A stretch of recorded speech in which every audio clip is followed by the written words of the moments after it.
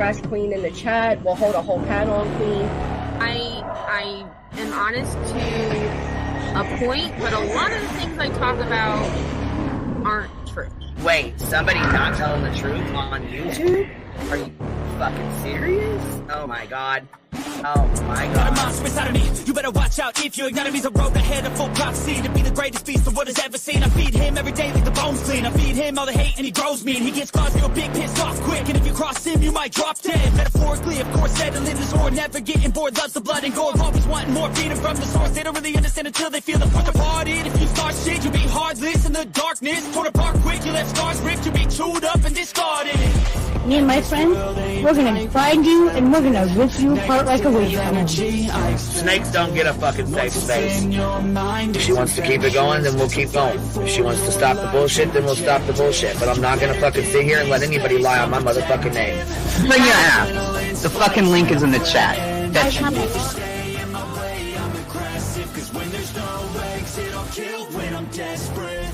Oh, loose booty, wet panty looking ass boy. Replay that, Queen. Her name is Queen. It ain't really so much Queen. Queen B. Queen B. Queen B. Queen B. Okay, there.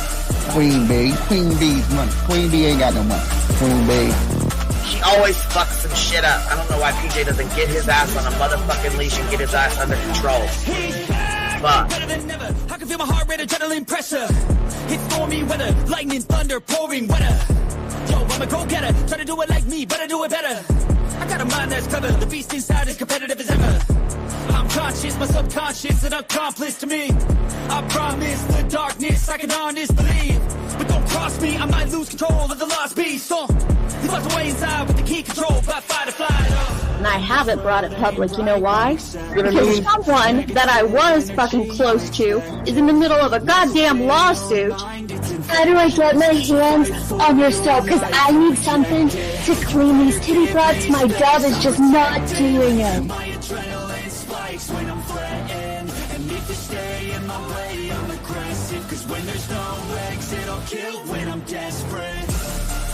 Bring your asses. As simple as that. Come on. I mean, bring it. Bring your asses. Hey, don't get Queen B and her 550, 600 servants. Bring their asses out. You might have started it, but I'm gonna finish it. Absolutely. Or go to somebody else's panel. Let me just say Queen B's panel. I'm telling you, we all need to go up on Queen B's panel because that seems where everybody's going. I guess Queen B is like the god of YouTube. Queen B Escobar, bro. Like, she's in China just making drugs. You know, I run the cartel on the YouTubes. I run the cartel here. You know what I mean? Like, because that's what boss bitches do. Exactly. Keep beefing with the Queen B because I heard the stinger sucks. This lady Queen B with the lip ring is innocent. You two weirdos are being weird. No, I know who this is. You're the lady that was on Molly Go Lightly. No. You have no doubt QB could hold her own with any female on YouTube. Let me tell you something we all learned a long time ago. I would fuck her up and drag her from here to China. Let's meet one-on-one. Writing checks their mouth can't cash. Bitch, I didn't write a check my mouth can't cash. I cash all them motherfucking checks. And I cannot for the life of me understand why people put her on a pedestal. And these allegedly smart people put her on this pedestal like she's something important. We got to tell you about yourself. It's your fucking old lying ass over there. Is her fucking name obnoxiously relevant? No, because she I know, she changed it. She meant to say obnoxious and irrelevant. That's what she meant to say.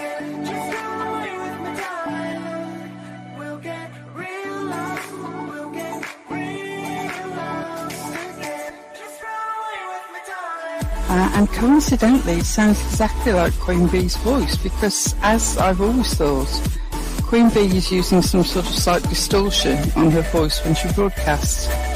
Exposed! Queen Bee exposed! Oh my god, bitch. Did they get that Dugan? Said they get that Dugan. That shit Chronicle of Shady, you better fucking shut your mouth with that. Bro, stop.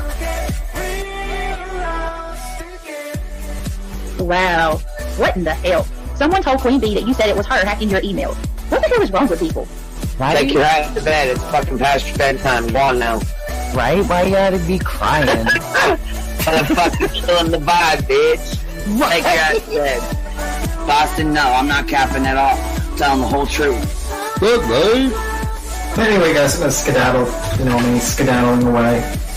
See you guys. Pumpkin. I love you too. Alright. I despise you, Boston. Whatever.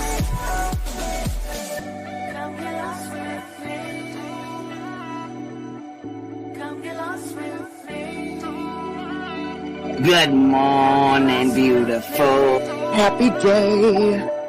Happy day, baby. We got trigger today. I trigger these motherfuckers every day.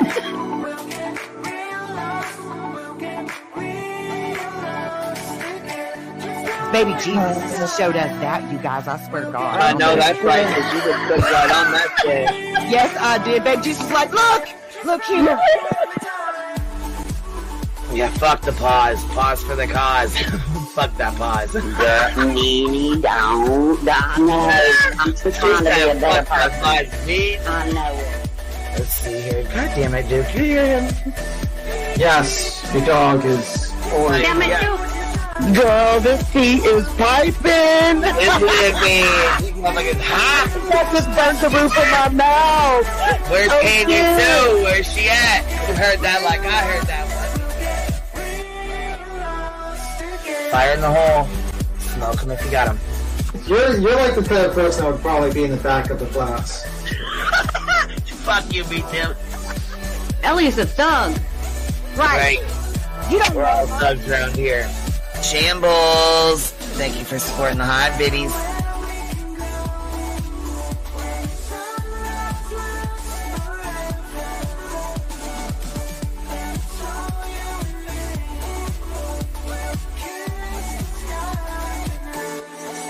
Y'all wasn't ready for that, was you? Wait, I wasn't, bitch. I was not. I wasn't even close to ready for that shit. All right, I love you, baby girl. I'm gonna jump off. I love you too, baby doll.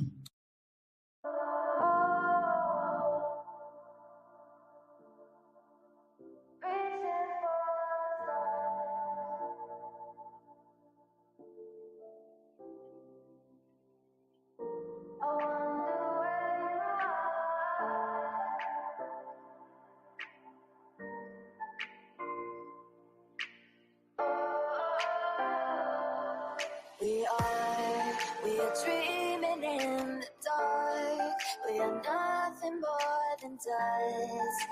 Search but you stay lost.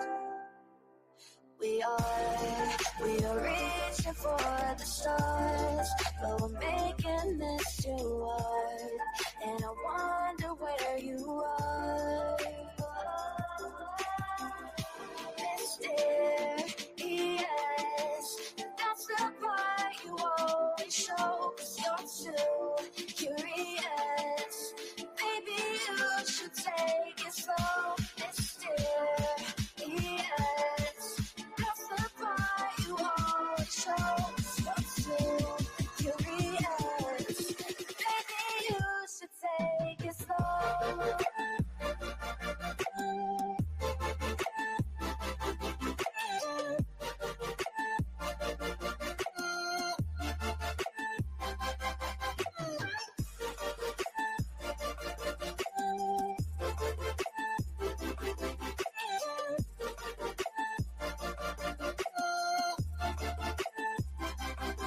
We're dreaming in the dark. We are nothing more than dust. You search but you stay lost. Search but you stay lost. We're reaching for the stars. We're making this too hard. And I wonder where you are. Mysterious, that's the part you always show. 'Cause you're too curious. Baby, you should take it slow. Mysterious, that's the part you always show. 'Cause you're too curious. Baby, you should take it slow.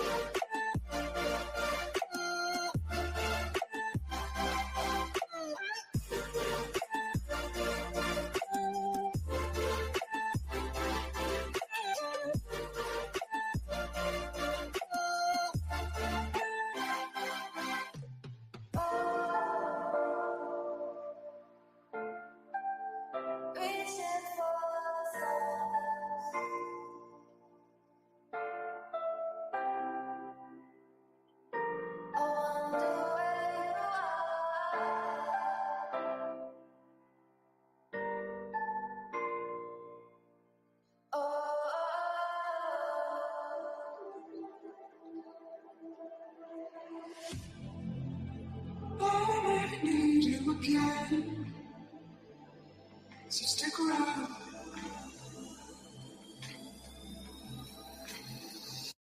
So stick around.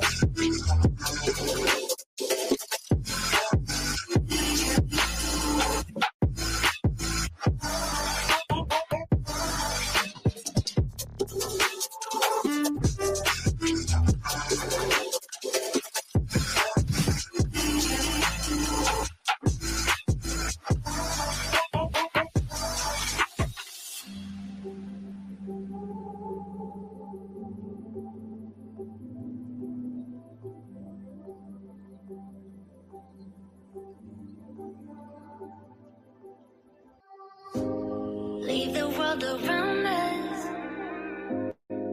They don't need to know. Come find me where the sun sets and say you'll never let me go.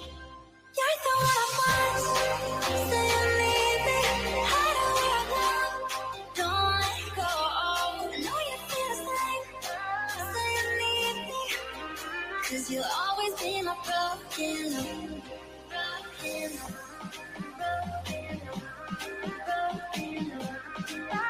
Cause you'll always be my broken love. Cause you'll always be my broken love.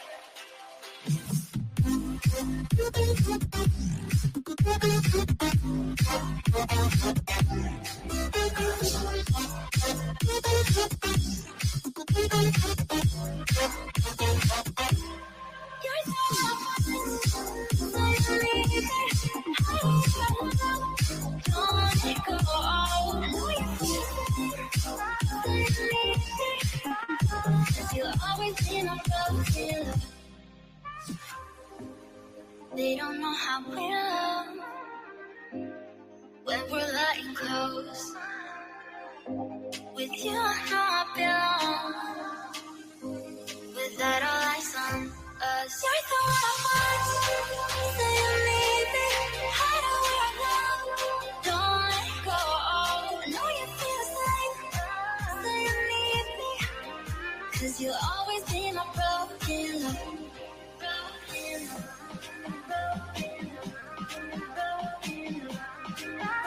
Cause you'll always be my broken love.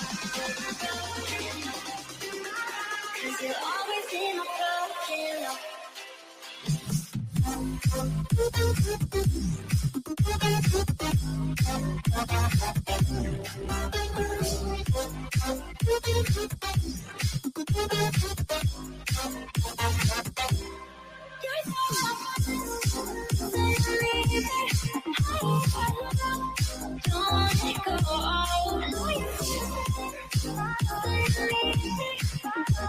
You'll always be my broken love.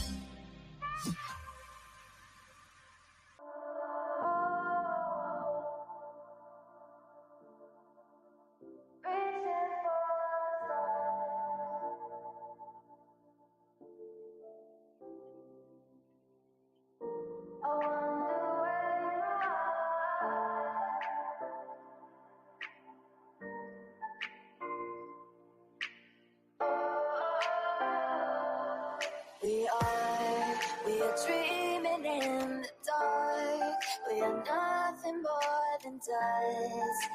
Search but you stay lost. We are reaching for the stars, but we're making this too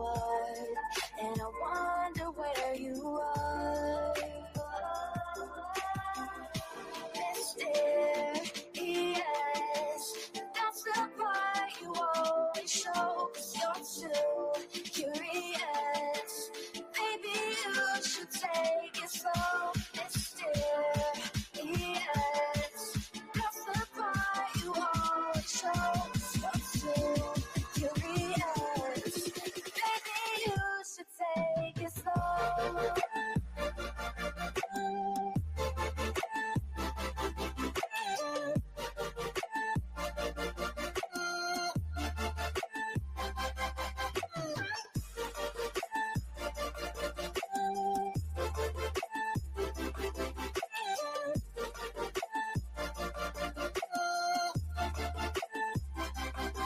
We're dreaming in the dark. We are nothing more than dust. You search but you stay lost. Search but you stay lost. We're reaching for the stars. We're making this too hard. And I wonder where you are.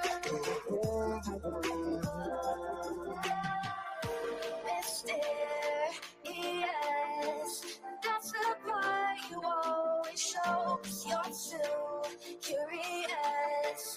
Maybe you should take it slow. Mysterious. That's the part you always show. You're too curious. Maybe you should take it slow.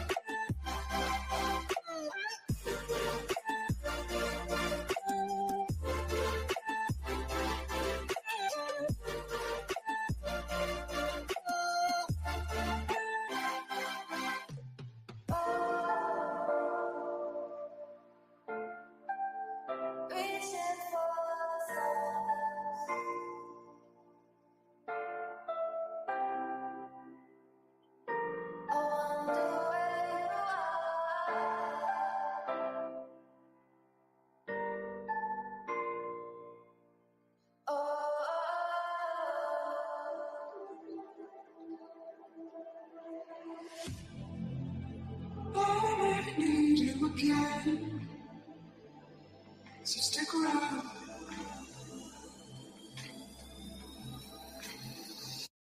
So stick around.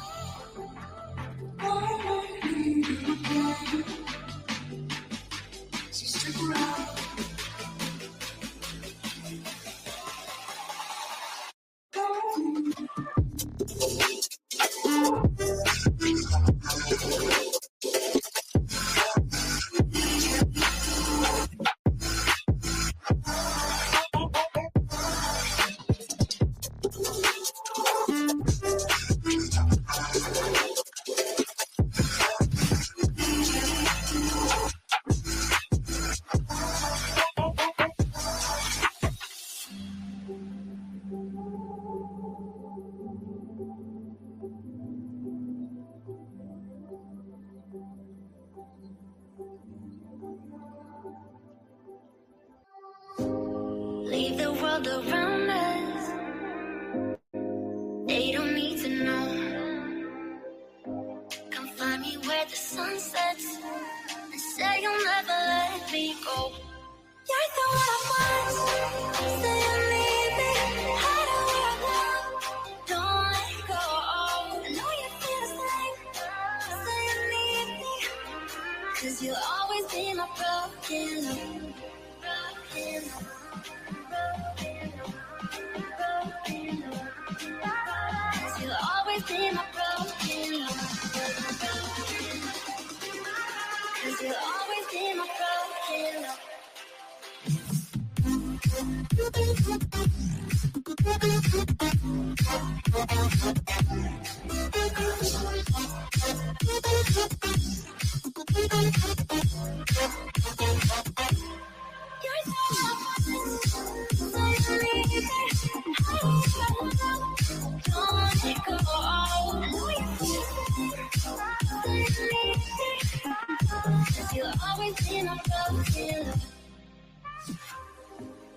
They don't know how we love when we're letting close. With you, I know I belong. Without all eyes on us, you're the one I want. Say you need me. Hide where I love. Don't let go. I know you feel the same. Say you need me. 'Cause you'll always be my broken love. Broken love.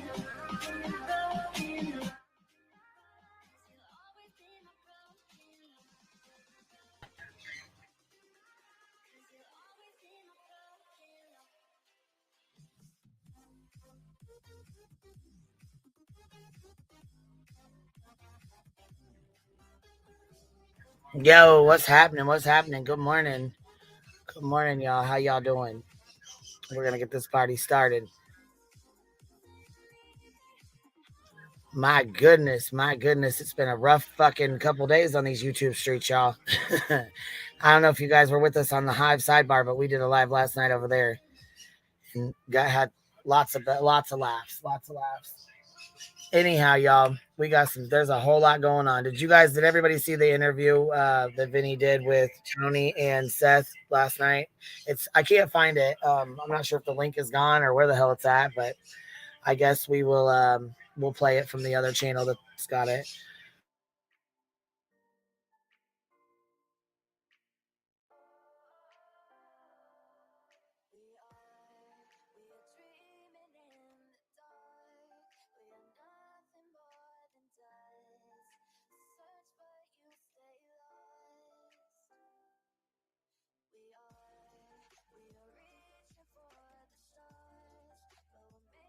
All right, the link should be pinned, and you know what? While they're waiting there, while we're waiting, we can hold on one second. Let me say,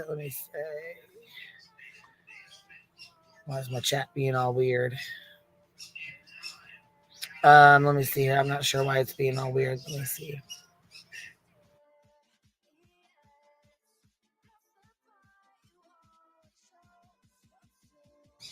Okay, Green Eye PI, I see you. Okay, you sent me an email. I'll go check it.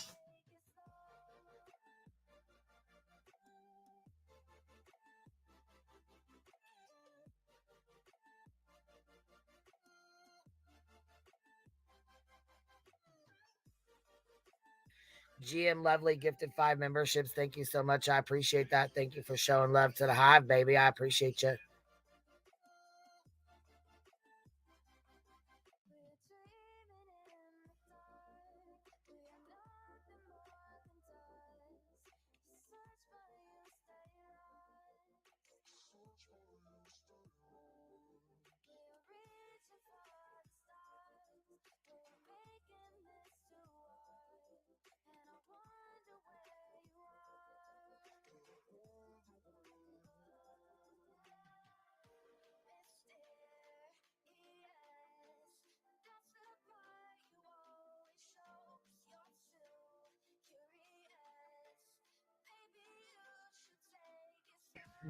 Green IPI, I'm not seeing your email. I'm not sure what you sent, but do you want to send it again?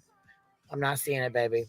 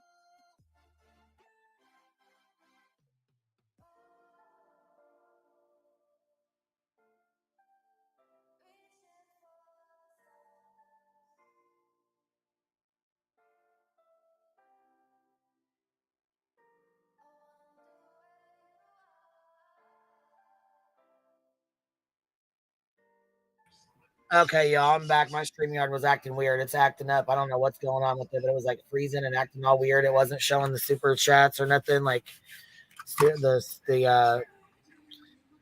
there's two that somebody donated this morning too, and I can't remember who it was. It's not showing up, so I apologize. Green Eyed PI with $2 said I sent you an email. Yeah, I'm not getting it. I don't know what's wrong or where it's at, but it's not coming in. Sorry, honey, I don't know where it's at. What's up, B-Tim? What's up? How's it going? My StreamYard's being funky right now, but hold on one second. All right, no problem. Funky StreamYards. How are things going this morning, everyone? Is everyone doing well? Everyone okay? I know the Griftmas is upon us, so it's a little exciting out there on these YouTube streets.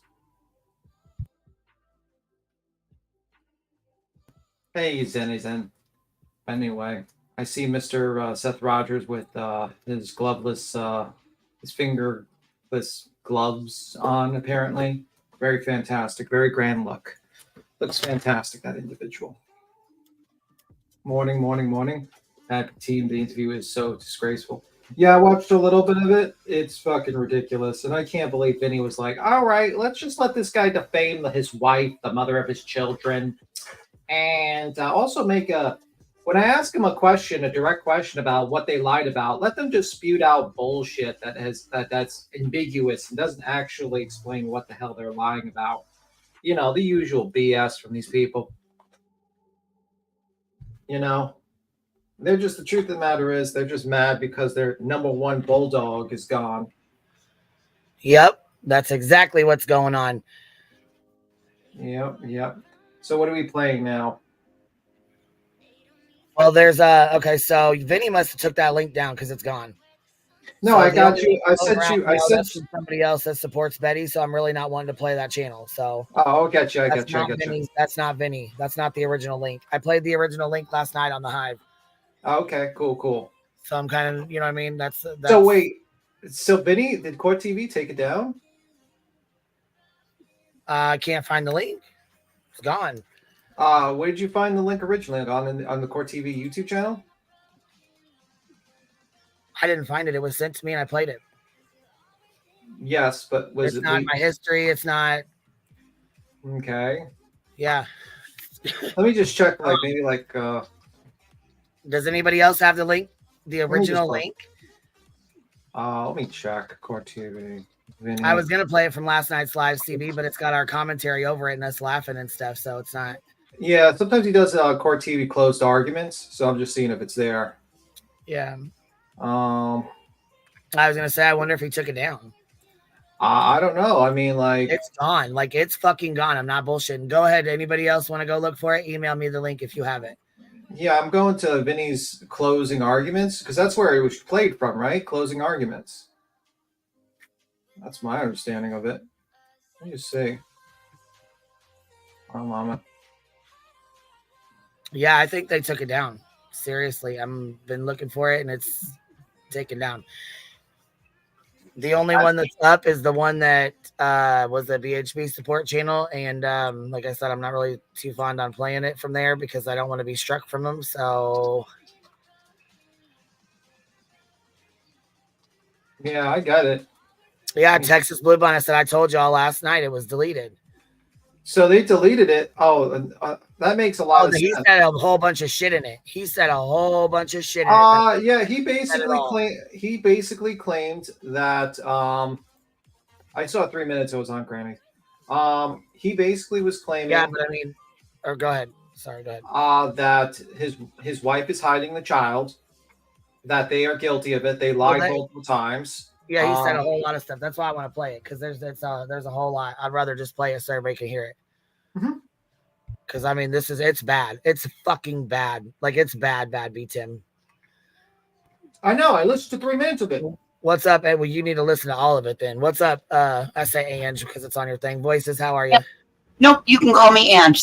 I've now officially transitioned to Ange. Here, let's turn the mic down a little bit, baby doll.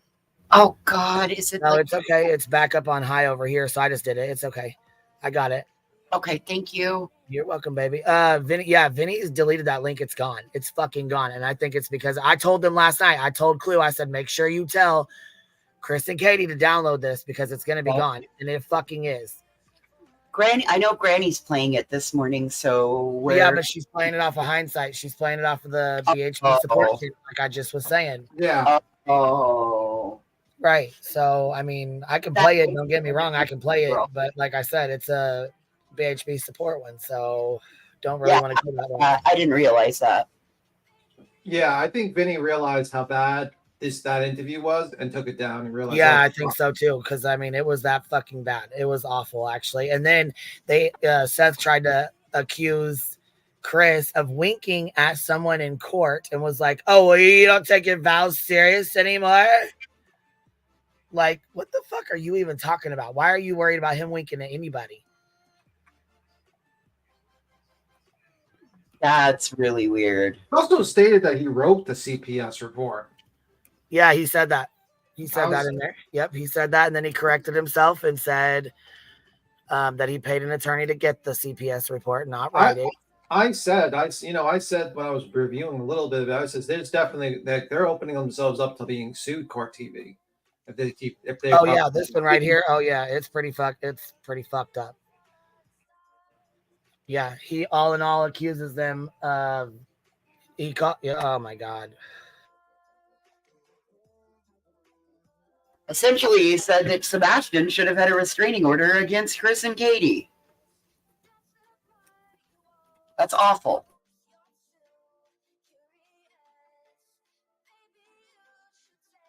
Yeah, he was basically saying a lot of things. A lot of things.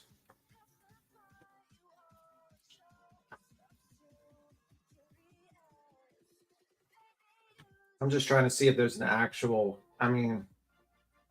yeah, that's shocking that he took it down so quickly. That really is shocking. Yeah.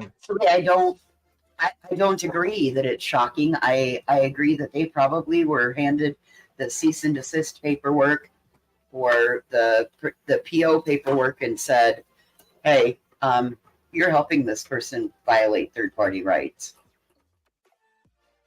Probably, man. I'm trying to see if it's like, oh my god, that was quick. That was the quickest I've ever seen it take down. Well, no, because Dolly's video came down really quick too, right afterwards. I don't know why Vinny keeps messing with these YouTubers. They always screw him over. You know what? I mean, he's done that with Turtle Boy. He's done that with a couple other people. Yep. Dolly. You know, he does a lot of these interviews and screws them over. It makes them look really bad. Well, not even so much making them look bad. I mean, they do a good enough job of that themselves, but it's just the way he does the interview with the person that has been not really a good person. Yeah, I've checked closing arguments. I went to Court TV closing arguments, and it's not there. Green Eyed PI. I'll go check it here in a minute. Okay, wait, I found it. I actually found it. I think I found it. Okay, drop the link in the back, would you? Okay, so my dog Snack Dealer, you're up here. How are you, baby? Hey, can you hear me? Yep, I can hear you good. How are you? Here you go. I just want to know how anybody could take him seriously. He can't pick a hairstyle. Well, you know. He looks like he's got a perm. He's got the ponytail braid thing going on and a bald spot. And he needs to shave that thing off his chin and put it on the top. Yeah, Queen, I got it in the sorry. Yeah, I know. Yeah, I know. I already got it, and it's okay. Go ahead, my dog Snack Dealer. I'm sorry for interrupting. No, you're fine. I just can't believe it. And Tim, if you only heard 3 minutes, oh God, you missed all of it. Because every time you went, oh, that's so bad, he would double down and go harder. Yeah, I think he's fucked up. He really did. Oh, he really did by the end. Oh God, I see. I thought Betty was in the background for a moment. I was like, "Is that Betty?" And then I think we all did. We seen a little bit of gray. We all went, "That's Betty." It's like, why is Betty and Tony and Seth all in the same hotel room? I was like, "What the hell's going on here?" Remember what she told the judge. It didn't matter who she was doing. As long as they were on the same football team. Yep. So Queen, it's I like, couldn't believe he said that. Oh God. yeah. Yeah, so it's like a 45-minute one, and it's like it goes from I think Seth's interview starts at the 27:24. I thought the interview was like 15 minutes long. Yeah, but it was part of the closing argument, so he did like Yeah. multiple segments in it. Oh yeah. But I'm saying his part. I mean, that guy got on there and talked for like 15 minutes and just kept getting worse and worse and worse. Yeah, absolutely. I mean, someone's saying I'm heartless. Oh, geez, Louise. Oh no. That hurts my heart. Oh wait, I don't have a heart. Oh shoot. Maybe I'm like the Grinch, just cold. Hey, I like the Grinch. A Grinch, you know. My Maybe- kids thought the Grinch stopped. The Grinch had a heart and it grew 10 sizes too big. So I don't know if you're ready for what's going to happen to you. No. My Grinch. kids thought the Grinch ended where his heart started to grow, but that's usually when I'd turn the channel because I couldn't stand the ending. And so when they got older and seen the whole show themselves, my daughter was like, "Did you Honestly, realize there was more to it?" I was actually disappointed. I think the Grinch should have just destroyed the toys. I know. I'm with you. I That's would've why been when like- it said his heart was growing, I would just turn the channel, and the kids always thought that was the end of the show. like, oh, you're happy without your toys? Knock it down the mountain and see how happy you are. Oh my God. I just can't look at his. I never knew his hair was that kinky. It's like he's got a perm. It looks weird. He looks It weird. looks like an 80s poodle perm. It's really fuzzy. He hasn't been using his head wrap at night like he should be. Oh my God. As a girl who wears braids quite a bit, all you got to do is wear one of them silk little bonnets at night or wrap your head in a silk scarf and you'll avoid all that fuzziness. So shame on his hairstylist for not telling him what he needed to do for at-home care. I swear. I couldn't believe there was 2 of those braids. One was bad enough, but when you Yeah. you see him walking away from you, all you want to say is giddy up. Bro, he needs some help. He's getting fashion tips from Dog the Bounty Hunter. I'm shocked he don't have feathers in it. That's the only thing he's really missing. Redneck meets Viking. I think he would probably benefit from them little silver thingies. I just wanted somebody to put some floor wire in there and make it look like Coolio's, though, for real. That'd work. Seth wants his son found unlike other people. Well, he's doing it the wrong way because according to the judge, he wasn't even looking for, Betty wasn't even looking for her son, for Seth's son. It was more of a vendetta. Mr. Seth Rogers believes in his mind that Katie has the kid, has Sebastian, and that's why he's doing this harassment campaign with a bunch of other people. So either he's absolutely 100% wrong, or he's got some information he probably should tell the cops. And if cops don't actually listen, if he doesn't have enough evidence that the cops said, hey, we don't. Do you think that's why they took it down? Is maybe that if I was Katie, I'd be like, hey, I want him charged. They didn't take it down. No, it's on the closing arguments, Court TV argument. Because I was fixing to say, that by the time he got to the end, I mean, he made anything Betty said look just wow. It's really bad that he made Betty look normal, isn't it? Yeah. Yeah, he looked bad. Because I swear at the end, you could see that Vinnie was kind of squirming. He didn't. Well, he was repulsed. These positions, I don't feel sorry for him. Yeah, I mean, he keeps on picking these YouTubers to jump on his show without doing any background checks on them. And Tony Mathis, it's a very simple background check to find out that he allegedly showed his penis on a live stream and also cursed out people and worked with people in the background. He doesn't do any research on these people. So he gets what he deserves. Well, you got to think of all the people he has talked to. You think he would, expect anything. But honestly, last night at the very end of that video, you could tell he was kind of squirmy. Yeah. By the way, Quinn, do you want me to share it or are we waiting? I don't know what we're doing.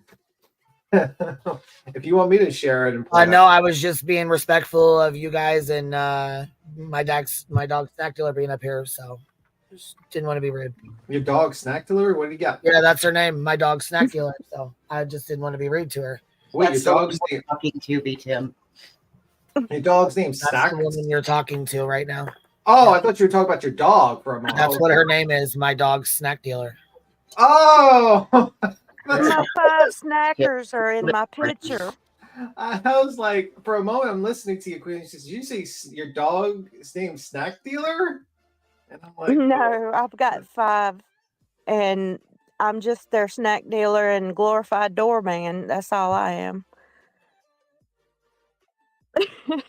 Hey, at least you got people to open the door for and deal snacks out to. There are some people that are not as blessed as we are. Oh, well, the thing with 5 of them is that it's never all 5 want to go in or out. No, it's all day long. It is all. I know that one. Multiple dogs. That's why you need a dog door. Oh my goodness. And all these are Chihuahuas. I'm kind of scared to have them on a door they can run out of because, like a doggy door, because they just go off on anything. Oh my goodness! You got a tiny pack of Chihuahuas. You got a tiny gang of Chihuahuas. Yep, I got a Chihuahua, a Papillon, and then their 3 babies. And oh my God. Thank you for coming up, love. I appreciate you. We're gonna go ahead and get going and get this played, okay? Oh, you're fine. You're fine. I couldn't believe his head. I could not believe his head. I know. It's ridiculous, isn't it? All I right. wonder if he ran out of hair because his head swole up or if he's just losing his hair. I don't know. I think the real estate widened up a little bit. But I will let y'all go watch this. All righty, love. I had to say hi. No problem. I appreciate you coming up. Thank you, love. Bye. Bye. All righty. So this is like in the middle. Shit, I'm kind of glad you found it. Yeah, it's 24. It's 27:28 is when it starts. Yeah, I got it. I got it popped up here. It should be on here now, actually. Oh, here I got the 7. I'm like, why isn't it pulling up? Why are you harassing me and following me? Why are you harassing me and following me when I'm conducting business? How can I be following you when you just were in the plaza? You've been following me, sir.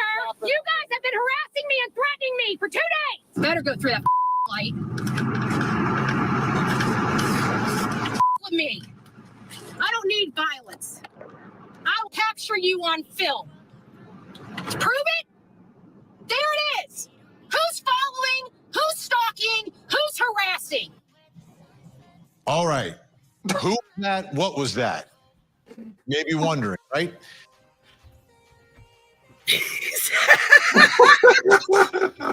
Who was that? What was that? You may be wondering. Did you see the Sam's Club receipt on the side? Yeah. Oh my God. Did he take Kodo's video or something? Did they put that snippet there? That's hilarious. Who was that? What was that? You may be wondering. Yep, Vinnie, we all are. That is from a YouTube true crime live streamer. She goes by the name of Bullhorn Betty, and she's been on the front lawn of Brian Laundrie's parents. She's been in front of Leilani Simon's home down in Georgia, and in this instance, she was covering the story of the disappearance of Sebastian Rogers in Tennessee, and there was in some level of a confrontation with Sebastian's stepfather's stepfather, I believe. But what I just showed you was evidence that's being used against her. It's being used against her in court. So this is Sebastian Rogers. You know him. Seth Rogers, you know him, Sebastian's dad. He's been on the show plenty of times. He's about to join us in a moment. He was in court as well. I guess observing and watching, not necessarily as a litigant to this. And it was all about Chris and Katie Proudfoot, who Katie Proudfoot is the mother of Sebastian, and then Chris is the stepfather. And they brought an action to restrain, to stop Bullhorn Betty from allegedly harassing them. And there she is on the stand. Her real name is Andra Griffin, but everyone knows her. She calls herself Bullhorn Betty on YouTube. So to give you an idea of what she was doing online, in court, they played videos from her YouTube channel. So I'm going to play you a section of that. They played a lot more than I'm going to show you, but take a look so you have an idea of who Bullhorn Betty is and what she was saying online about Sebastian Rogers' mom and stepfather and other members of that side of the family. If people are in this area and they're watching me and you know Chris and Katie, or you know where they like to hang out, please let me know. You know, if they had a favorite, obviously they both like to drink. Come to me if you know anything about Christopher Proudfoot, anything about where his stomping grounds were, anything about people that he may have known, anything about somebody wanting to come forward and just speak to me about him. So if anybody has any information about Christopher Proudfoot, anything about his life, anything about his childhood, anything about his time in elementary school, middle school, or high school, please come forward. I am very interested in speaking to you. And I'm trying to find out who Katie and Chris are as people. I'm trying to find out what they do, with their normal life. Where do they go? What do they like to eat, play with? Where do they like to go camping, hunting, fishing? Where do they take a vacation? What's the comfortable areas for them? Katie's got a new car. The lady literally went car shopping. Katie's got a new car. QB's got a new car and got her daughter a car. Okay, that's what she's saying here. Everybody gets a new car, according to Betty. I mean, these are pretty damning clips that basically show that you're stalking these people. Yeah, she tries to say that a hate channel, a hate channel, made this video and turned it In the middle of her son's missing person. She left a house. She's changed her hair color. She's now changing her appearance. She's wearing glasses there. Chris Proudfoot was not at the airport to pick up his daughter. It's time for me to go over to the Yogi Bear campground. I want to see. I doubt that anybody will speak to me. I use this phone here to capture on the 9-foot pole. But these are my night vision goggles and stuff. They film, they record, they everything. These things right here are pretty awesome. I'm good at what I do. It's kind of creepy I do what I do, but I'm good at what I do. And it's a job. What you gonna do, sir? Well, I'm glad she said it was creepy herself, because it is. It's really fucking creepy. I didn't step on your property other than to put a missing person flyer on your post, dum-dum. I'm in a public place. Yes. Why are you harassing me and following me? Why are you harassing me and following me when I'm conducting business? How can I be following you when you just were in the plaza? You've been following me, sir. You guys have been harassing me and threatening me for 2 days. Prove it. I am right here, sir. Right here, sir. Better go through that light. With me. I don't need violence. I'll capture you on film. I just want to ask you, what do you think your law enforcement is going to do when you piss me off?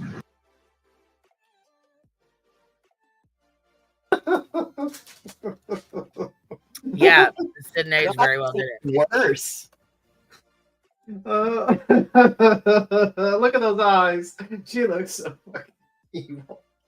Oh my god. She's lost even more weight since this video. What the fuck is going on with all this? What is going on with these YouTubers and their rapid decline? I think Tony Mathis is a vampire named Barlow. He's sucking the life force from them, and that's why they're losing weight. If Tony loses 100 pounds, then it's a confirmed lore. If Seth loses 100 pounds, maybe. If Seth loses 100 pounds, it's confirmed. It's confirmed. It's absolutely confirmed. Because all these YouTubers that associate with stuff, suddenly like they become like malnourished, like they're just like skinny. They suddenly lose a bunch of weight. They look tired. It's like he's like a vampire. You know, he kind of looks like Barlow, right? Microphones. Thinking they got posts running around them. Yeah, all the stuff, all the things. Tim, you might be onto something. I mean, it's true. He kind of looks like Barlow from like Salem's Lot a little bit. He's got the bald head. He's really tall. He can work Beelzebub too. True. He kind of only goes into houses where he's invited, you know. Suddenly, like he comes to a town, it's like it's this evil that comes to a town, you know, it has to be invited by someone. Kind of reminds you of Salem's Lot. Wicked This Way Comes. You know, where it rolls in with the carnival and the fortune teller. Yeah, I'm just saying, like, it's very obvious that this was Barlow in Dark. No, Barlow I think is Stephen King. I think Barlow. I think maybe he was also used in that one. I'm not sure. I have to look it up. Yeah, I think you're right. I think it is Salem's Lot. You know, and basically, I guess who would be the person that would be working for Tony that like lifts his coffin into the towns? That's Betty's job. That's Betty's job. Mr. Barlow wants to meet you. Mr. Barlow wants to meet you. Mr. Tony wants to meet you. Or it's backwards. Betty with the bad hair is Barlow, and Tony is the Undertaker that wants to. Bro, have you ever seen the original 1970s like Stephen King's movie, Salem's Lot? He's bald, and he's a giant bald guy with like two big teeth. Okay, well, Betty has to be the Undertaker then that's riding the carriage in town. Yeah. All right. I'll keep quiet. I'm good, Queen. Eric Jasper said I'm with SF investigates on how much time she's going to get. At least 10 days per violation. Steadily is what Tennessee gives. Damn. And it goes for the Bowerstocks and the Proudfoots. When I bring the show to your town, I'm just asking. Because I've been very calm. I've been very courteous.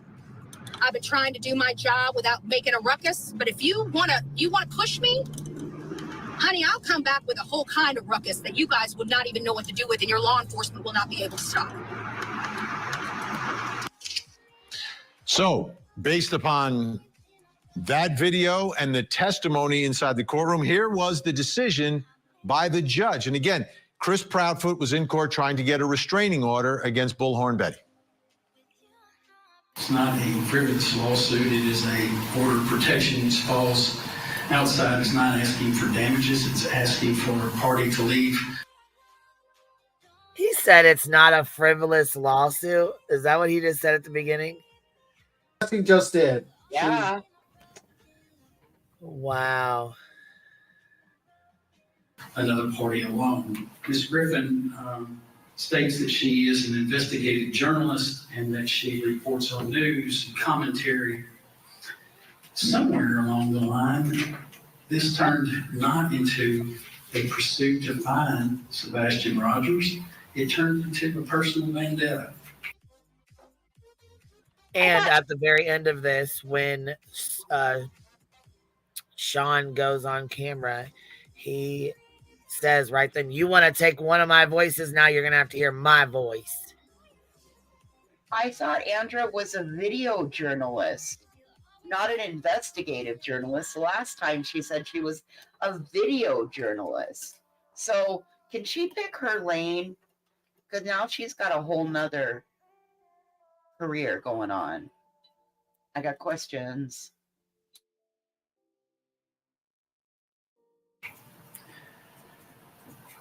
You know, it's interesting that you came to Sumner County to help assist in finding Sebastian Rogers, but there's been really very little testimony by you of what you've done other than harass Mr. and Ms. Proudfoot and Mr. and Ms. Bowerstocks as it relates to these matters.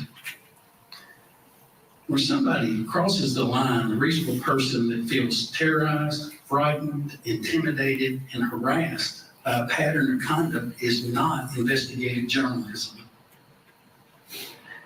Therefore, based on the facts presented in this case, I do not find the motion to dismiss the civil and the criminal cases under TCA 2017-101 etc. well taken, and therefore they are denied. Is she allowed to mention them on YouTube and TikTok? You must not come around the person for any purpose or contact this person directly or indirectly. Text message, email, social media of any type. These people are basically not in your world anymore. I can't be any more clear than that. Look at that lawyer's face. She lost. She lost today. There's more that's going to happen. But I want to bring in our special guest joining us tonight. Sebastian Rogers' father, Seth Rogers, is with us, and the Rogers family spokesperson, Tony Mathis, as well. Thank you both for coming here. All right. I'm going to need for y'all to get ready for the shit show, because here it is. What's your reaction, Seth and Tony, to what happened today or yesterday in court with Bullhorn Betty? And what are your thoughts about Bullhorn Betty and what she's been doing? Well, Vinnie, first off, thank you for having us tonight. Let me be crystal clear about something. That entire family lied under oath to get those protective orders. This family has spent more time trying to silence people than they've spent looking for Sebastian. We know for a fact that there's no proof that Sebastian walked out of that home. And it makes you wonder what else they're lying about, Vinnie. It also makes you wonder what would happen if Sebastian would have been able to file a protective order against his stepfather. Seth, your reaction to what happened and what is happening in all of this. Okay, that's a lot to take in. Yeah, that is a lot. Basically, he is making insinuate, like saying that they lied. He's going to be asked later on by Vinnie, what did he lie about? And then he can't even think of one scenario that they lied about. The fact is, they didn't lie. They had video evidence to support their allegations. Betty did not have any evidence to support her allegations. And if you heard the judge clearly, he said the criminal and civil matter will not be dismissed. Meaning, she tried to get rid of that criminal matter? Nope. It's coming forward. So her motion to try to dismiss the criminal matter? Nope. She's not going to be too happy on the 20th. Better get your affairs in order, ma'am. You're not going to like the results. Yeah, for sure. Yeah. Oh, by the way, on side note, she basically, the power went out in Betty's house, and basically all her food is rotten, and she eBayed for money for her food. On the side. She's been doing that, allegedly, in my opinion, with her garage and her mower and all of her bullshit, too. Yeah, and it's all everybody else's fault for not letting her be there. So. Well, unless she had a backup Jenny to keep that fridge on, wouldn't do anything. Why didn't she have her good neighbor friend go over and check on it? Well, I'll tell you right now, there's millions of people right now with no food, no power, no water, no necessities, nothing. So she's not the only one hurting right now and having things going on with this hurricane. My professional opinion, I would say something. Hold the fuck on. Did he just say in my professional opinion? Yes, he said professional. You are not you're a professional gamer. You're a professional lazy person, but you are in not your opinion. In my opinion. Do your own research. Nothing to say in this fact unless you hear it on court TV. In my professional shit talking opinion, you are a gamer and you are lazy. And I don't think you're a professional when it comes to searching for people and or any sort of criminal, like learning about, investigating crimes. That's along the lines of Chris and Katie did something to my son. They're using Sumner County to cover it up. What the fuck is this? Listen, these allegations are serious, Jack. And to hide themselves. from the actual law. And let me ask you, Seth, and we have no independent information. We know that police are saying there's no suspect. No one's been named as a suspect in any of this. But this seems to be, at least from my perspective, Seth, is it a change in the way you are seeing what has transpired through all this? Are you seeing things differently than you did before? It's the evidence. I still believe my son is alive. I still believe he's somewhere. But the fact is that he was at the fair house last. There is no evidence that he ever left the house. And they, as Tony has stated, they have spent more money and time trying to get people to not speak about Sebastian. Says the person who sent C and D's out 3 different times and, continues, in my opinion, to keep this bullshit narrative going. Is that a photo of Jules? There to the left. Long blonde ponytail. Kind of looks like it. Holy shit, it might be. Kind of looks like it. It does actually really kind of look like that. Right.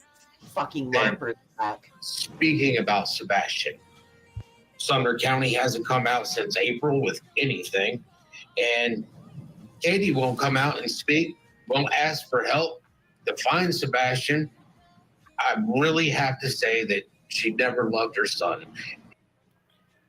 This, in my opinion, well, actually, this is what he said. He said at the end of the court date that now that they've taken one of his voices, they're going to have to hear his voice.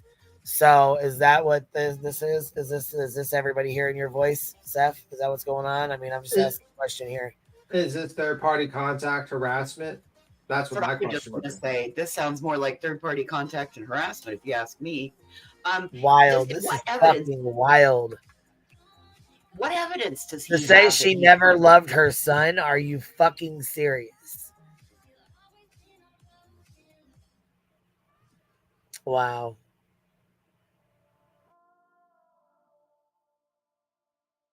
And on top of that, I have the DCS reports that I've written. That's what people are talking about. He said right there, I have the DCFS reports that I've written. Very interesting. People, that's where he says that he hasn't written or whatever, but I think he meant like he has the written copies. Okay. I mean, I don't know. That's just my opinion. I don't know what he was saying, really. I don't know, but this is what people were saying, where he said he had a written, like he did it. So that I had literally took me an attorney to get them. Sebastian deserves a restraining order from those two. Did you just hear that? Sebastian deserves a restraining order from those two, and then he holds his lips like he's about to say something but doesn't want to. I think that's probably their next step. They're going to probably try to do a restraining order for Sebastian against the parent. They're his own parents. Restraining order from those two. Watch his face. See him? Like he had something he wanted to say but didn't. Yep. Is Tony asleep? He hasn't blinked. I was wondering. No, he looks like he's pretty tired though. I guess it was his birthday allegedly, from what was said. I mean, he looks like a mannequin. Psychopaths. Psychopaths is what he called him. Are you serious? Yeah, he's crazy, man. Like, I can't believe like the fucking Vinnie's sitting there. He's like, "Oh, okay, I'll just let you continue saying this defamatory statements." Think about what Seth just said. Sebastian deserved a restraining order from those two, meaning Chris and Katie were putting the restraining order on Sebastian. That doesn't make sense the way he said it. I know what he's meaning. He's meaning that Chris and Katie deserved a restraining order on behalf of Sebastian, but that's not what he said. It totally didn't come out right. Because what he's saying is Sebastian deserved a restraining order from Chris and Katie, meaning Chris and Katie didn't want to be around him. That's not accurate. And Seth doesn't cite any sources of any evidence. What evidence? There was no evidence shown. There was a photocopy of a press pass that she made. I could have made one better for her on my own Cricket. I'm not allowed to make things anymore like that. Cricket gate. Hashtag Cricket gate. All right. No sidebars here. Let's keep it moving. Okay. Tony, now you've accused them of lying, the Proudfoots, right? So what were they lying? Matter of fact, here is his own words here. And if they're going to try to take away one of my voices, they're going to have to get ready for my voice. So that's direct quote from his mouth. From Sean's lips to your ear. Yep.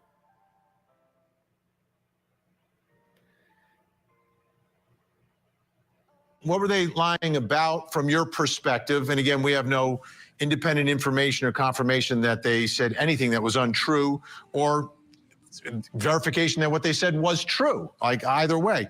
But what were they lying about from your perspective, and what's the evidence from your perspective that they are not telling the truth? Well, they actually were lying, and it was proven in court that they were lying about what they stated in the protective orders, which was that she had had physical contact with them, that she was following, stalking, and harassing them. And even on the stand, Mr. Proudfoot admitted. So I'm guessing Betty totally forgot when she said, "I'm fishing, bitch," and you was just caught. She did have physical contact. She was actually following the step grandfather around in her car. Jumped out on him at the stoplight. Yeah, I mean, that was done. She was actually at the scene, like she was actually in front of his trailer, in front of his job, and also drove in front of his house. So those are not lies. I mean, do you think like I don't understand his statement? It's a pure lie from this guy. But let's be real, Tony Mathis is a liar. In my opinion, in my professional shit-talking internet opinion, he is a liar. This shit's wild as hell to me that he says the shit he fucking says, man. Oh my God, are we the professional talking committee? We are the professional shit-talking committee. We are. That's it. I'm done. Committee of professional shit talkers. Nice. I love it. I'll print you out a pass. We'll get you a pass. Oh no, I got my own. No worries. I can make mine better than Betty's. Yeah, she's like, "Oh, I had no contact with Chris, but forgot she called him on the phone and then played it on her channel." Proud as fuck of herself. I love the part where Chris says she also said she was gonna bring a machete. A machete. And she called it. He should have said. She also said she's also referred to as Machete Betty. Yeah. That. Also, Bedbug Betty. Betty, the sweaty snake hunter. Oh my God. Yeah, I was gonna say this is Hate Channel Media over here. Absolutely. Hate Channel News Network. I'm your ground, on the floor host, shit talker. You are the. You're right, the. Here we go. Here we go. I'm playing it. Never met her in person. So, in my opinion, it's a little difficult to be stalking somebody that you've never met in person. And it goes to the many inconsistencies that have been told by Mr. Proudfoot since the very first interview. Not one of his interviews have matched up, Vinnie. And when you say the interviews haven't matched up, you're not talking about. So I just want to make this clear to everyone watching. You're talking about the disappearance of Sebastian, not about Bullhorn 100%. Betty in this case. Yeah, the Bullhorn Betty lies were just another long string in the lies that they've told since the beginning. If you go back and break the interviews down from the very first interview they did all the way from Nancy Grace and beyond before they quit coming out in public, you can see one inconsistency after the next. And the great thing about telling the truth, Vinnie, is when you're doing that, it's always the same. It doesn't change. So what's the most material inconsistency that you believe has been stated from Chris and or Katie? Regarding Sebastian? Absolutely. That's what I care about at the end of the day. Absolutely. Many inconsistencies told about the phone calls, the time of the phone calls, the bed times, what happened after he went to bed. Just, you know, that entire 10 to 12 hour period, many inconsistencies. Also, not rock solid alibis and a lot of time that's unaccounted for.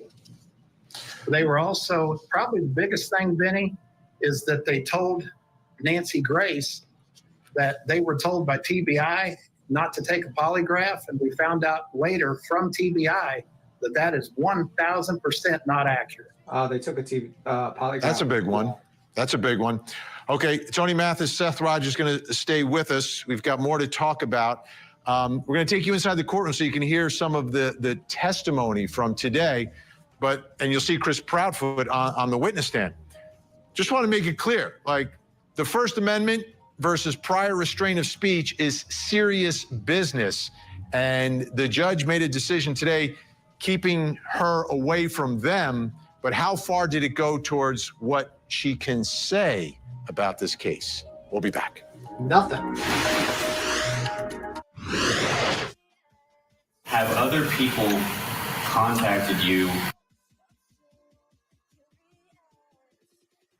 Man, oh man. That guy lied so much. He couldn't even think of precise, like, the times. They don't have rock solid alibis. One was at his job about 3 hours away. I think that's a pretty rock solid alibi.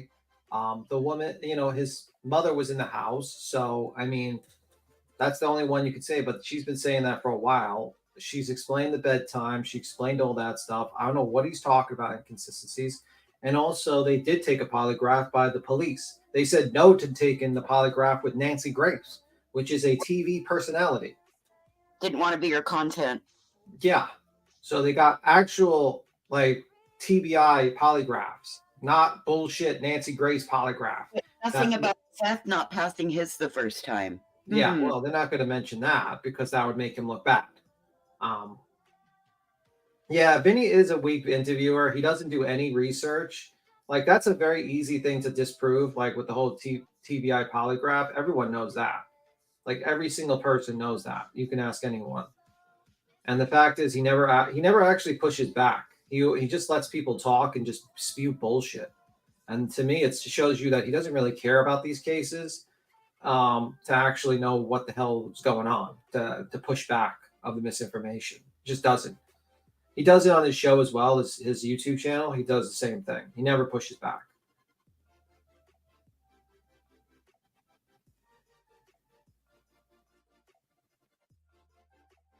Vinnie is now a huge liability, misstating laws. Well, yeah, Vinnie is like sitting there and you think this is like free speech thing. No, free speech would be like Betty goes online and she started stating things like in her belief and stuff like that. And suddenly they said, we're going to do an order of protection on you because you're talking about them. And that's bad. No, what Betty did was she literally stalked and harassed them in real life, went to every single job in every single place that they had. And she proceeded to ask for all their information, where they're going to be, filmed them, had people film them in real life, and also threatened them with possibly one of them with a firearm. And also talked about how she's bringing a machete to Tennessee. She crossed the line. So this is not a free speech situation. This is not a matter that should have just been handled by the civil courts for defamation. This was something that crossed the line. And it's very clear. And I don't know why Vinnie does this bullshit where he just sits there and be like, oh, free to speech. It's like, sir, if we did half the things that Betty did to you, you'd be crying to your local police officers. You'd be hiring someone to protect you. And that is the truth. Just because because people think you've done something doesn't mean that they can harass you and fuck with you in real life. You can think about all the theories you want online and risk the possibilities of being sued by them. But when you cross that line to real life, then the courts are going to go into effect.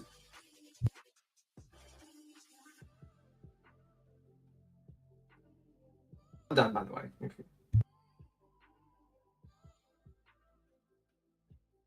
All right, here we go. Based off of Miss Griffin's conduct on her social media accounts? Hundreds. Okay. How often does that happen? Daily. Is it possible for you to avoid the media circus that surrounds Miss Griffin's conduct? Absolutely not. Okay. Have people gotten your personal phone number that way? Yes, sir. Have they gotten your email? Yes, sir. They message you on Facebook? Yes, sir. Okay. So that's Chris Proudfoot.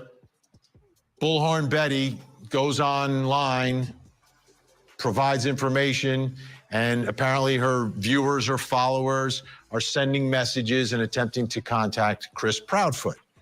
So the judge's decision has prevented Bullhorn Betty from contacting the Proudfoots. But what I heard in the decision was, it sounds like she can still talk about them. She just cannot contact them through social media, cannot contact them through text or email or any other way. He's got to stay away from them. No. Oh, Vinnie, you totally misunderstood that. Yeah, buddy. I was going to say, because it says in this article that I just popped up that the judge told her, forget this family ever exists. Like, Yeah. this family no longer exists to you. Yeah, and when you get a protective order, your children are under it, and Sebastian is under Katie. So no, Vinny, you don't know what the hell you're talking about, Vinny. Stop fucking with the suntan bed and the $1,000 haircuts, and actually like listen to like court cases and actually pay attention, because you don't know what the hell you're talking about. Nah, let him go on about his way and then let Betty believe it and Tony and them believe it. And then next thing you know, Seth talks him right into another PO and some violations. And Tony's out a whole bunch of money and Betty's behind bars and Seth is left with nobody to play with. That would be perfect. Yeah, he got it completely wrong. Absolutely completely wrong. The guy even specified, the attorney for the Proudfoot and Bower Sox specified, and social media. And he made it very clear, and social media. So,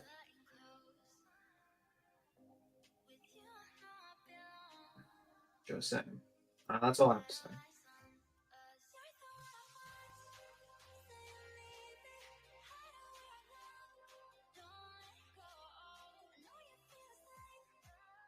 Sorry, I was carrying What? I'm sorry. Sorry about that. I was carrying my computer, so I was too close to it. Sorry. No, it's all good. Like I understand that decision. Whether you agree or disagree, it's up for debate, but that's the judge's decision. But it seems that she can still talk about them. Now, Chris Proudfoot was asked another important question when it comes to a restraining order, right? To prevent someone from going somewhere or contacting someone, there's got to be a reason. He's asked, why are you afraid of Bullhorn Betty? Take a listen. What are you afraid of from Andrew Griffin? What am I directly afraid of, sir? Is that what you're asking? Yeah.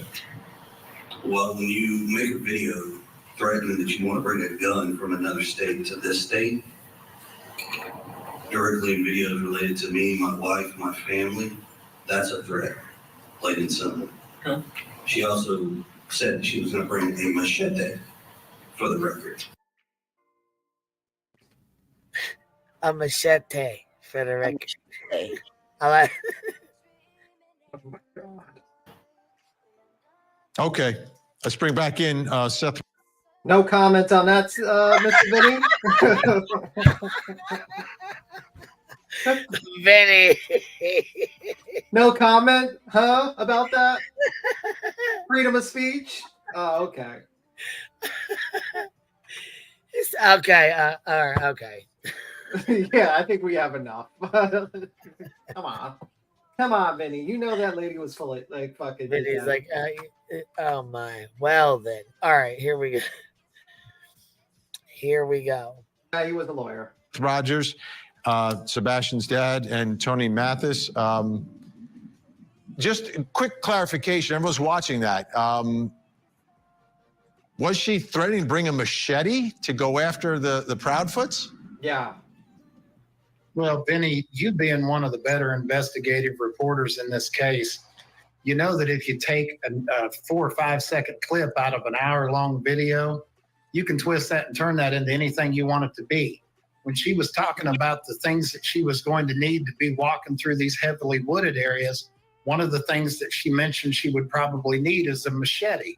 But you don't get to see all that because that doesn't fit the narrative. Does that make sense? On top of that, if she had stated that she was going to bring a machete, don't you think the felon that made the video for the Proudfoots would have actually clipped that in there?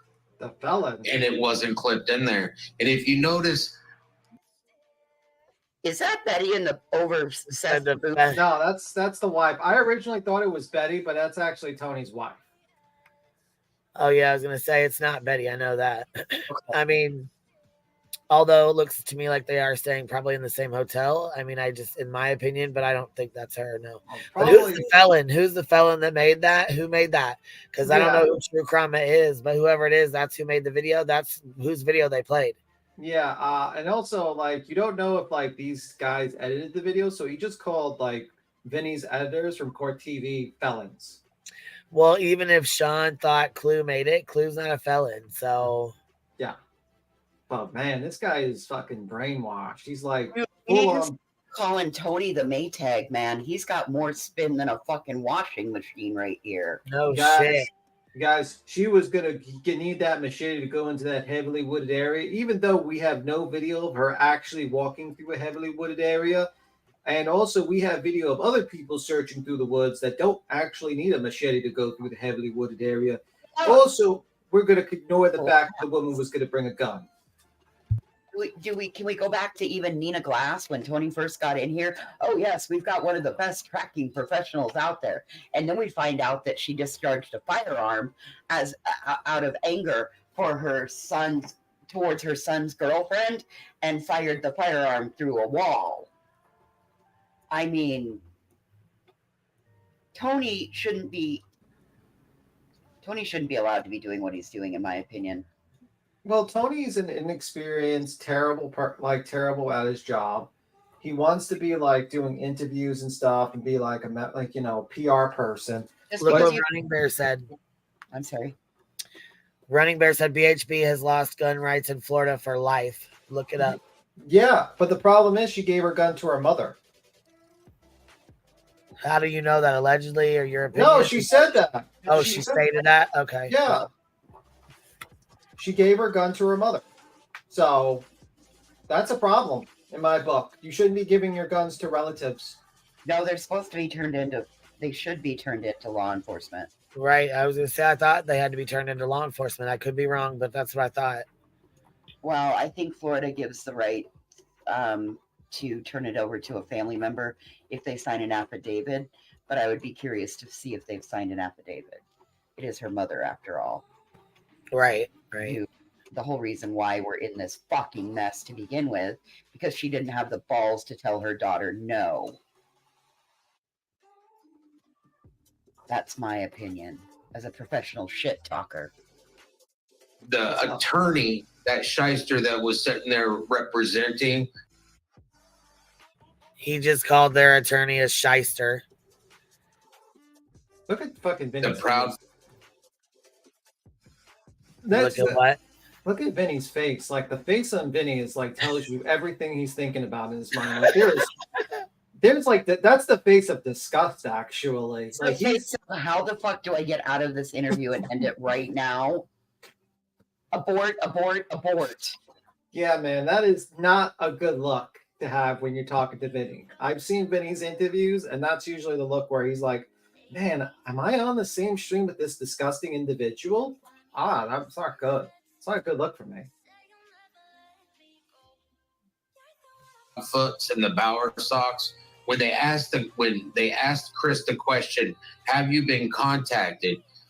They never asked who contacted them, because nobody that is on Betty's team or my team is actually reaching out to speak to these pathetic excuses for parents. And Vinny, if you actually listen to what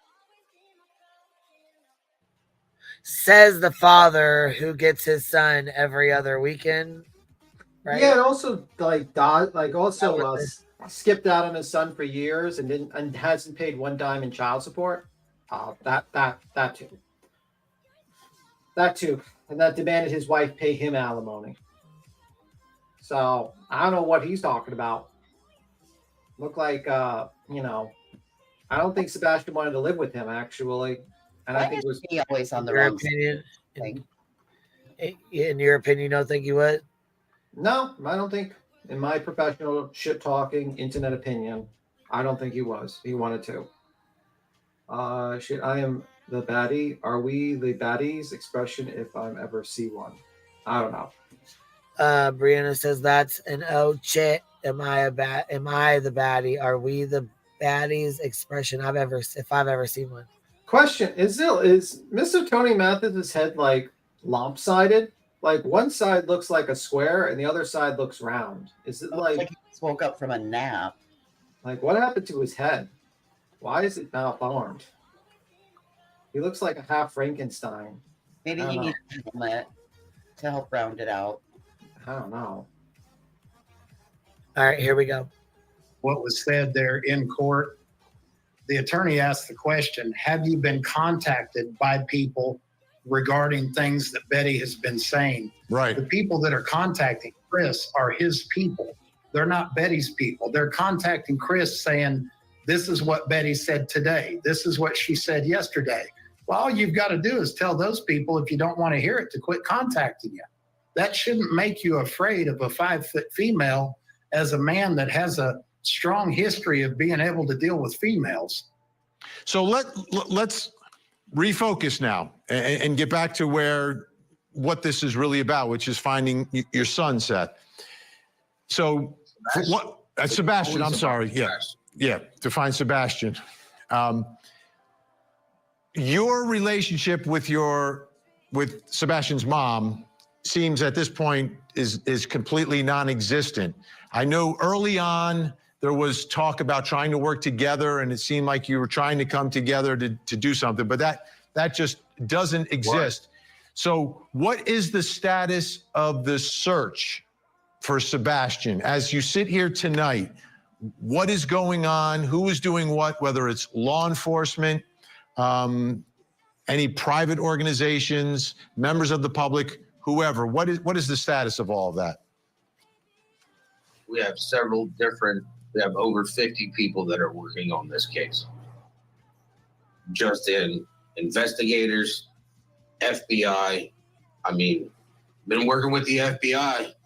It's how we got a reward out there. Sumner County. No. No, that's not true. Didn't do that.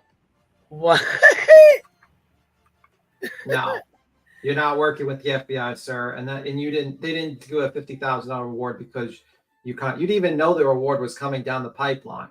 You had to be told by the news. You were mad, right? Because they wouldn't announce it the day you wanted them to announce it. He was mad because he didn't even know about it at first, and they wouldn't tell him. And YouTubers don't count as searchers. Just if you're counting the 50 people as like Brittany J and Justin, and the various YouTubers, that doesn't count. You actually I have not seen one person out there in those woods. Like, I've not seen Dog the Bounty Hunter come out there and start searching. I've not seen Nick the Hat. I've not seen any of these people actually do any sort of organized search at all. Where's Dog and Nick's 25 apiece? What financial institution, trust account, attorney IOLTA account is that money being held in? I don't know. To be. I mean, I've a lot of big claims, Bubba, but you ain't really backing them up. I mean, hell, click the link and come up and talk to us since you finally got your voice. Oh, well, he'll need his Tony. He'll need his comfort animal. Well, Tony. he can use his tiger Tony at home that likes to pop his little wee wee out. No, Yeah. thank you. We don't need Tony. We would like Seth, please. Red Rover, send Seth right on over. Yeah. I think like everything he says is bitter and revenge towards his wife because he's got all these hateful people around him telling him that his wife has something to do with it. And the truth of the matter is, we don't know what the hell happened. We have no one knows what happened. The only people that might have a better clue of what happened is the police. And they're keeping it quite close to chest about it. And so far, it's not a criminal matter. Hey, Seth, you get your electronics back yet? Yeah. For a group of like 1,300 people that are just wondering, inquisitive minds. Hey, Seth, how come it is that your story has changed about the internet? Hey, Seth, how come it's your story that's changed about the gaming console? Hey, Seth, how come it's your story that consistently changes? Hey, Seth, how come you violated your son's privacy? All these questions. I got more, but that's a good start. Ex-wife, if I said wife, sorry about that. I might have misspoken. But, I mean, like, he just has this very anger. He has a lot of anger towards his ex-wife, and it just shows. And it's like any person that would have been around him would have told him to stop, to basically focus on your son and stop with this kind of vendetta against your wife and her new husband. But all these people are just fueling it because to them, they don't give a fuck. They're sycophants. When did law enforcement last speak with you, Seth? Pretty sure that they cut you off because you wouldn't keep your mouth shut. So again, where's all this information coming from, Tony and Seth? Is this the shit you and your TikTok people have dug up? Questions, lots of them. Yeah, it's very unfortunate. It's so unfortunate that this individual has proceeded to continuously do this stuff with behavior. And Vinnie is just fueling it. And all these people are just fueling it. And no one, they've lost the plot. They've completely lost the plot. And it's the people who are trying to keep the plot going is Chris and Katie. We're like, please just talk about my son, spread the awareness for my son, and stop with this fucking other bullshit. And unfortunately, we got to continue to deal with this idiot Seth Rogers and his co-host, his PR guy, and all these other people who keep on bringing it back to Chris and Katie and a vendetta. Instead of I would tell if I was a friend with Mr. Seth Rogers, I'd be like, sir, maybe you need to go to therapy and talk it out because you have a lot of unresolved issues. See how crazy it makes him look? Do you see how unhinged it makes an adult man look? That he is so spiteful towards his ex-wife that he blames her for the disappearance of his child. Yeah, because he's listening to people online. I mean, he's calling people felons that make the click channels. He's calling the lawyer, all these names. He's completely off the rails. And if I was friends with Mr. Seth Rogers to say, listen, we got to take you off the fucking internet. We need to get you some sort of therapy, and we need to actually try to, get some actual professionals to help us out here. But these people around you, maybe their intentions are pure. I doubt that, but they are not helping. They are doing the opposite of helping. They're hindering, in my opinion. Yeah. So he needs a therapist. He should have probably taken some of that money that he got granted and given by people for a therapist because he has a lot of unresolved issues with his wife, ex-wife, and with other people. So that's my opinion. Brianna says, pretend I disagree. It's not social media doing this, Sean. What Sean's doing is Katie using the willfully ignorant social media masses. That is also true. That's why I say he needs to go to a therapist or something because he has some very huge unresolved issues that need to be resolved. And I don't think they're going to be solved on the internet. He's going to have to think to himself, what the hell am I doing? What's the point of all this? I think he has a lot of anger. He has a lot of anger against his ex-wife, and he has a lot of anger about the situation. And he's directing in the wrong place. Anyway, I'm done.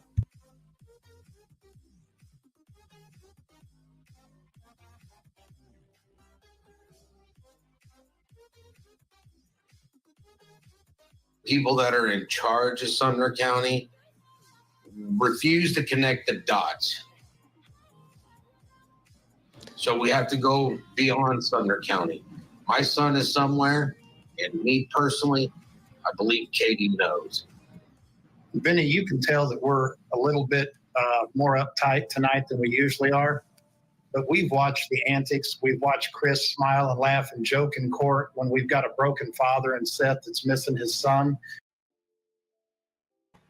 Yeah, they were laughing and joking before court fucking started. So come on now. What about at the brewery with Seth and all of his laughing and joking and riding his motorcycle around? Yeah, agreed.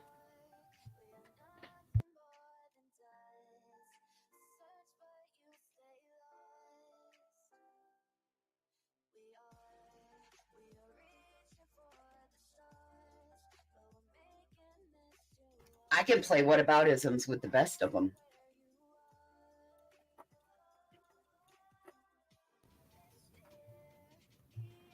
I'm just waiting for the play. There's more to this bullshit that he's gonna say.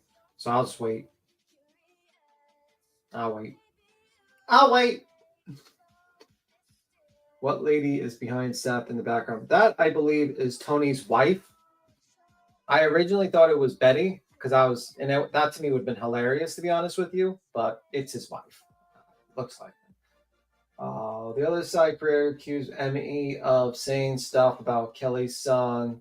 I'm very disappointed with allegedly, and I hope they understand the upsetted me last. Well, I mean, like the other side, I don't know. They're willful idiots. What is the word? Proper word? Willfully ignorant. Useful idiots. Useful idiots. Thank you. They're useful. They're useful idiots for like the other side because they're too close to Seth. I mean, you got him as a mod. You deify him, and you don't tell him what's up. You don't tell him the truth. And anyone that tells him what's up and what's the truth, oh yeah, they're dark-sided demons. Well, and they get these. Yeah. Closed right down. Shut up. Yeah, it's like your dark-sided your demons for commenting that Seth is not doing the right thing. And the problem is like I try to tell, my personal belief, I mentioned it multiple times, I don't believe he has anything to do with the disappearance, but he makes himself look so fucking bad that it makes people wonder. And then you have these statements like he makes and all this stuff, and it makes him look so bad. And it's like this is the type of guy you want to take in the back and give him a good tongue lashing to explain to him about the facts of life. And unfortunately, none of these guys are not give a crap about him, or actually give a crap about actually telling him what to do, and or at least have some sort of self-dignity to say, "Hey, I'm not going to be part of this circus that you want to create, Seth Rogers. I'm not going to be part of you making this case that should have been about this 15-year-old boy about you and your hate for your ex-wife, and about your hate for everyone else. How about we focus on actually organized things?" And unfortunately, the people that did say that to him, like Trevor Lee, like multiple other people, have been banished or sent cease and desist, and now they're left with sycophants. And it's really, really bad.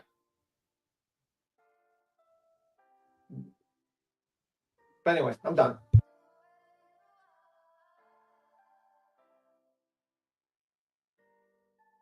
I don't have anything to add.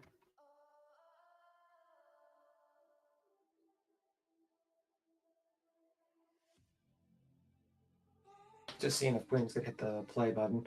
But anyway, she will. You guys sent a very, very professional, independent camera and photographer to cover this court case, a girl by the name of Athena. We found out after the court case was over that Chris looked at her and winked at her in the middle of the trial. Was flirting. We've got a real problem with that when there's a missing child. He's supposed to be married.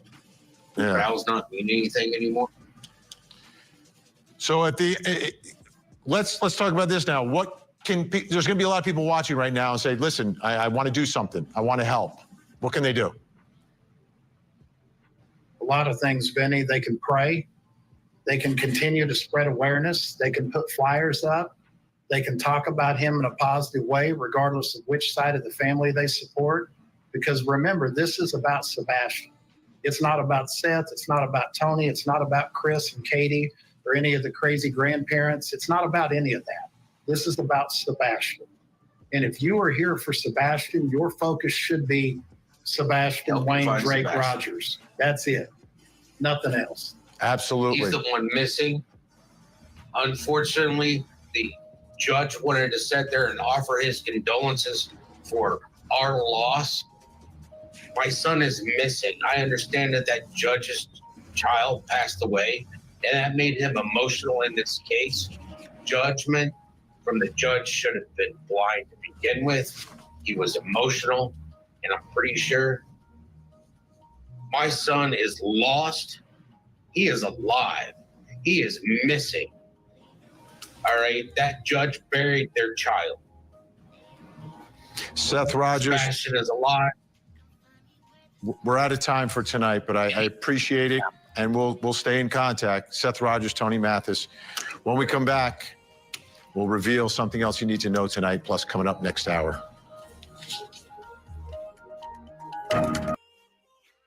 What a piece of shit. Damn. What an absolute piece of shit. This judge shows sympathy.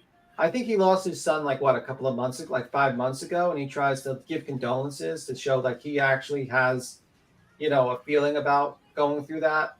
And the guy actually just shits on this judge and say, oh, he's just too emotional. No, that's such a fucked up thing to say. I think this judge showed a lot of compassion to the parents, and he's a person that went through loss. And usually those are the ones that are best to deal with this type of stuff, to know what the situation is. And no offense, Mr. Seth Rogers, you might want to talk to your damn Bullhorn Betty, because she went on the motherfucking stand and stated that she believes that Katie and Chris murdered Sebastian and buried him somewhere. So if you have a problem with people stating your son is deceased, you might want to contact one of your voices to basically say something. Because there's been multiple one of your voices that have said that they believe Sebastian is deceased. Now, the judge is saying his condolences, not though that he thinks that your son is deceased. It's just that it's a tragedy that your son is missing and that everyone is going through this bullshit. And unfortunately, the bullshit continues because you have Bullhorn Betty that makes it worse. Makes a situation like this 1,000 times worse. Hey, Tim, Burnt Toast would like you to check your Discord messages, please. Let me see. I'm being yelled at. Let me see. Let's see if I get yelled at. Sure. One moment. I'll send it to you. I don't believe you're getting yelled at. It was just to check your deep. She's saying your cricket skills are terrible. Voice is terrible. I'm joking. She wanted, it's just, here you go. Yeah, and I was thinking the same thing. I remember Seth saying that they knew where his son was, but they didn't have the resources to go and get him in the beginning. And he believed that his son wasn't alive.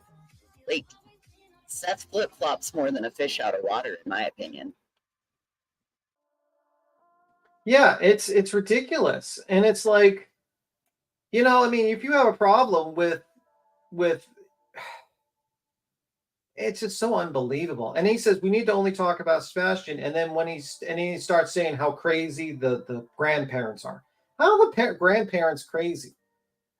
How are the step grandparents crazy? You know what I mean? Like, it's just this type of behavior. It's just completely unacceptable. And unfortunately, it's continuing. And there's unbelievable.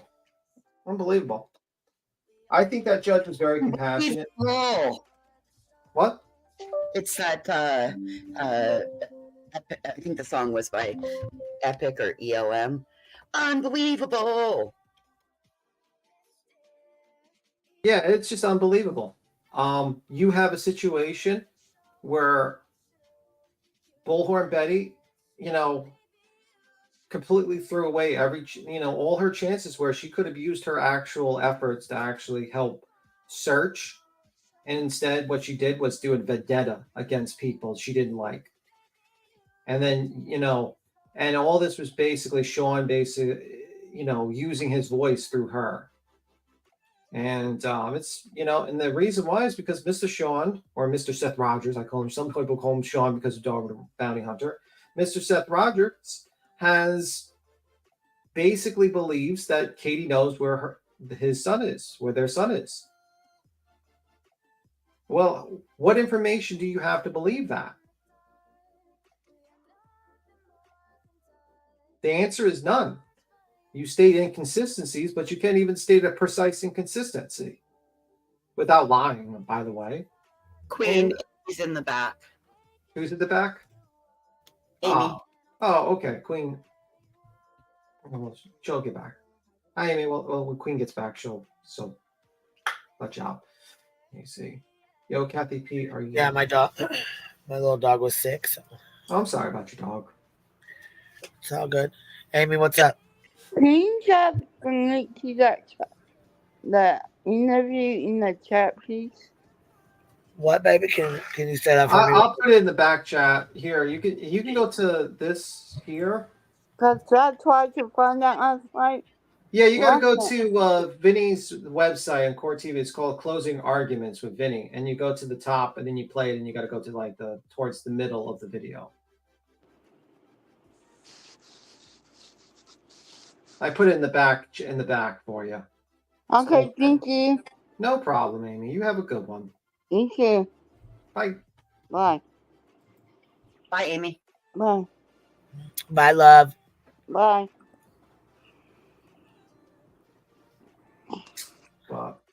Now, how was the Bepster?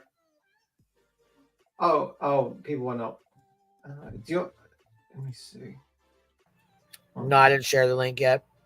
Yeah, it's called Closing Arguments. That's the show of Vinnie's on Core TV. So that's how it is. No, I was asking, how was Bepster's, reasonable sounds? Here's her little rage out stream that she was all mad about here. She said everybody needs to look out because now Seth and Tony, that's it. They're done. They're not going to keep their mouth shut no more. Well, I mean, it's about time they finally started talking. One's already shown us his pecker. I mean, looking at Seth and his weight, when does he need to close his mouth? Oh, man. It sounds like it's going to be hard to put this back into the can, if you so to speak, right? So opened a different type of can of worms, if you will, related to this case. They don't have to worry about me anymore. But I would be very concerned because I can tell you, I was the gatekeeper to something much more damaging and worse, okay? I would be more concerned about a father missing his son that's been out searching for his son, that has not seen his son in over 7 months than I would about my commentary. Because let's face it, it wasn't about them being scared or me violating any type of law. It was about my commentary, right? They didn't like my language. They didn't like how I did my journalism. They didn't like how I did my activism, even though it was all within the confines of the United States law, Tennessee law, and federal law. They didn't care. They just want to shut Bullhorn Betty up. Well, they only have so much they can do. They can. No, come on. Come on now, Betsy. Oh, she's gonna freedom of speech. Oh, she's gonna so fuck around, and she's gonna find out exactly how far Tennessee can reach. Oh gosh, dang! Oh, this is gonna be great. Yeah, it sounded very threatening to me.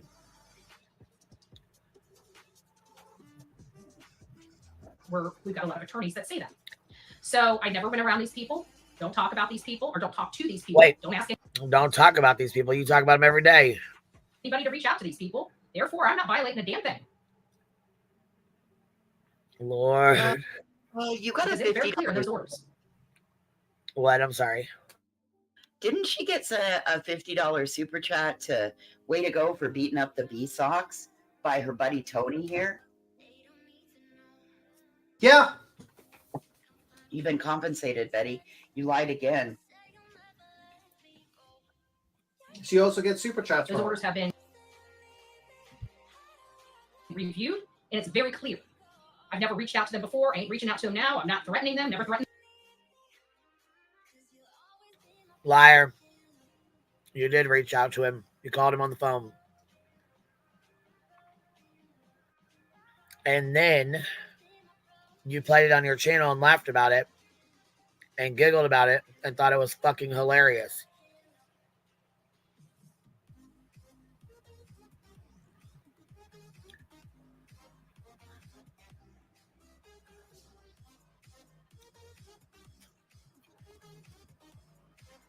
That is a perfect freeze frame.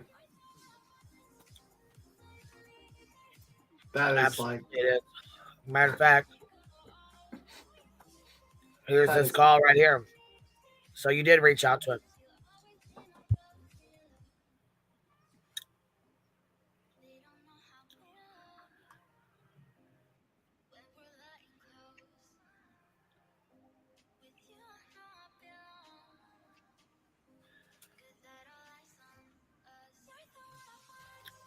And she's even showing you it's the real Chris Proudfoot.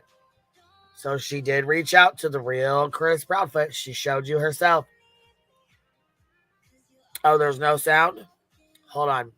There's no Let me sound. put it back on.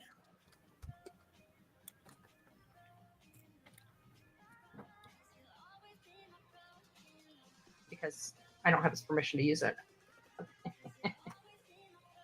Oh, I put a message. Oh, it was a voicemail message. And just to show you that this is the real Chris Proudfoot. Okay. I just don't want you seeing the message he wrote me because I don't have his permission. So she even shows you it's the real Chris Proudfoot. She even tells you it's him. Permission to use it. That was weird. I didn't play my voicemail clip. Stop by because I saw you on another channel that protects criminals, which is kind of odd that you circulate those channels. However, there was one comment that you made about how we need to take law classes, and I just wanted to let you. So, of course, in Betty fashion, she had to go tell him about law classes. But let's listen to that again. Reach out to these people. Therefore, I'm not violating a damn thing because it's very clear in those orders. Those orders have been reviewed, and it's very clear. I've never reached out to them before. I ain't reaching out to them now. I'm not threatening them. Never threatened them before. Oh, okay. Because down here, I think you tell him something about his orifices. We'll see. And up in your colon. Orifices and up in your colon. Told you I would be up in your orifices and up in your colon. I'm not far enough yet. I'm not far enough. And I told you it'd be painless. Like you didn't even know I was up there until boom. Right? I see a polyp. Mind you, she's talking about being up in Chris Proudfoot's asshole. Okay? How violating. And you wonder why in the fuck they gave you another restraining order, Betty. I mean, if she was a man that said this to a woman, her ass would be in cuffs, because that sounds like a threat to me. But she thinks it's proper since she's like a woman. She's making these threats to a man and all this stuff. And finally the courts have caught up to her. Finally, the courts have realized that she needs to be told to stop. Anyway, I keep quiet. I'm done.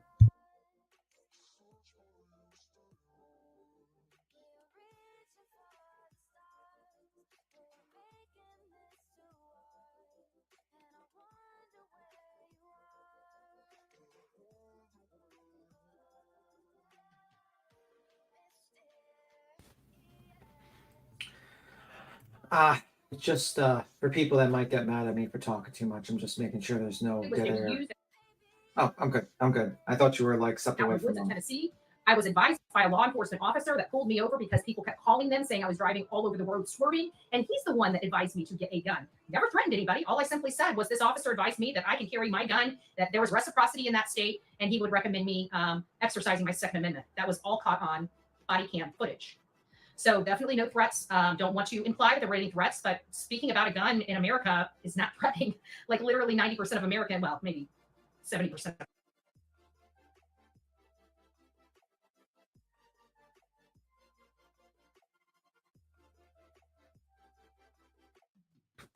Ma'am, you made a threat in a very angry voice after confronting someone violently in the streets. That can be considered a threat, ma'am. You also talked about at one point in another stream that you were planning on having an open carry gun and that you would deal with any sort of scenario that would come in, that comes to you. You've made it very clear that anyone that threatens you, you plan on using a gun.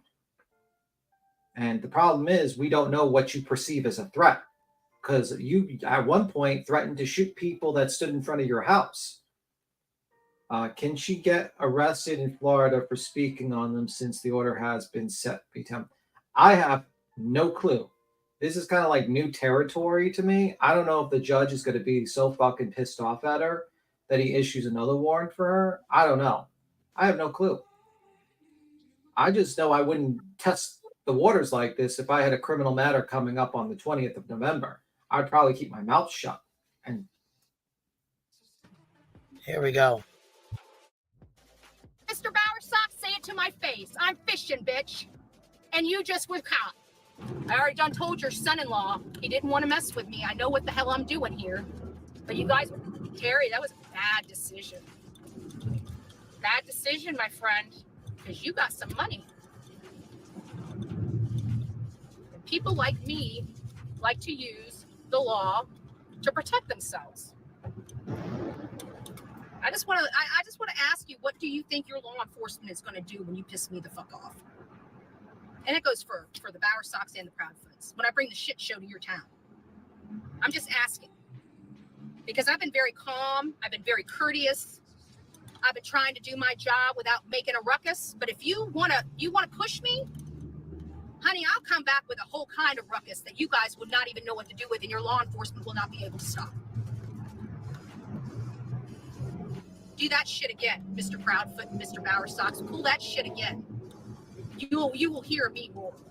Good, but I like Jonathan's. So I have a funny feeling I'm about to go to Jonathan's, get me like a $50 or $60 steak. I think I earned it.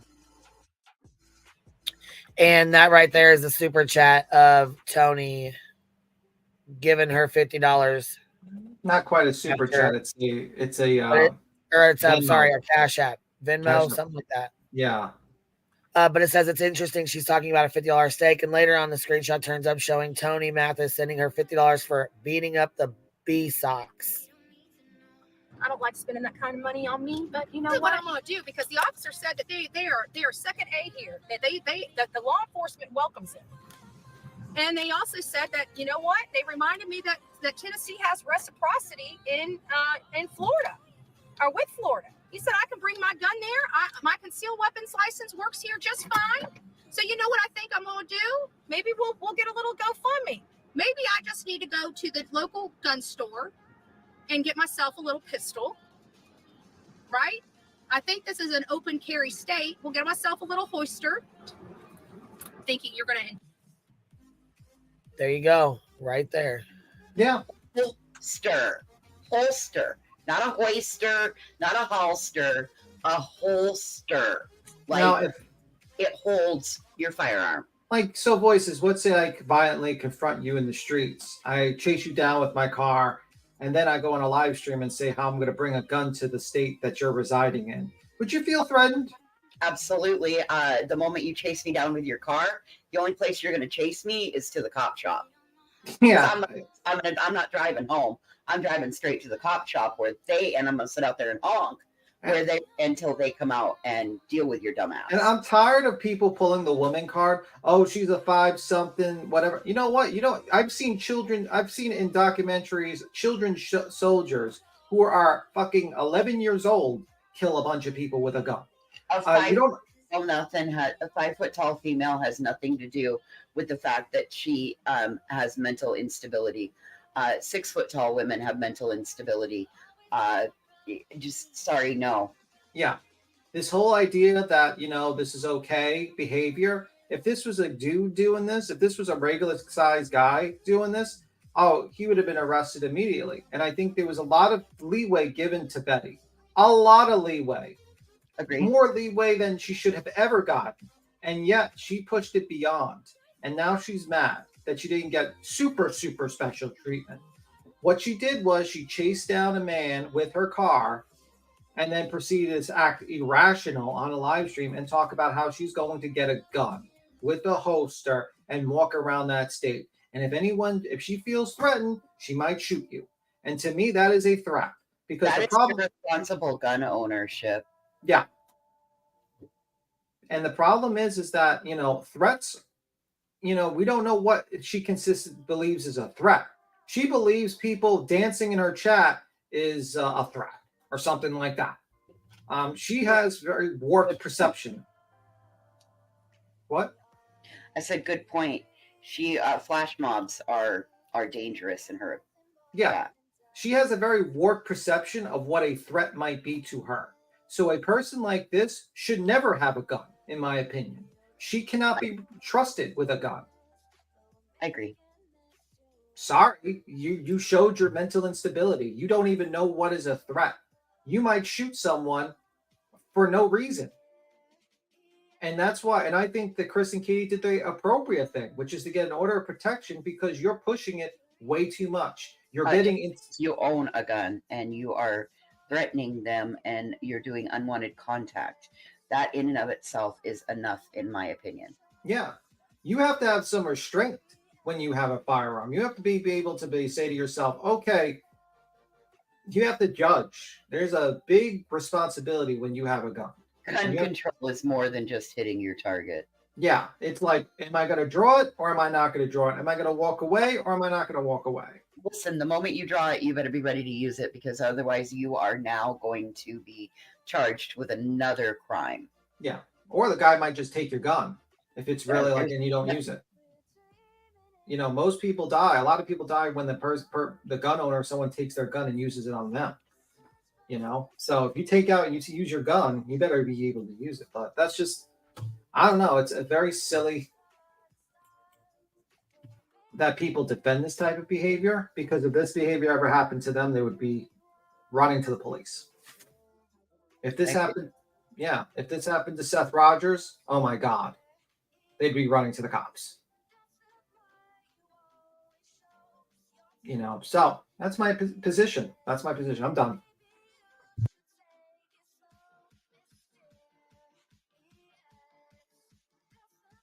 All right, here we go. Americans own them, right? So I'm a single female, and they stripped me of my Second Amendment rights when I committed no crimes. I want that to sink into people. But we're going to get off that because at the end of the day, it's not about me. It's about Sebastian Wayne Drake Rogers. And they're trying to prevent me from talking or trying to find him when I believe that he can be found and people know where he's at and what's going on. And we're not, as American people, we're being constrained by the government in Sumner County that we can't even have our opinion on who is responsible for that. Well, I have a lot of opinions on who's responsible for that. I would say it's a criminal enterprise. And that criminal enterprise has done something with this child. A criminal enterprise. She's referred to many of us as the criminal enterprise. So is she trying to say that YouTubers had something to do with his disappearance? Well, I don't know. I have no idea. I mean, with this woman, I think there is something off with her. There is something really off with her. And unfortunately, she has a lot of enablers around her that is allowing this woman, who normally would not be able to do such things by herself, to be more destructive to people's lives. Or a bunch of mentally ill people are combining together to congeal behind Betty. And this is my opinion. This is my professional shit talker opinion on this channel, not stated as fact, but an opinion, just in case. Thank you for the disclaimer. The disclaimer. The disclaimer, shit talker disclaimer. Yep. But she is calling the Proud West Bower Sox a criminal enterprise. She said it yesterday. Yeah, and the problem is that this is what I mean by her perceived reality. Her perceived reality is off. That's why I worry about this woman having a gun, because I don't know what she would perceive as a threat that she would think would be appropriate to shoot someone with. You know what I mean? Like, that's the problem. And that's why the judge did the appropriate steps to do what he did. And it's not a free speech thing. I mean, honestly, I think she did. Honestly, she might have overstepped Mr. Turtleboy a little bit, because I don't even think Mr. Turtleboy threatened anyone with a gun. No, not that I'm aware of. Yeah. Alexis C, you're right. That face, that pause game. That pause game is on point, but that's like Betty. You can literally pause at any moment with Betty's facials, and it just perfect.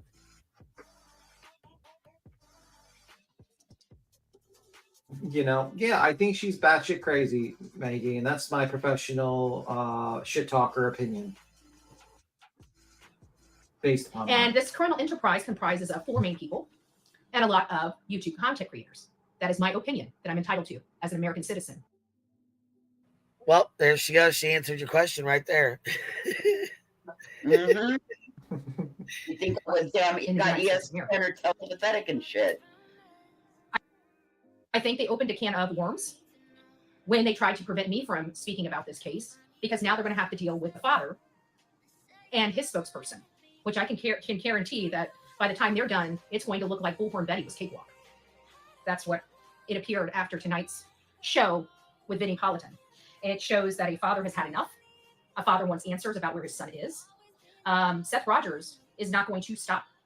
I don't think that the criminal enterprise nor the county are prepared. But hey, you know what? They may throw the father in jail because, let's face it, their taxpayers are more important to them than, finding a 15-year-old child, a medically needy child. So I'm kind of interested in what Seth is going to be saying in the near future. I'm very, very interested in how he's going to approach this situation. But I can guarantee by the time Seth and his spokesperson, Tony Mathis, is done with this case, I'm pretty sure even the judge might be begging me to take over commentary. I don't know. But I would say that a father missing his son and watching people paraded in court laughing while he's over there crying. Laughing to the point people's heads are turning. So happy, so relaxed, as if they knew what the outcome of that court was going to be before they even got there. Too happy, too comfortable, too corrupt. I don't really have a whole lot to say tonight. I really don't. I'm exhausted. We've been in Nashville. We've had a great day with Tony. They went and I'll just break it down. They went and celebrated for his birthday. Here. My house. I don't know what's going on with my house. Oh, thank you guys. I love you guys. Thank you for the love and support. But I have to be honest with you. I don't know what I'm walking back into when I get home. My neighbor says my lawnmower is still there, but my shed is gone. I have 2 sheds, so I don't even know which shed it is.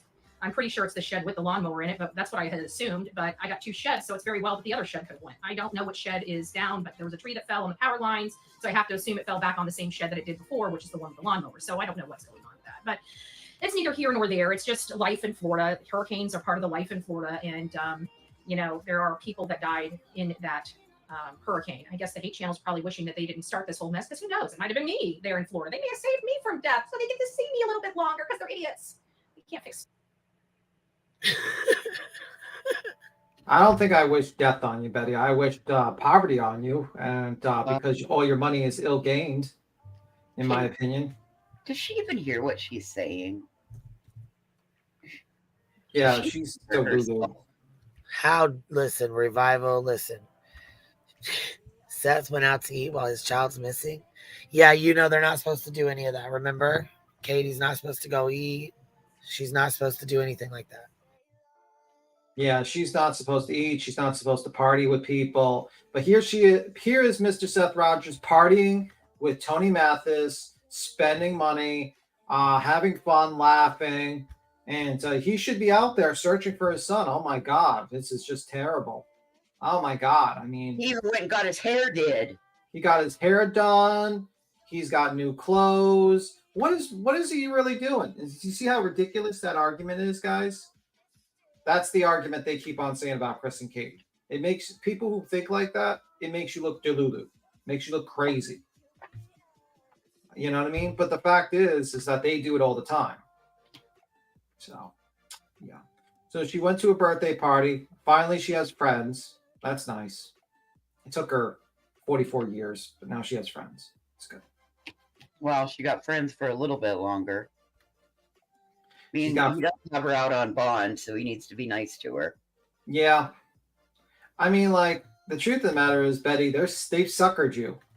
They absolutely suckered you into a scenario where there's a good possibility that you're going to jail. You know? I don't know if I would be too friendly with these people. I would have been. Be Tim. She's just fine with them. They'll be just fine together. Yeah, I'm sure she'll be fantastic. Mm-hmm. Fan-friggin-tastic, yo. Yeah. B. Tim is kind of a meanie head when it comes to Betty. Yeah, I don't like Betty. I really don't like her. I think her entire life has been basically a negative impact on society and the world in progress. And I don't like her.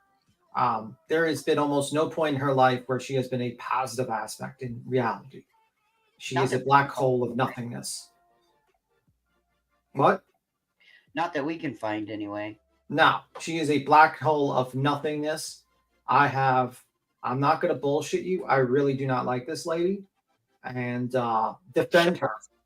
Just in case you were wondering, it shows. We've all picking up on that. Yeah. So, yeah. And I think a lot of her stuff, all the money she gets is basically money from the misery and destruction of people's lives. And that's why, and that's my opinion. So, I don't like her. Defend her. Clip me on being mean to Betty. I don't give a fuck. Go for it. Oh my God, I just made the cutest owl ever. Oh, that's nice. Yeah, I love owls. I've been over here working all morning. I got the mini owls going. Oh, that's nice. All right, ready to roll?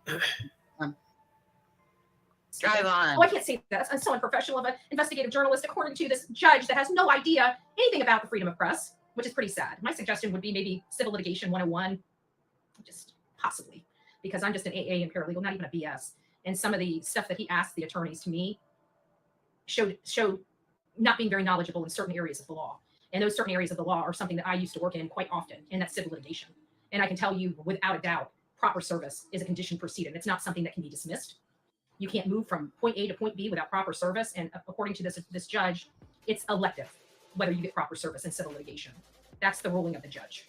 It's like, wow.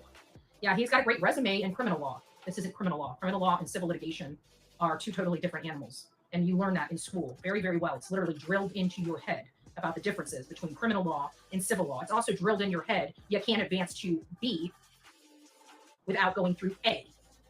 Just saying. Do you think your attorney should have fought harder and would?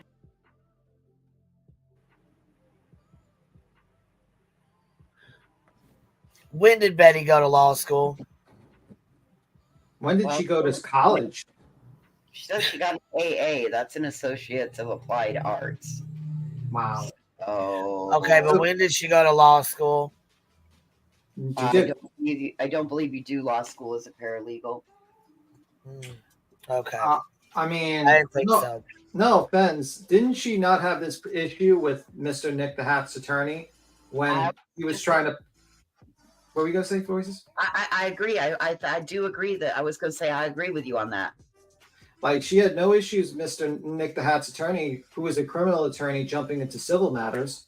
She instead said, these powerful attorneys. And it's like, okay, man. All right. You know what I mean? Like, no. Basically, what you did was borderline criminal activity. It wasn't like they were suing you for money. They basically said, hey, we want this order of protection because this lady's a wackadoo and we don't know what the hell is going on with her. And we don't want to be stalked and harassed by this wackadoo anymore. And here's the evidence. And then you had a whole hearing, a 4-hour hearing. You cross-examined everyone. The ADA testified. A police officer, I believe, testified. Multiple people testified. And based upon the evidence, he said, wow, you are definitely good. I'm going to keep both of them together. I'm going to keep the criminal and the civil side together. So they were both, by the way. There's a criminal element that you tried to dismiss, and that did not get dismissed. So, and your lawyer didn't have an issue because your lawyer knew you were, unfortunately. I think he realized the moment he saw the videos. He tried to dig you out of your fucking bad situation, but, you know, What can you do when you have a terrible client? No offense. I'm not going to shit on the lawyer. I mean, shit. I think the lawyer did what he could. Can't blame him for a bad client. And she said she doesn't have BS, which is wrong. She is BS, but the judge has a fucking GD. Oh, I thought you meant BS. Okay. And she's trying to convince people he's dumb. One very familiar playbook. Yeah, the judge has been a practice. BS is a bachelor's of science. So no, she has no bachelor's degree. She has an associate's degree. She has a 2-year degree over a 4-year degree. For a moment there, I was reading as like bullshit, and I was like, that doesn't quite. She doesn't have bullshit. That's why I unmuted to explain. That means Bachelor of Science. I know. I just like had a blank moment for a moment. Applied arts, so it's a 2-year versus a 4-year. Her attorney even said he doesn't support her comments, but he will defend her rights. Yeah, which is actually a very good thing for an attorney. I mean, there's a lot of attorneys that don't support their client's stupidity, but they're paid and they do their job, so it is what it is. On the record, she was a paralegal for a mortgage real estate firm based upon public licensing records on website. Oh, okay. Yeah, she's an idiot. I mean, I think her lawyer did what he could. I think the judge was fair, gave her a fair shake, gave her a good 4-hour hearing, which is a lot, to be honest with you.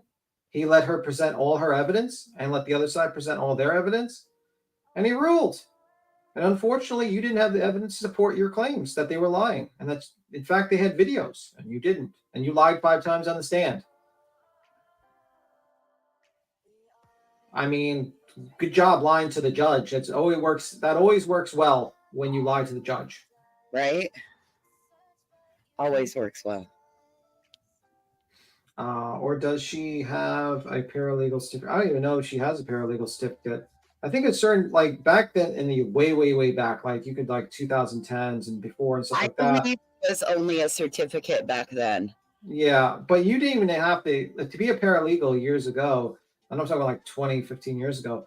You didn't even need to be have a certificate. It was good that you had a certificate. It was like a grand thing. But you could just work at a law firm and learn the ropes, basically. Yes, you could go under somebody else and they would teach you everything, and then there was a test that you could take at the very end. Yeah. How am I being hypocritical? Not sure. You got to give me an example.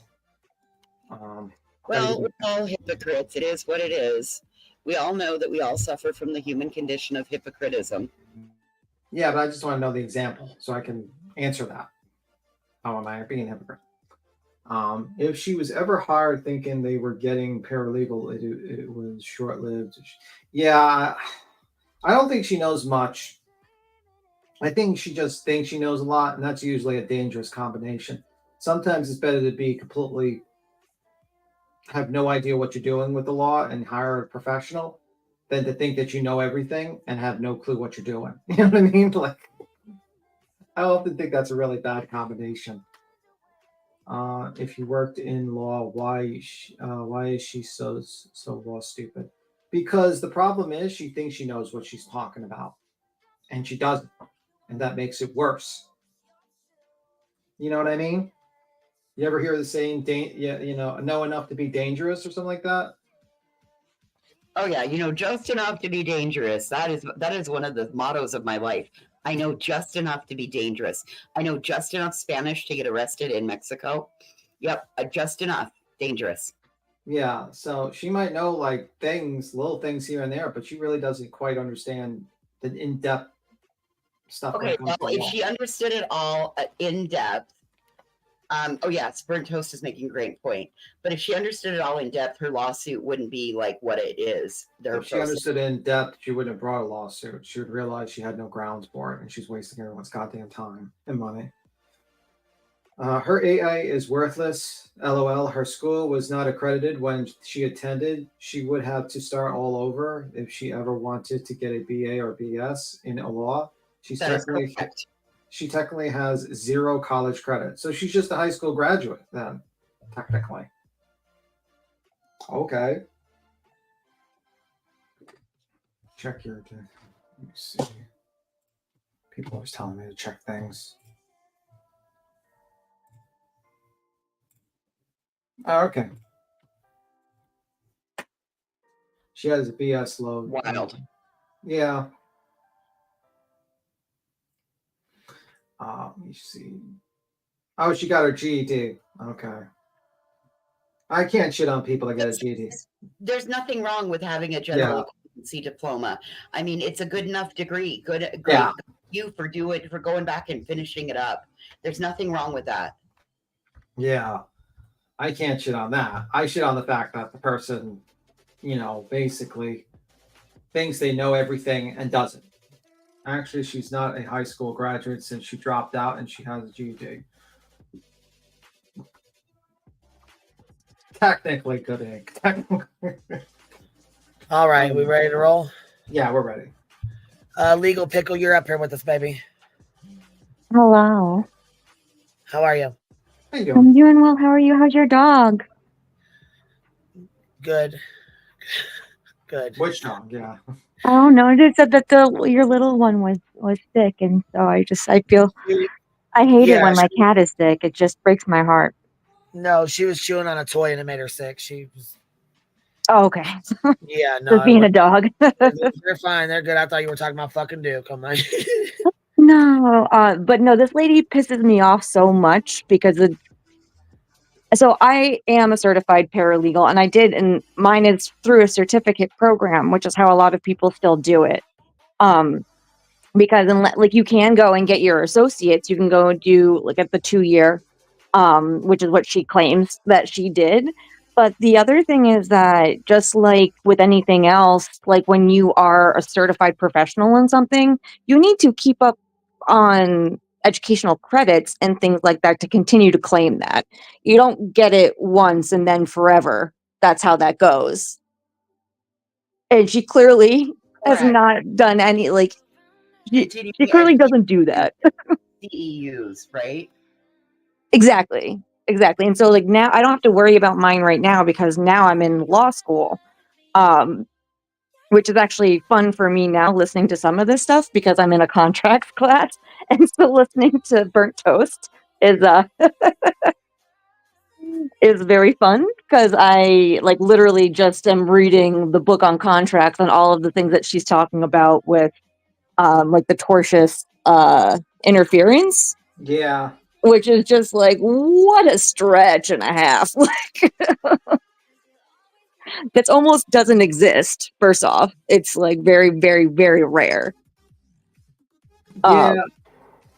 She's just such an idiot, and it just drives me crazy that she claims these things because it makes people that have these things, it gives the rest of that profession a bad name, as if we would all agree with her because she's like part of the club or some shit. You know what I'm saying? It's just like, no, bitch, you're not part of the club. Like,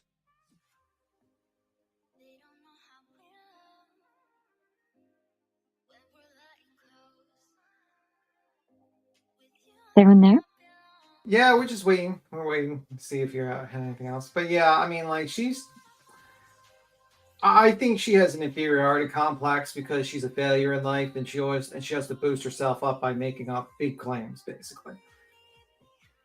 I mean, it's the way that like we're very obsessed with credentials and things like that in this country anyway, right? So to say that you have something automatically is supposed to mean something to everyone. She would never be hired in a law firm. Like literally, she would be fired probably the first day, to be honest with you.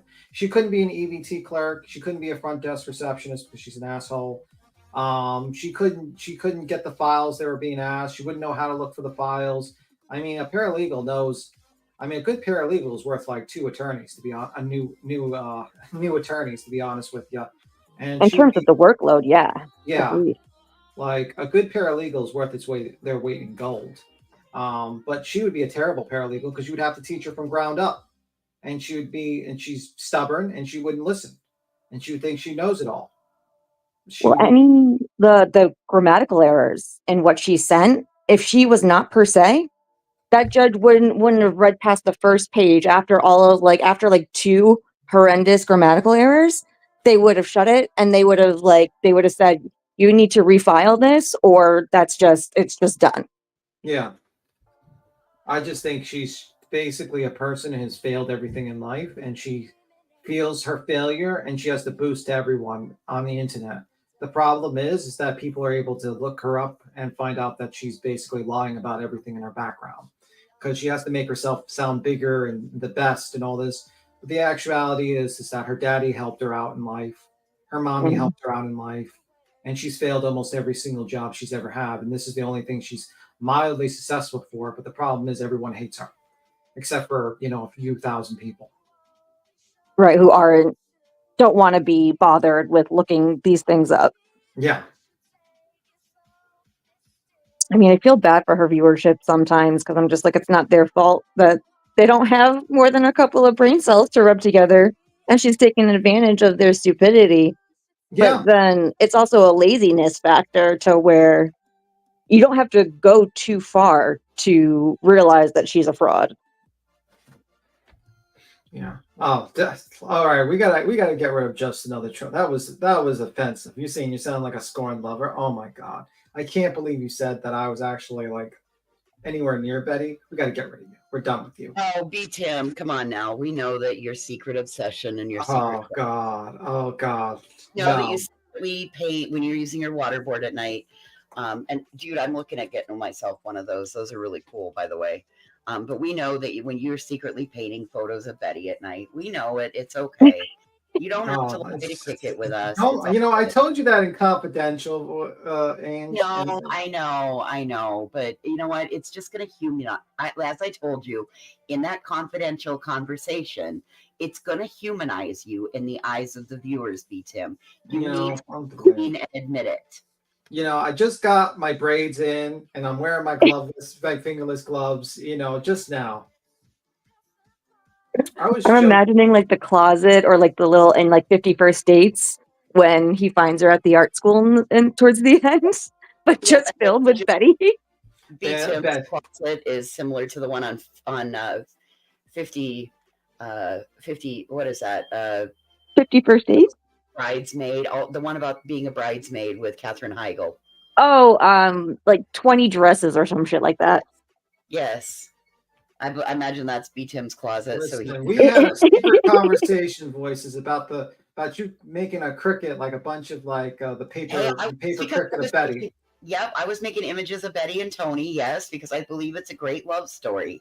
And I told you to make a life-size doll of that, and you said yes, and you said you wouldn't tell everyone. I can't believe it. Well, that's okay. I mean, it's fine.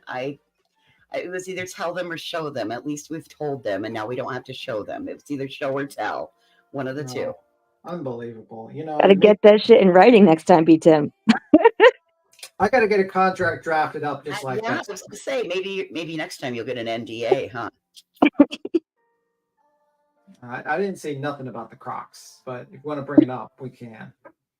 But anyway. Hey, I'm working on him on the Crocs, you guys. Come on now. I'm little at a time, but we're just trying to get him to admit that he's painting photos of Betty. Yeah, this is unbelievable. But yeah, she doesn't know what she's talking about. She has no clue what she's talking about. Bear T, you're up here with us. Hey guys, how are y'all today? Do you got a song for us? Me? Oh, you're not the song lady. No, that was Green Eyed PI. I was like, honey, you don't want no songs from me. I was just coming up. What's the person who right before me that came up? What's her name? Oh, Legal Pickle? Legal Pickle. I don't know how old you are or anything. I can't tell. But I was a paralegal in the state of Tennessee, almost in the county that, actually I was in the county that Betty's case is in. I started out as, I got my first degree in an associate of applied science with a paralegal concentration. And when I first started out, they were not accredited. They used to not, it was back when they first started trying to get paralegal studies accredited. And the professor that was, she was over the entire paralegal accreditation department. I helped her. She was trying to get the paralegal thing accredited at that time, and when I was in that program, I helped her do a lot of this documentation to send into the state, and they said that since I was in that program while they were trying to get the accreditation, once they got it, that it would backtrack. And in fact, they did do that, and they sent me a certificate, not a certificate, it was like a seal to go on my diploma once they got it, which was within probably 6 months of me graduating and getting my first degree. So I actually have that on my diploma from that college. I don't think I ever attached it. I think I just put it on there with a paper clip. But I did get that from my first college. So That's awesome. I was just saying I'm that because 35, but I'm 35 and I didn't get my, I just got my paralegal. I finished this past summer in June. And so it wasn't my first, this is kind of like my second career stuff, if you will. Well, the reason I was saying that, I think there are differences in, and this is, I guess we're getting sidebarred. I don't even mean to do that. I think there are differences. When I first began, paralegal was like a hot thing when I first began getting into the field. And that was in the early 90s. And you get in by being, I guess, grandfathered in. Or you could get a certificate through just like a program. You could go to college and get just a 2-year degree, and then it had you could take courses. But at the very beginning, like you're saying, a lot of the colleges were not accredited. And then if you got that program, you did have to keep going and getting accreditations and keep going and going and going. But like on mine, since I got an accreditation from a college, I wasn't required to keep going and getting credits every year. That's not something I had to maintain. I was always considered a paralegal. That's the only reason I came up here to tell you that. No, that's interesting. And I wasn't trying to be smart alecky or anything. I'm just letting you know because that's what I experienced. And then also there are 4-year degrees for paralegals. And then those are worth a lot more because, that's what people like me will, those are especially in Davidson County, those pay massive amounts. They don't pay as well out there where Betty and them are going to court. But now, when I started out, I was in Davidson County and worked for a massive company that was a car accident, mainly workman's comp company. And then I moved closer to the town that was closer to me. And then I did criminal law and divorce work together. And then we broke off, and then that's what we did. And I did criminal law, divorce work, and then I did some real estate. And then that's when I started becoming the office manager and doing payroll and all the office stuff. So I grew and grew and grew, but then I never had to do it again. But then I got in the county that Betty was in. So, and like you were saying, a good paralegal is worth their weight. I could outwork any new attorney 10 to 1. Mm-hmm. Well, you're hired. Betty's work is just makes me want to gag. Right. I can't. I'm like you. I can't believe that she even turned in half of those documents. You wouldn't believe. I wouldn't even start a sentence the way she starts them. I mean, she just doesn't write like a legal writer, number one, which is which is fine, to a degree that she's not. She always says she's not a lawyer and all the things, and so I suppose I'll give it to her, but just her syntax and stuff, it just doesn't make any sense. And no one's gonna because that's a struggle to get through. And so, and judges, anytime you're going through any of these courses, they just tell you how busy people are, right? These people are important, busy people.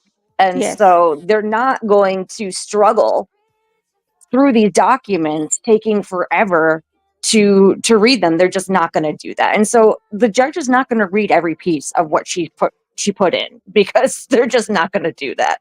They might have their clerk do it and like make them summarize it, and that poor clerk. But like a judge is going to take 2 looks at that and they're going to be like, nah, like, and again, if she wasn't pro se, it is very likely that they would just throw it out and make them redo it. But she gets I guess she's getting a lot of grace because that's how it works in Illinois with the pro se, which I will admit, I really don't know much about how that goes when you're representing yourself and you're, I guess, being upfront about the fact that you don't have enough legal knowledge to be that professional. Which you would think, if that were the case, that they would make you get an attorney. Because I mean, you would think. The problem is, unfortunately, Betty knows enough to basically be a pain in the ass. Yeah. Yeah. And the problem is like, if she was smart, she would have stopped when she did a little bit of damage and moved on. But now she's getting to the point where when you start getting into depositions and you start getting to the actual meat of the case, a pro se litigant is going to have a bad situation. Yeah, you're going to run up their costs because you're doing it for free. But now you're getting to the meat and potatoes of the case, and you're not going to be too happy about the results that are going to come about down the pipeline. And unfortunately, Betty should have quit while she was ahead and moved on and did her little damage and did her little gloating about costing people money. But instead, she's too stubborn and stupid to realize that she has basically entangled herself in a web. I'm looking at the web in the background, and Betty's in that web right now. And it's the same thing with the Sebastian Rogers case. She could have easily stopped at one point and just kind of slowed down her roll a little bit, but she pushed and pushed and pushed.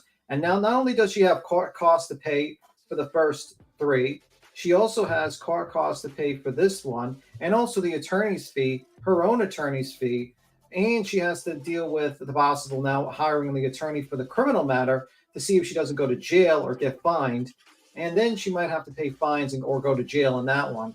And now she has other things that she has, and now she can't talk about the case, and she pushes it way too much. And it's the same thing happened with this civil case. She didn't follow Mr. JLR's advice. JLR said you'll never win a case. It's just you're basically not going to win against an attorney. But she didn't realize it because she thinks she's smarter than the attorney and she's smarter than everyone. And this is, she's going to face the consequences now. The fatal character flaw. On Queen's case, for example, when she amended her complaint, she should have incorporated. Wait. Please don't. I don't want you, not to be rude, but I don't want to give Betty advice. Yeah, don't help her out with that. Not until the case is totally over, then we can discuss that kind of stuff. Yeah, I don't want to give her, because you could give her advice right now that would help her. Right. And we don't want her to get any, and not to be rude, I don't mean to be rude to you, but I know you know. No. I won't. Okay, I won't tell you what she should have done then. And then B. Yeah. Okay, well then also, I don't. Yeah, just don't give her advice. Just generalize, say how Betty's an idiot. Well, and generally, also, you already touched this then, as I was going to say. On Queen's case, the deeper she goes in on these as you were talking about attorney fees and stuff like that for Queen's case. For example, on the deposition, she's going to have to pay at least half of the per diem for a court reporter, and then all the costs associated with getting the transcript for the ones she's that going to she start wants having. Yeah, she's going to have her own bill, really, in reality. For the transcript of the ones that she wants to use, and let's say that she loses, for example, she's going to have to pay Queen's attorney fees, just theoretically speaking, and she gets this judgment against her, for example. And they do whatever. They garnish her. I don't know what they can do in the state of Florida, because y'all already said she can't go after her house.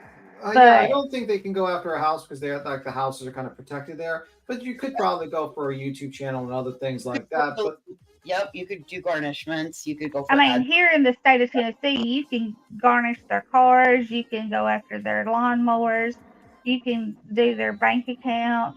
You can, if you know, theoretically, if you know what day their checks go into the bank, Well, can then have it. you go into the there's but it's a long way to go. But Yeah, I'm just saying. I mean, So like smartly, if she knows that she's in this big of a deal with that, like it would say to me, look, I've already gotten this big attorney fee in whatever case. Why wouldn't you say to yourself, I don't even take the chance of that. I just want to get out of this. Let me just cut my losses and just take it. yeah, she you had a know? chance. She had a chance to get out of it when it was first dismissed. She But could have walked away. and then I was going to say on the case that she was just in the state of Tennessee, I don't know if her attorney discussed this with her or not, but I'm sure that this would have been given a chance to her on the first cases if she had appeared, and it probably was given to her as an option with the Chris Proudfoot's case. But in a lot of cases in this state that I've been privy to, when there's a restraining order like that, or those TROs like that, a lot of the people in the state of Tennessee, they're hunters and they don't want to lose their right to carry arms for a year. So they'll just ask if they can transfer that over just to like a typical restraining order so that they can carry their guns. And a lot, like, for example, a lot of wives will file those TROs and they'll be kind enough to transfer those over. And Betty may have been able to have Yeah, but transferred you know that what you're over. doing? You can't. I mean, my advice to you. I know you're just like you're talking, but like you're giving her advice. Oh, it's too late. It's too late I now. I know mean, she it's can't too do it. late. Yeah, but let's transition somewhere else. all right. Like, yeah, Yeah, I mean, like, it's too late. She can't do anything now. I'm just saying that she was probably given these options. she was probably giving a lot of options. She was probably given a lot of options not to dye her hair, to go into a bed with no pants while live streaming. She was given a lot Well, of let's options in face life. it. Isn't she having trouble with her plumbing there? Yeah, the I'm not. plumbing. I'm not taking advice from anybody who shits in a bucket. Probably. Yeah, yeah. She and the plumbing issue is probably going to get worse for her because the Florida stuff, the storm, because they probably pushed up the pipes. The water. Well, I mean, now, but she was having problems before. I mean, Yeah. anybody who shits in a bucket and can't take care of those issues, I'm not dealing with. I mean, I'm not taking advice from her. Sounds like an episode of Hoarders to me. Exactly. Like, how is that even inhabitable? I don't even know. But anyway, back to your. I mean, and now she made a post. She was like, "Oh, my food is rotten from my fridge." Like, ma'am, you knew there was going to be a tropical storm that was hitting your actual state. The first thing that goes is the power. Everyone knows that. Everyone knows that. Like, if I knew there was a Category 5 storm, I wouldn't fill up my fridge. I would probably empty it out, or I would have a backup Jenny if I thought I was gonna be there and stuff like that. I would not. Is that not one of the first things I would not purchase? That's one of the first things I would have purchased when I moved to the state of Florida. Yeah, you'd probably get canned goods. Is probably what you would fill up if you knew you were going to get hit with a storm, because then you get the soup, you open it up, boom. But she's an idiot, and she leaves the state, and she thinks oh, that obviously your power is going to go, and that's just a fact. Number two, you get flooded. So that's another fact in a lot of places. I haven't watched her live since she's been home. Is that all that she got? Is that all she lost was power? She said she lost power, and her jet is gone, and she said she thought her lawnmower is gone. I don't even think she's back in Florida based upon the bedboard, because that's a cleaner bedboard where she's at. This is a cleaner place than her home. Headboard. Bedboard. Or the green sheet. The green sheet. I think the green sheet is gone. The storm might have taken it. Oh, I'm sure the green sheet is gone. I heard her saying about those trees from the neighbor's fault. Like, ma'am, it's not the neighbor's fault. That's going to be the next lawsuit she files. I mean, really? She's not going to have any money to do any of that. I agree with Beaton that she's going to be bankrupt in jail because she's not going to be able to make any money at all for a year or whatever that she's in there. Yeah. And she's going to have all of these fees. And the only way she's going to be able to get out of all of these fees is to file bankruptcy. Yeah. If anybody turns in the live that she did the minute she left court, she's going to have new charges by the end of the new court date. Oh, by the way, Queen, are you there? Well, let's not give her any ideas. You can. Yeah. Oh, but that wasn't for her. That was for Wait. whoever files against her. I Yeah. mean, really.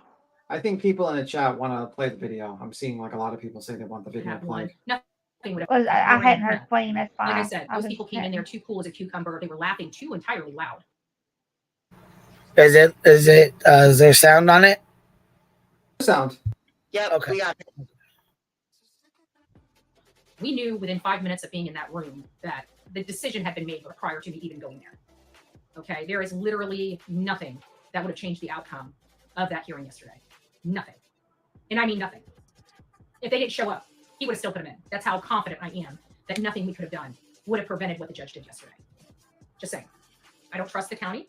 I told you that I felt like I wanted to believe that this judge would be fair. He was not. He did not follow the law. Whether or not my attorney had argued, he presented solid case law. And that judge twisted and turned and churned as much as he possibly could to make sure it didn't go through. They've done a lot of damage. That Sumner County has done a lot of damage in the Sebastian Rogers case. And because I am critical of that, they want to silence me. But there is only so much that they can silence me about. Can they throw me in jail? Yes, he can. But that's a violation of my rights. He could absolutely do that. He could absolutely do what he did yesterday because he knows I'm going to have to raise money to appeal. Actually, this is not. Look, nobody made you have a fucking warrant. Nobody made you miss court. That was on you, Betty. I don't think it's Sumner County that's trying to silence Betty. I just don't. That's not. I don't. I don't agree that Sumner County is trying to silence her. No, I don't either.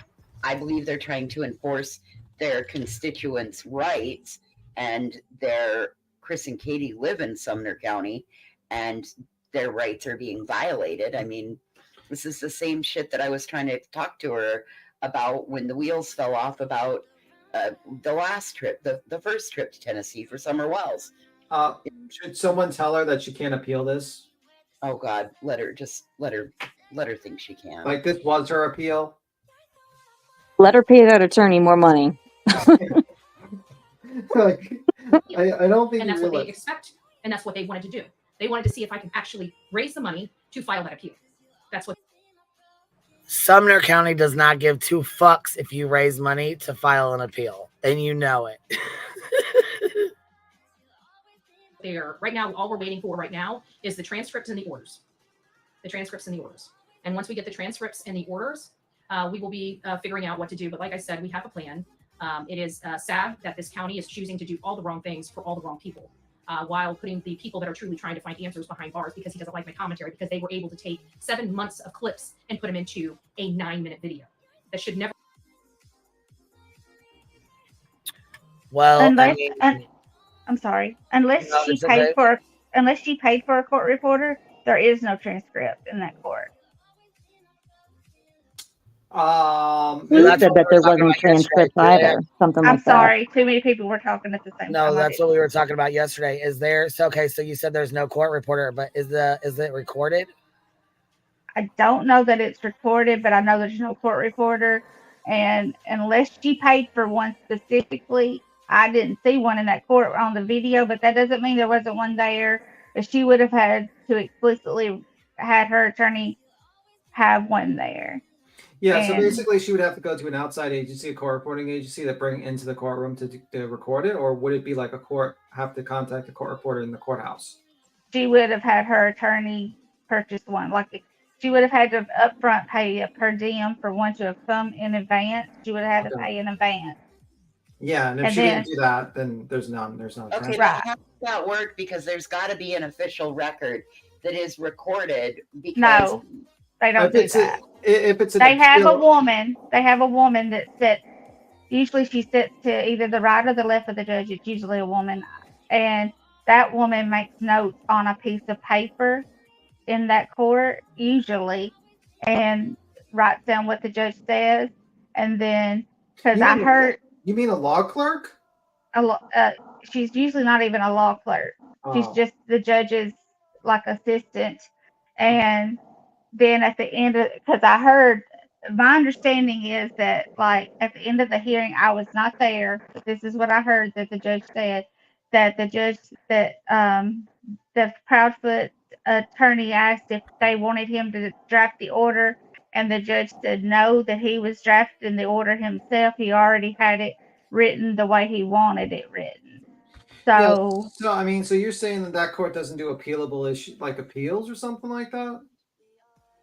now I'm not saying you can't appeal it. I'm just saying, like, typically, a general sessions a court appeal, you would file in a general sessions court. You would typically file a piece of paper, and it would go to the circuit court. And typically, then the general sessions court case really wouldn't be anything.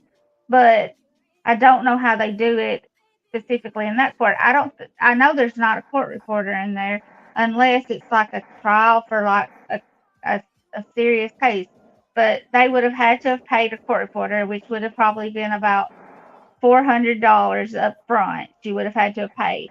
And then they would have to pay another amount of money, which would have probably been several $100s for her to actually transcribe the court reporting the document. More than that, because your 4 hours of testimony, you're looking at probably about 150 pages, and you're probably charging probably about $4.50 to $5 a page, probably. Well, you're talking, and you're thinking about your state, not trial. Yeah. The state Yeah. of Tennessee, our charges are not as extreme as yours, and especially not in that county. So I don't expect them to be as high, but it probably is going to be high. I mean, I agree, but it probably would be at least $400 to $500 at minimum. So she's Yeah. going to have to come up with that in addition to probably whatever she paid the court reporter up front, which would be probably between $300 and $400. So, but she would have had to pay that up front before the court reporter would have ever shown up. Not if the lawyer hired them. Like usually if he was per se, they would demand money up front. But like when the lawyer, if her attorney is if he was already having problems having her pay up front, as in making payments, he would have definitely made her pay up front. okay, yeah, I mean they usually give attorneys some Now, the court reporter would have been like, "Hey, I'll bill you for it later." But I'm talking about the attorney himself. He would have made that come up front on her. Yeah, that's true. But I mean, that's my personal opinion.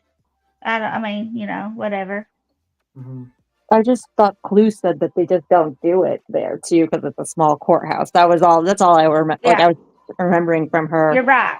They do not do a court reporter there. Like I said, unless she requested one specifically from her attorney, there would not have been one there. He would have had to hire one. They would have had to come separately, and they would have come from their own place. Well, I'm not and that could have been anyway. or anything, but then why do they make anybody swear in or any of that? Why do they talk about being on the record, off the record, all of that if there's not a court report? Yeah, I mean, like the only thing I could think of is that they have like a tape recorder. Probably most courthouses are their whole process is recorded, audio recorded. So they may have it audio, but they do not do a court recorder. Yeah, well, I'm not saying that there's not, like I'm not disagreeing on that, but what I'm saying is that there still has to be somebody who is in charge of everything that's said because there's a record. It's a court record. But anyway, I don't know. I don't know about that part. What she's saying is she worked in that courthouse, and when she was there, there wasn't one. Yeah, maybe I don't know changed, about maybe it's different. She doesn't know, but when she worked there was no reporter. You had to hire one. Period. That's it. That's all. That's all she was saying. Yeah, I'm not disagreeing that there could be one now. I don't know. That's just how it was. Yeah, Clue said when she was up here that they didn't have one, but Betty keeps telling people that she fucking hired one. So there was not one in that there was not one in that courtroom though, from my understanding. So I guess it is what it is. We'll find out, won't we? Transcript gate. Where's the transcript? Oh no! We got a transcript gate to go along with cricket. Yeah, here's chaos. Betty said she paid $1,000 for a court reporter, but there wasn't one in the room anyways that we seen. Maybe she was hiding out. Fuck. No, the court reporter would have to be pretty close to the witness. They would have because they have to hear them. Okay, Mama Duck said it is recorded. It is not transcribed. Check email. Okay. Okay. Okay. All right, let's play this. Never have been admissible. in that hearing. And they did, without putting context. He didn't want to hear about my channel and didn't want to hear about what I did, but then tells me I didn't answer. I can only answer the questions that they asked me. That's all I can do. And he says that I have not done, that man does not know anything. He wouldn't let anything in. He wanted to order against me. I think he had to order against me. I think his job is on the line if he didn't order against me. Like I said, it was preconditioned before I even walked in there. As soon as we saw how one of the criminal enterprises, or two of the criminal enterprises out in the back, were conducting themselves in that courtroom and laughing so loud that usually judges put a kibosh on that, it was very clear that they were a little too chummy and a little too comfortable speaking to the bailiffs, speaking to the court reporter. The court reporter I paid. So here she goes. Mama Duck, I didn't get your email. But here she goes. She's telling us right now that she bought one. Watch. They're laughing so loud that usually judges put a kibosh on that. It was very clear that they were a little too chummy and a little too comfortable speaking to the bailiffs, speaking to the court reporter I paid for. There was definitely something in the air. I think everybody in there knew. Right there. She said the court reporter she paid for. But when Clue was up here yesterday, she said she didn't see a court reporter. Right, Clue? You're speaking from yesterday when you was in there. You did not see one in there.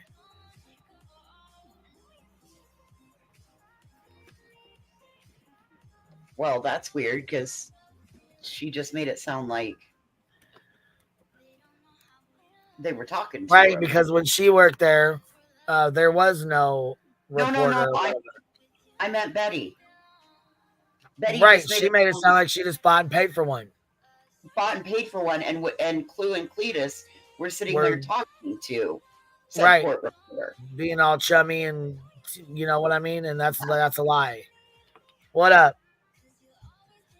Okay, I'm gonna list off to you the people that were in front of the bench that divides the public from the other people. Okay, from the left to the right, you had Caitlin Quisenberry, who works for the news. You have her camera guy.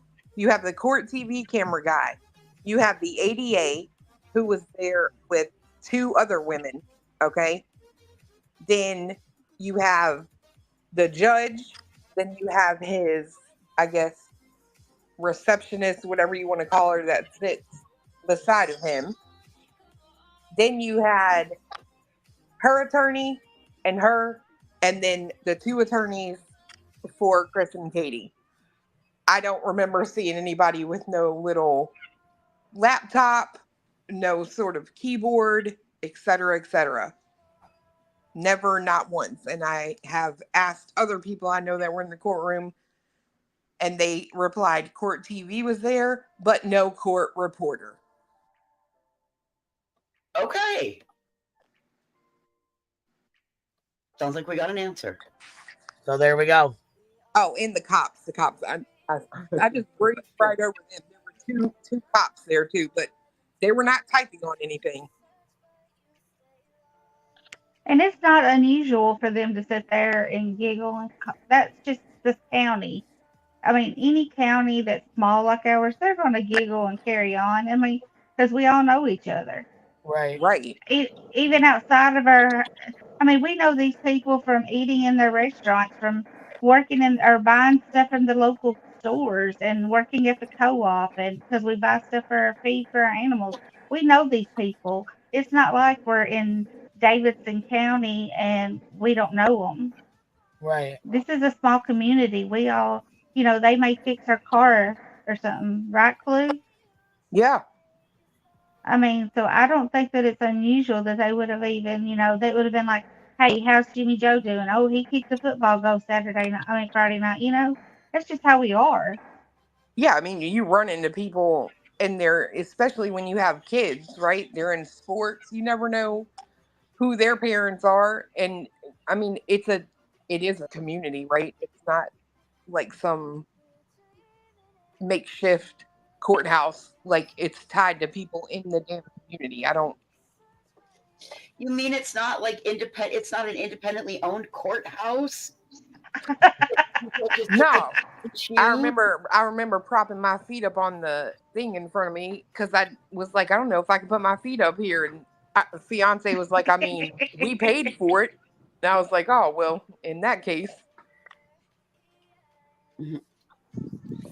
So in these little courtrooms, I think it's a lot different. People just don't really know because they're not like a lot of people aren't from smaller towns like that.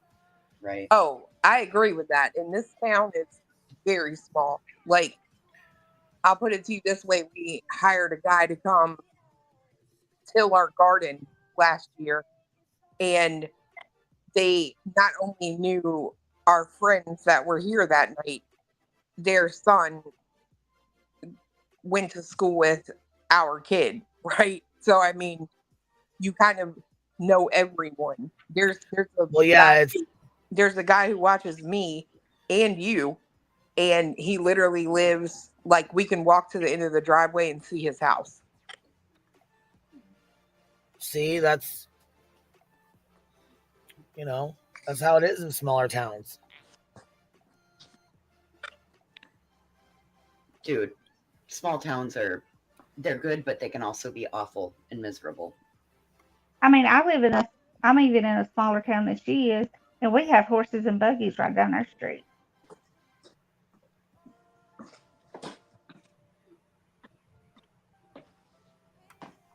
All right, ready? Okay. Anybody that went to that court hearing, they knew, just like I knew. I mean, you guys see Mr. and Mrs. E. I mean, we love Mr. and Mrs. E. They have a very laid back and very unbiased approach to most of this. And you hear their commentary. We all knew within 5 minutes before not a word was spoken. You understand that? Before we even got to that, before my attorney even called me up there, before my court hearing even started, we already knew that this was not going to be good. Why? Not because of the case law. Something else was odd in that courtroom. We have part of the criminal enterprise smiling in the camera, being so happy, so happy.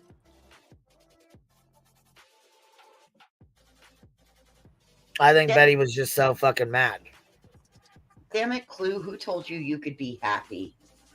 That's a lot of nerve, you going to court and being happy and shit. Jeez. Well, I think when it comes to her and stuff like that, it just kind of proves how like miserable not just you, but the people that you surround yourself with are. And I'm going to say this, and I mean it from the bottom of my heart. I had no reason to not be happy. It wasn't me having to take the stand being a criminal. Exactly. There was no, and you guys, you already said you were conversating before court ever started, so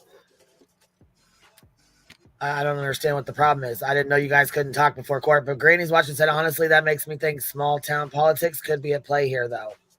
I've never heard of the Proud Fate ever. I've never even heard of the Proud Fate before this started. So Me either. So I don't think that had anything to do with it. Well, I mean, so could it be possible that the judge and somebody in that family know each other? I mean, it's completely possible, right? I wouldn't say that that's even unlikely.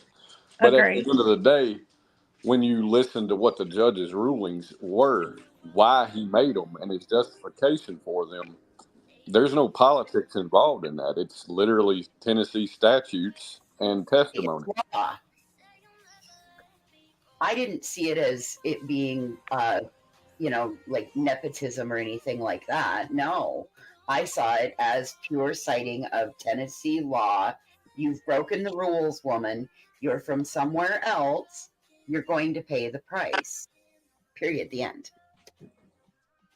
Well, and I won't even necessarily say because you're from somewhere else. I think the only reason that played a role in it is because he made a point of how she drove or came from another state here and claiming that she was searching for Sebastian, but there was very little testimony related to Sebastian.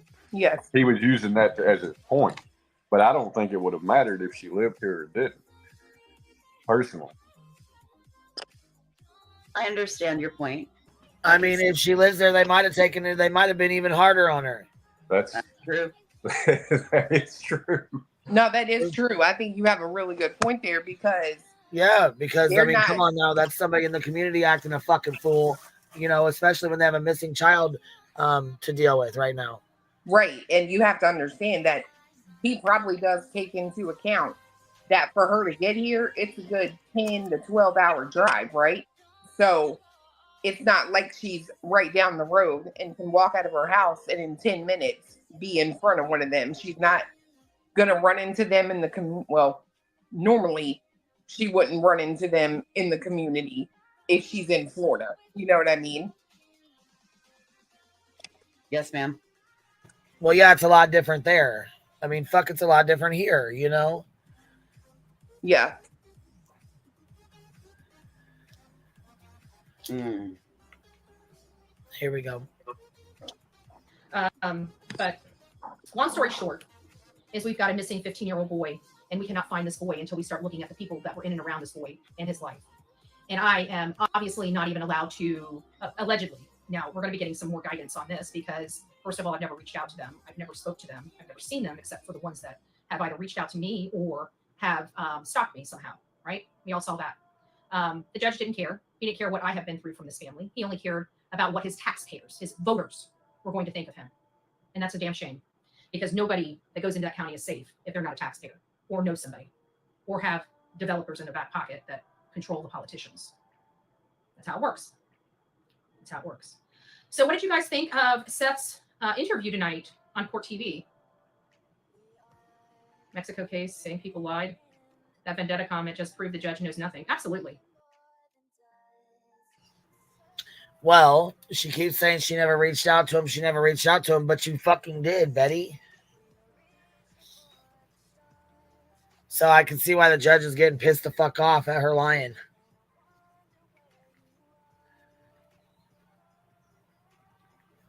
That would be frustrating, you know? All Chris would have had to have done was pulled out his messenger and said, well, here's a call from her. Right. Like, shit, here's the recording, and then she played it and laughed about it. I don't understand some of this some Absolutely. days. And journalist, does that dude know I have sold articles to TMZ that I have been in umpteen? Oh my. He told her she was a fucking YouTuber. She was not a journalist because she printed out a press pass. That shit took me out. I have sold things to TMZ. You know, because she really did. Her press pass was revoked. Right. They took that motherfucker. Then she printed her own.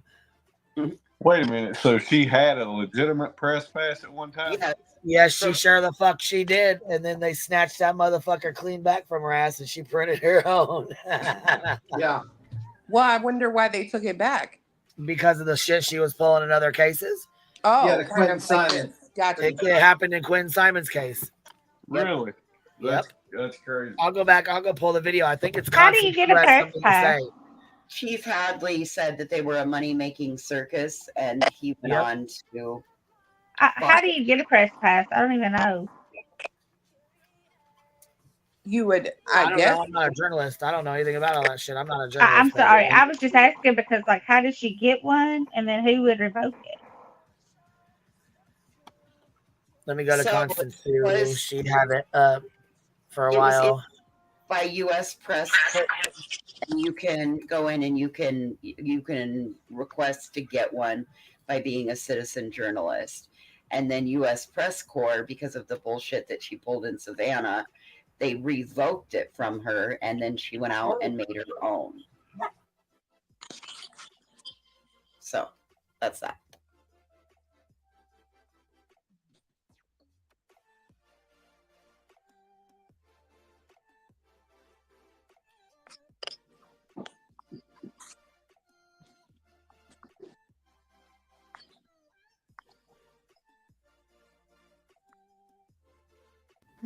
Interesting. They all talk. It's a small county. They all talk. He got a call. I guarantee he got a call. Like I said, it was already predetermined. Oh, Mercy Mom, it's nice to see you, my love. I was asking about you a couple weeks ago, wondering how you were doing. I hadn't seen you, and I knew you had some surgery and you weren't feeling well. I was starting to get a little nervous. The only person who has personal vendetta. Yes, that is good. I like that. Karenati. That's what you said. I don't even know what that. I like how you put that. I'm still recovering. Well, that is so good. I'm glad to see you here. How did I miss that? Dang. Is it on Court TV? Yeah, he did an interview tonight. Well, what had happened is they apparently were, they called Tony to ask him some questions. Oh, they did. They answered some questions. All right.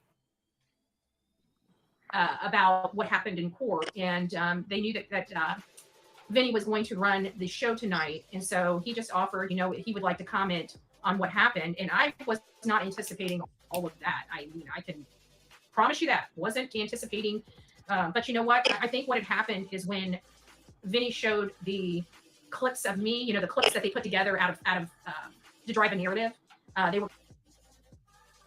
But they were not taken out of context, though, Betty.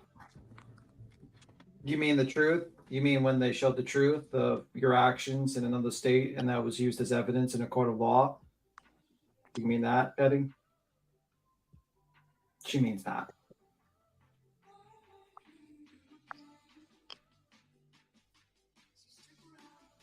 Was that Betty in the hotel room that they were doing the interview in? No, apparently I thought it was Betty, but it was actually Tony's wife. Oh, okay. Okay. Okay.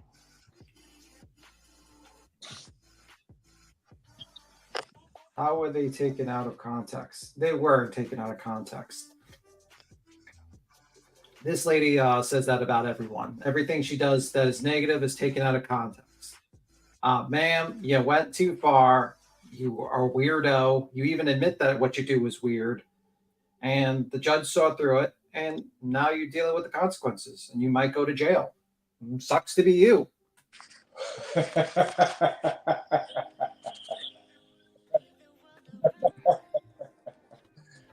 I mean, you're gonna be. Cletus has the most contagious laugh ever. I just have to say that. Like, he laughs, and it's like straight from the belly, and like I just want to laugh too.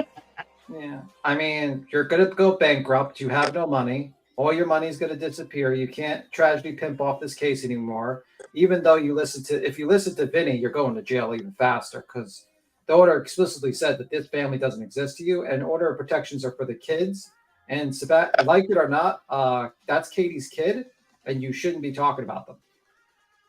So you're gonna not be able to tragedy pimp as much on that one as you've been, and you're not gonna make any money. And you're also got a cost of you fixing your house and court costs and all this stuff. And then you're gonna go to jail, and then you're not gonna be able to make any money while you're in jail. And then when that happens, you're gonna be hit with other things with the civil lawsuit. And then if you get through all that, then you might actually get sued by SF. So. Oh, and you have the copyright trademark lawsuit that you have, another one with the tribunal over there. So, keep on doing. I'm sure this is not going to end badly for you, ma'am.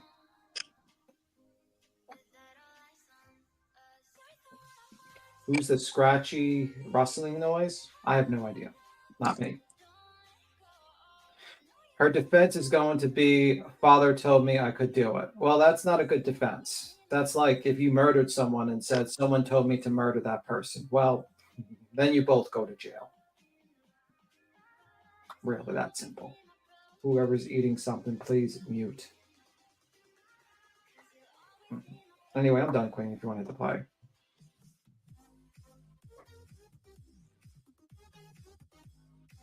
Well, the UPS guy pulled up real quick, so I ran out to go grab something that was delivered, and it's a spoon, and it says Queen Bee on it, and it's got a little bee, and it's so cute. Thank you so much to the person that got this. They just delivered it. Thank you so much. That's so funny. I just got UPS, and I just got paper and a weeder ring. Oh my goodness. Thank you. Ready? Yeah. Clips of a whole bunch of videos, which is really sad that a judge couldn't see through this garbage, but he didn't want to. Let's just be honest. The judge didn't want to. He wanted to find a reason because the counties, let's face it, the county's in hot water, right? They can't find a kid. They withheld information. The Department of Children and Family Services withheld information from the biological father that could have prevented this entire mess.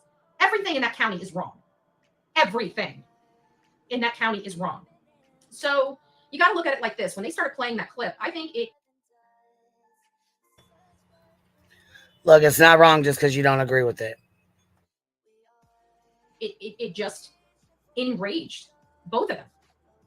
Because I can tell you their demeanor was one way, And as soon as they played those clips, their demeanor, because we were sitting here, you know, watching them give the interview, and their demeanor just changed. It was like they were done. They were They oh, were done. so she They were was done she tapping was and in the singing, room. walking on eggshells. They were done keeping their mouth shut, because let's face it, our channel has made it a pathway for them not to have to get dirty, so to speak, you know, say things that were really on their mind, because I had the protection of the freedom of press to convey my opinion, which is the team's opinion.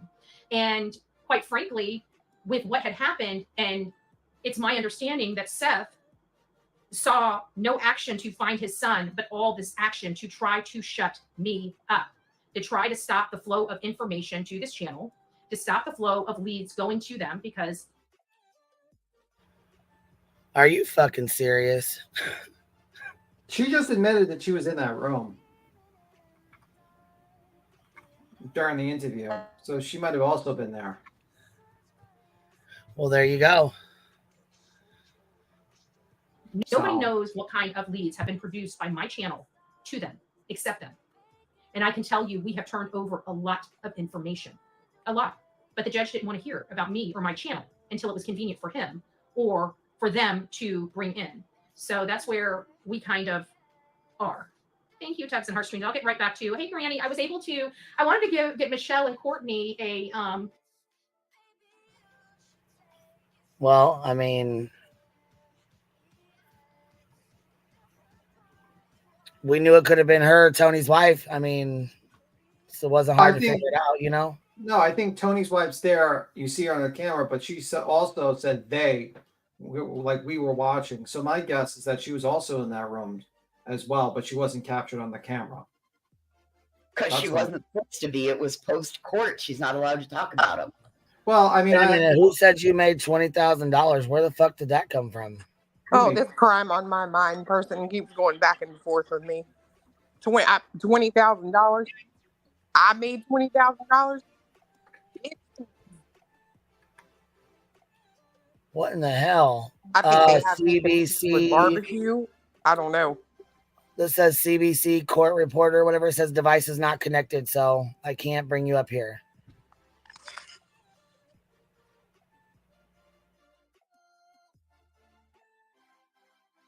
Barbecue lady's the one that did the $22,000. That wasn't you, right? I mean, what the fuck? What are we talking about?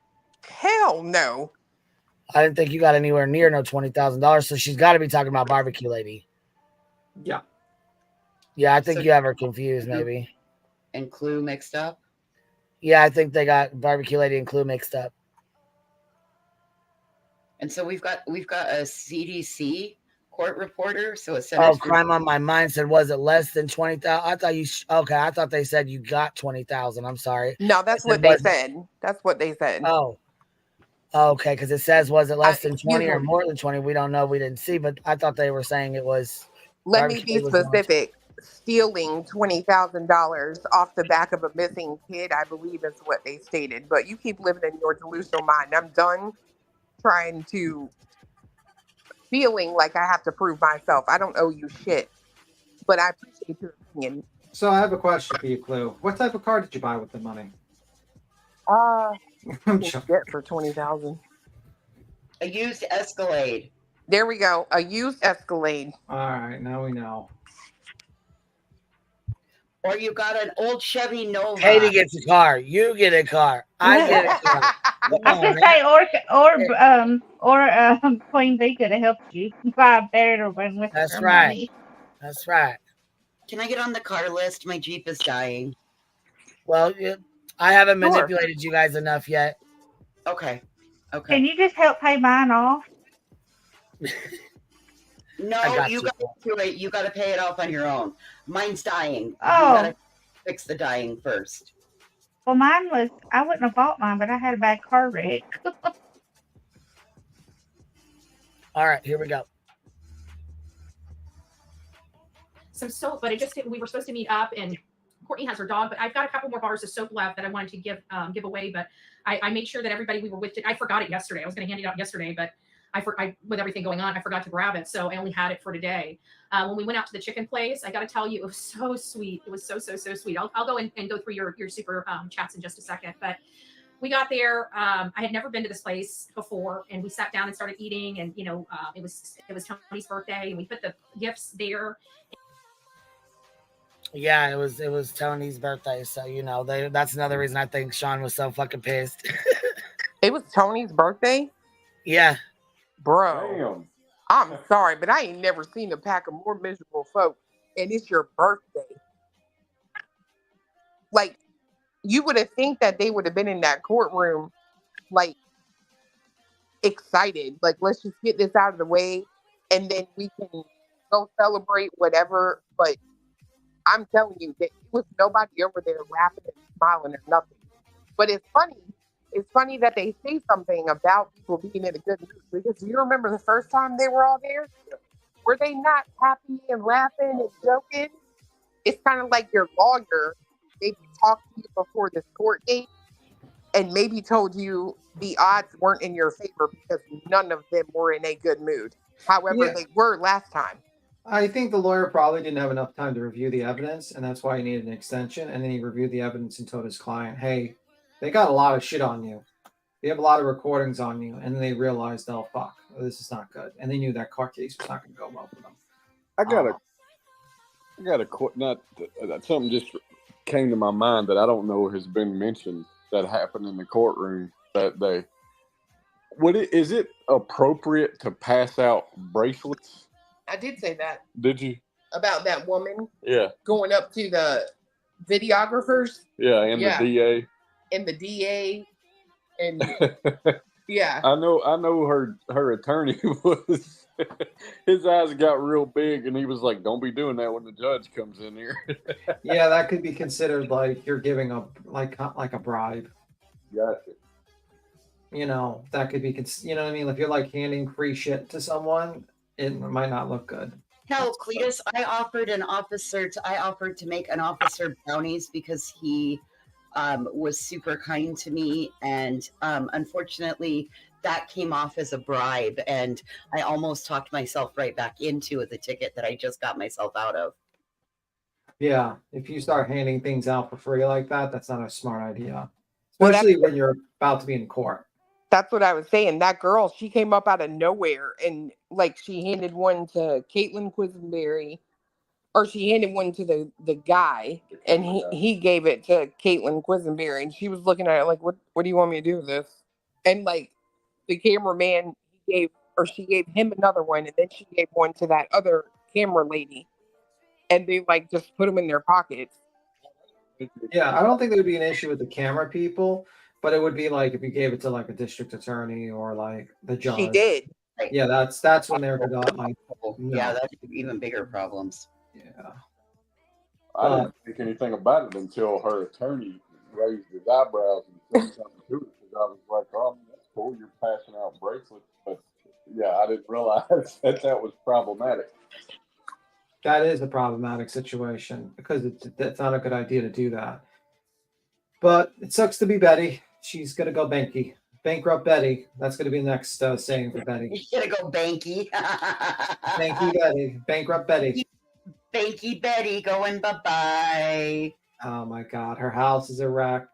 She's soon going to be like the crooked man with the crooked house. With the crooked... Seems to me like karma came in hot. Yeah. And we were sitting and having our drink. And I, because it's just something, you don't let the birthday guy buy his own birthday. It's just wrong. Okay. It's just wrong. But we were there, and all of a sudden we were wrapping up. And of course I talked to the waitress before, as we got there, I spoke to the waitress to make sure that nobody paid for the bill except me. And the lady, I think, either was following this case or covering this case or not covering this case, following this case or knew about this case and must have recognized us. So they gave us 50% off the entire bill. 50%. I mean, we had 5 people there. I mean, it was, I ended up giving the whole bill back to them, in a tip, but I just thought it was really sweet. And she just wanted to tell the table that she's very sorry of everything that we're going through and all of this, that, and the other. And I've got to say that was the second time something like that happened on this trip. These are people that truly support what we're doing and truly know, and people that come up to us over and over and over again. People from... Okay, wait, is the county corrupt or is it not? I mean, for fuck's sakes. Well, do they support you or do they not support you? Well, it God seems to be dang, the man. officials in the county are corrupt, but the residents in the county are not. They're just good old people. But wait a minute, that's not what she said 30 seconds ago. 30 seconds ago, she said we were paying off officials, remember? Well, no, that's you specifically. Me? paying off officials. That's you. You're part of the criminal enterprise. You're Yeah. the criminal enterprise. Well, wait a minute. Hold on, Betty. You and your people on this YouTube have got to figure out what narrative you want to push. Am I on the internet stealing money, or am I already rich enough to pay off officials? Because you're giving me whiplash. Why you're on the internet is so that you can make the money to pay off the officials. Bro, no. See, and this is what I don't understand about people like this crime idiot. Like, bro, I'm on someone else's live. You realize that I'm not making a damn bit of money right now, right? If I were a grifter, if you will, I would never go on anyone's panel. I would just go live and do my own show where people are going to donate to me. Period.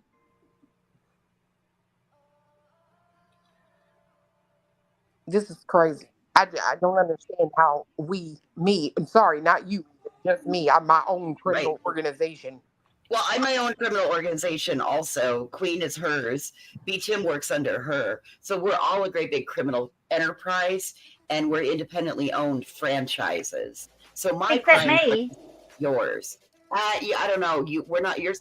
I said I haven't been named yet, so. Right. Well, the jury's still out on you. We're still trying. except for Savage. She did give me a shout out the other day because I took up for Queen B. Oh shit! Are you one of the Hornets now? Well, she told me that I needed to come up on her panel, so me and her could have a talk. Oh, look at all my trolls are in here now. I love it. I wouldn't care. I'm gonna start calling her Shit Bucket Betty because that's what I think. Because she's shitting in a bucket at home. Could be named in the next lawsuit, honestly, with that one. I do not shit in a bucket. I did not shit in that bucket. I'm shit in the plastic bag. I'll have you know. Queen Bucket Betty. Final guest to say that I pooped in a bucket. That's not nice, and we're gonna tell everybody. Well, I'm sorry, I'm already getting accused of letting voices come up and grift, so we can't be having Clue do it too. That ain't gonna work out. I'm good. We're taken care of over here. I'm not getting anything, so. All right, let's go, Grit. Let's go. All right. I'm so sorry. From all walks of life about how corrupt Sumner County is. But we hear that in every county. I've never experienced this. This right here needs to stop. And there's nobody that's going to stop something like this other than Bullhorn Betty. Okay, we're scrappers, we're fighters, we know the law. We absolutely advocate for following the law to a T. I covered my ass. I reviewed the Tennessee codes. I reviewed the freaking property lines to make sure I didn't even violate, crossing over from private property to public property. I did everything to a T. They didn't like my commentary, and the judge didn't like me saying, basically, if I'm not committing a crime and I'm exercising my constitutional right, there's nothing that judge or these police can do about it, because you have to break the law. And they took it all out of context. Every last bit of it out of context with clips. This is the hate channels. You guys understand that. They created this circus. They created this mess. They created the distraction. Can I and just it's time say, to start correcting some of that. And unfortunately, sorry, go ahead, baby. I was trying to roll my blunt. No, you're good. I'm sorry. Out of context. So I just want to point out that in that clip that she's talking about, that clip video, she says out of her own mouth, I did not step on your property other than to post a flyer, right? You admitted in that video that you stepped on their property. Nothing was taken out of context. It was your own word. Sorry, not sorry. Yeah, I think she fucking forgets and then her mouth overloads her ass, in my opinion. But well, I'm waiting for Mr. Tony Mathis to point out the inconsistencies of Betty's statements. Oh, we'll be waiting for a while. Don't hold your breath. For everybody, Seth's muzzle has been fully removed. And so is Tony's, quite frankly. So I have a funny feeling by the time this is all said and done with, why were they they will be muzzled? begging Bullhorn Betty to cover this. Sorry, what'd you say? Who muzzled Seth and Tony in the first place? I think they put them on themselves. Nobody ever told Seth or Tony they couldn't talk. Well, Tony, I believe, told Seth he couldn't talk because she says Tony has taken the muzzle off of him, if I'm not mistaken. Right. I think so too. I'm sorry, go ahead. I disagree. Well, how fucking weird is it that another adult male allowed another adult male to put a muzzle on them when it's your child that's gone missing? Because that adult or that male is not an adult, in my opinion. Oh, Christ, we're going to get in so much trouble. We are going to be so named in the next lawsuit. I'm pretty sure I already got my name in that. Ricky Dawn. For everybody. Girl, she said your fucking name up on the stand, bitch. 3 times, if I'm not mistaken. Look how she looks to the side, Betty. You know what she's about to lie. Why did you keep calling by the wrong name, though, is my question. Oh, you don't know? Girl, I got a screenshot to share to y'all. Okay. All right. Well, I just, like, does she not realize that when she says that, even though she means it's you, it's not really you? No. And there's probably somebody else named that she's implicating. Probably. Well, I can tell you that on the stand, she admitted that she used sites like Truth Finder and E-Verified. Oh, fuck. To do her research. Well, oh, God, that tells us all we needed to know right there. Her background checks, excuse me, I'm sorry, I stand corrected. Her background checks. And I can tell you on those sites, you're related to anyone and everyone who has a name that is remotely close to yours. So please, Betty, continue that awesome. But you lived at the same address. So, like, exactly, come up with 3 roommates from college. Right. So, like 19. And what bothers me the most is you guys are working with I believe she says it in this interview, an intelligence agency that requires a $500,000 retainer, and you still can't provide my correct name. Yeah, well, the intelligence agency is not doing that well. I mean, look at Betty. Very sad day for Betty. Let's see.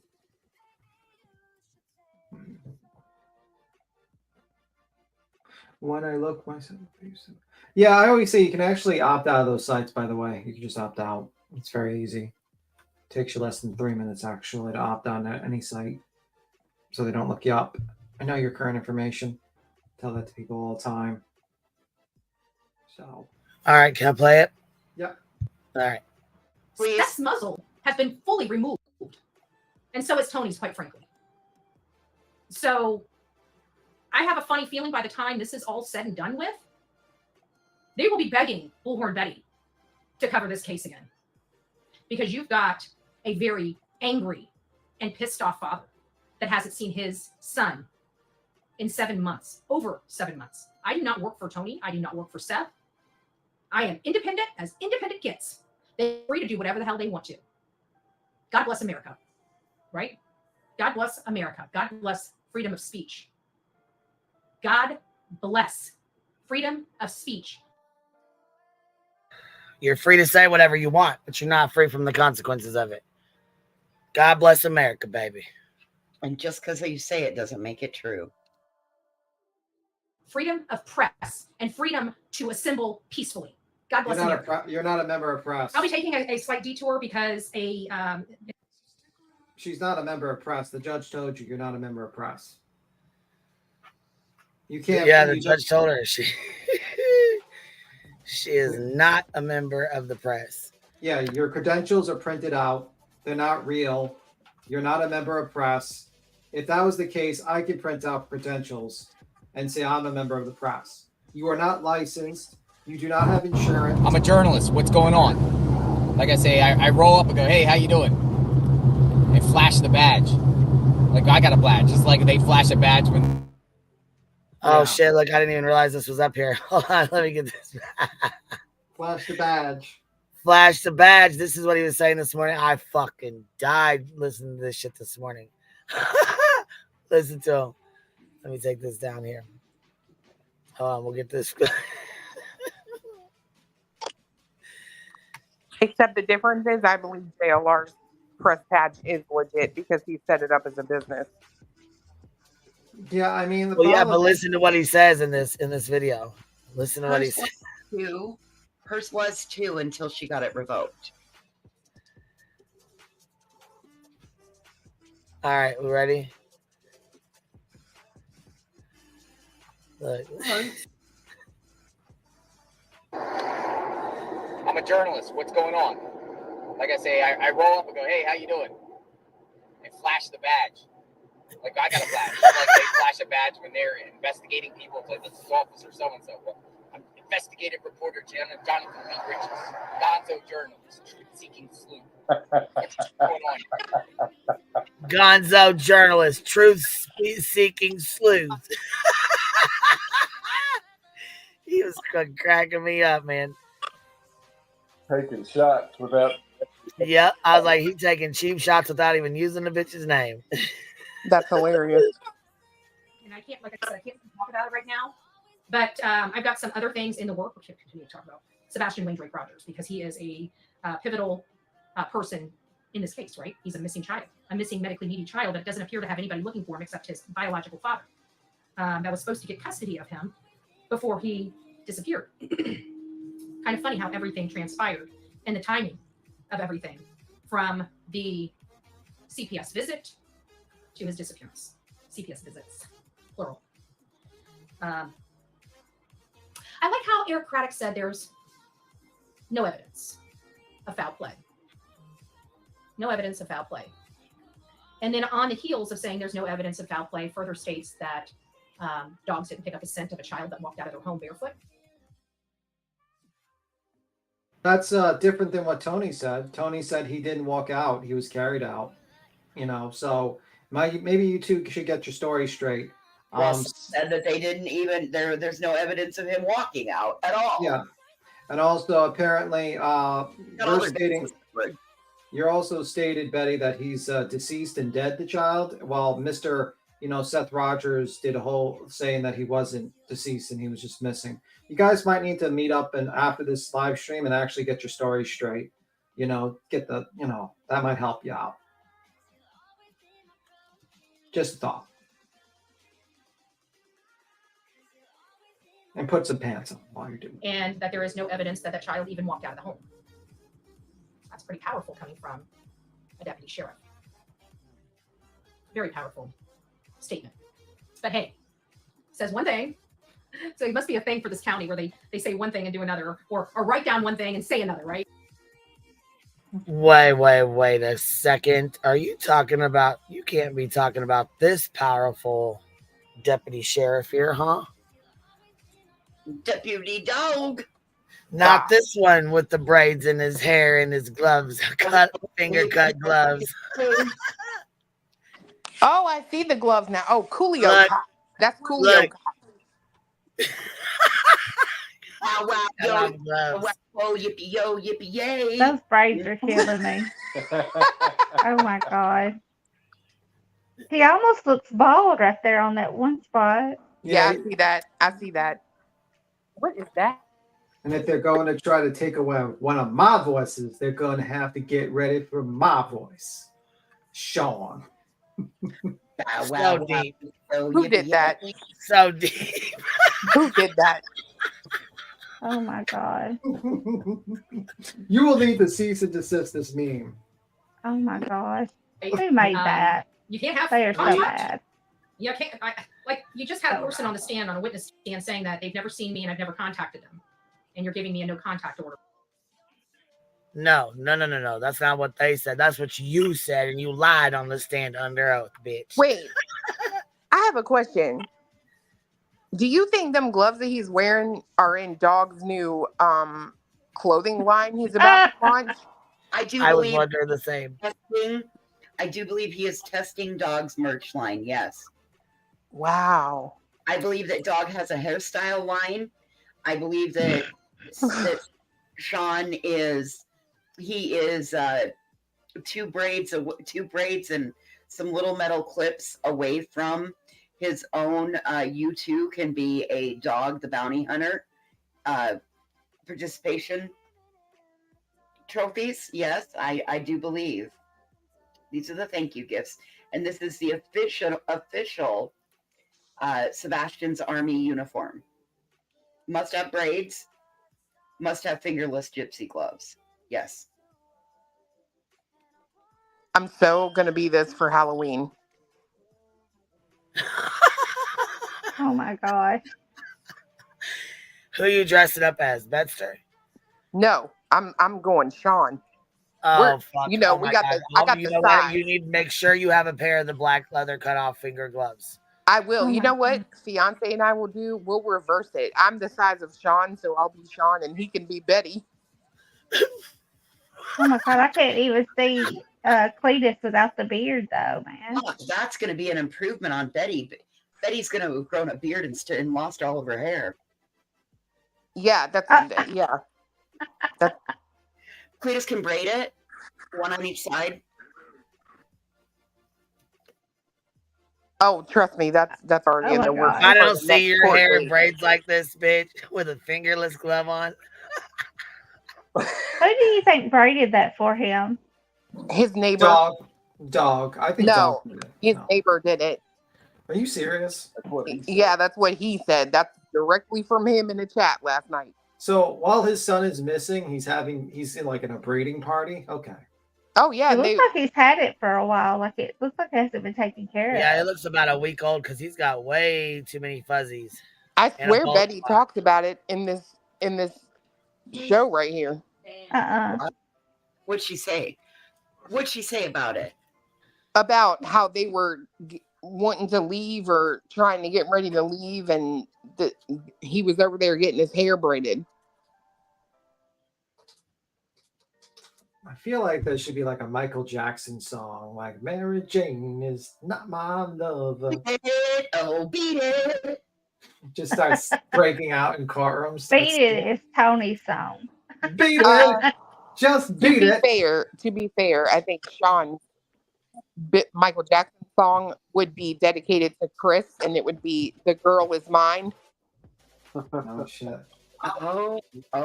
He killed me over that. Did you how catch Chris did you catch winked at last night? somebody? About that, him winking at somebody and him saying, and he's supposed to be married. Yep. Did you catch that? He was like, yeah, and Chris was up there winking at some whoever the fuck she was. I don't even know who he said. The He's like, cameraman what for Court TV. What about vows? They mean nothing anymore? Well, I can tell you this much. I was there. I saw the lady that they are speaking of, and I don't think Chris would have been her type at all. Wow.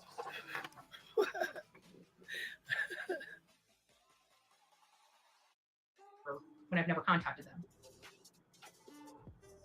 Did anybody get that? So I've never contacted them. They stood on the witness stand, said I never contacted them by any form, any method, any means, but I have a no contact order. It seems like an oxymoron to me. An oxymoron. It's word salad. That is what makes me crazy. Oxymoron. Well, we've already shown where you did contact him and call him and talk about being all up in his asshole and everything else. So we won't go back and do that again. Thank you very much for the membership. Did somebody give memberships? Oh, that's so sweet. Thanks, guys. You guys are really, really sweet. Crazy. Really, really, really sweet. Stay strong, Betty. Thank you, Kelly X. We love and support you. Thank you. Queen of Hi, Kristen. It's nice to see you. Thank you. God bless you. Brenda. Jumping jacks and pom-poms. I love it. Tugs on a heartstring. You get that rash again where I break out in handcuffs. I can't. Now reach out to Tony or Seth. That's all I can say. I don't need. I can't. under that gazebo. Betty, oops, I did the wrong. All right, listen to what she Can says. you get someone to check under that gazebo? I can't. I don't need to get that Well, you couldn't go in his yard and check under the gazebo anyways. rash again where I break out in handcuffs. I can't. Now reach out to Tony or Seth. That's all I can say. I mean, I don't know who would be able to do that. Maybe they're PIs, I guess. I don't know. I know I can't ask anybody to do that. That's within 100 feet of their house. I ain't going there. That sounds like that doesn't sound good for me at all. Frank, it's nice to see you. Why did you say you never left the car when you did? Well, they were talking about me getting out of the car at their house. Okay, I never exited my car at their house. We can all admit that. I posted flyers. Who the hell gets? So you did get out of there, you did get out of the car. You posted. That's exactly how. Right there is how that went down in court too. She said, "No, I did not get out of the car." Then they played the video. She was done, son. See, and she was in the Bowersock neighborhood. She hung flyers, but she never got out of her car. And if I'm not mistaken, the judge was actually the one that said, he did. So what you're telling me is that you drove your car through the neighborhood and you put up flyers through the window of your car. And then she clarified and said, well, I put it up on one pole at the edge of their neighborhood.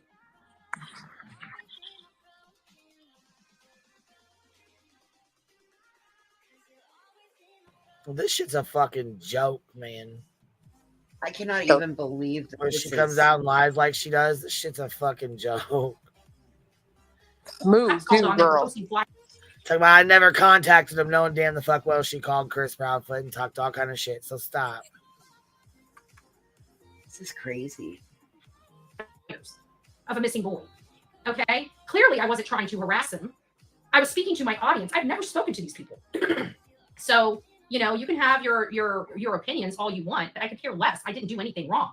Unless now, if you exit your car, you should be breaking out in handcuffs. Or if you say anything about me, you should go to jail.